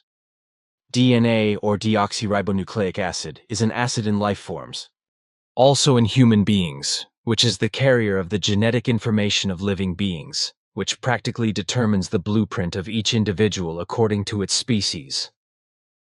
DNA is therefore an acid, which is why it is rarely also called DNA. This DNA is part of a cell, which provides important information through genes, and thus determines the type of living being. If mummies have now been found whose DNA is not the same as that of Earth humans, then for me this means that these beings were alien to Earth. So in my opinion, they were probably contemporaries of the earlier travelers or foreigners, or their direct or distant descendants, whose distant descendants have been roaming the Earth's skies ever since. Together with Svath, I have been able to get to know various Visin, as I also got to know Asina here at the center, who was reptilian. One of the creatures I was allowed to meet was bird-like, as I would like to call it. Two others, however, were fundamentally very different from each other, because one creature looked human-like in purely earthly terms but was somewhat disproportionate, if I may say so, and it had huge eyes that bulged outwards. Another Visin was as foreign to me as Asina, only slightly more lizard-like in appearance. In addition, there were others that I would actually call human beings, but which, as Svath explained to me, had a completely different DNA from Earth humans, or Homo sapiens sapiens, which are based on certain foreign beings that could spread in many races on Earth.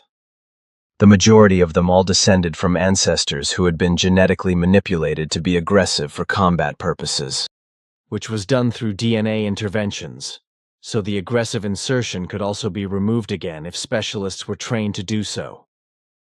Contact Report 912.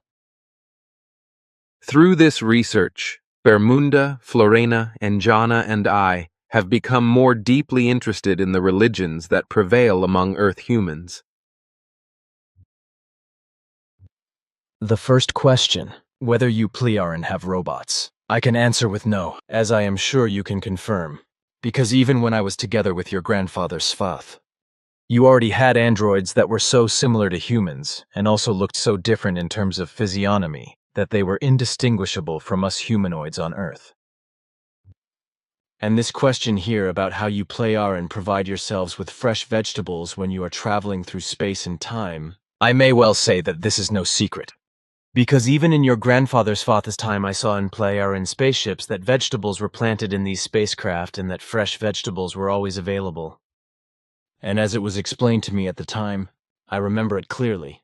It was said that these vegetables were vital, that the human beings, the crews of the spacecraft, had fresh vegetables for food, because the food they carried with them was not sufficient for a long time.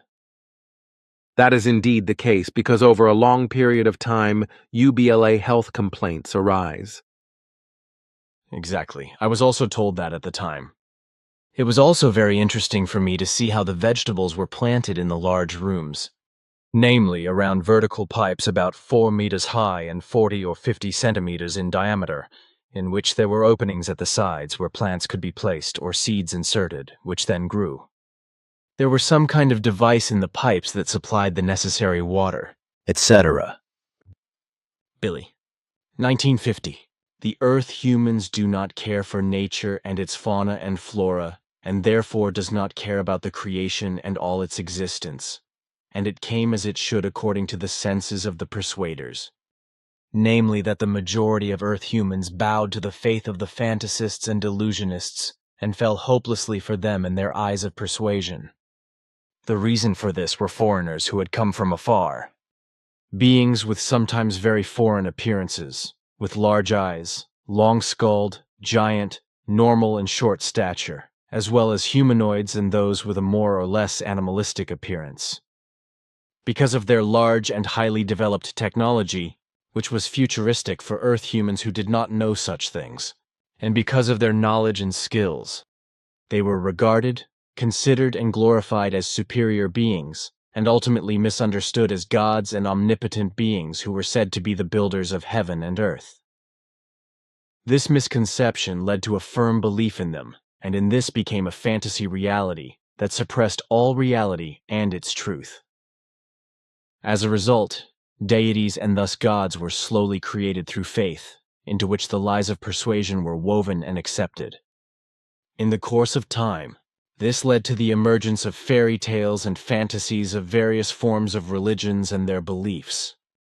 And as a result of delusions, lies, deception, and fantasy, etc., a linear religious concept of life was made out of the whole in a misleading way,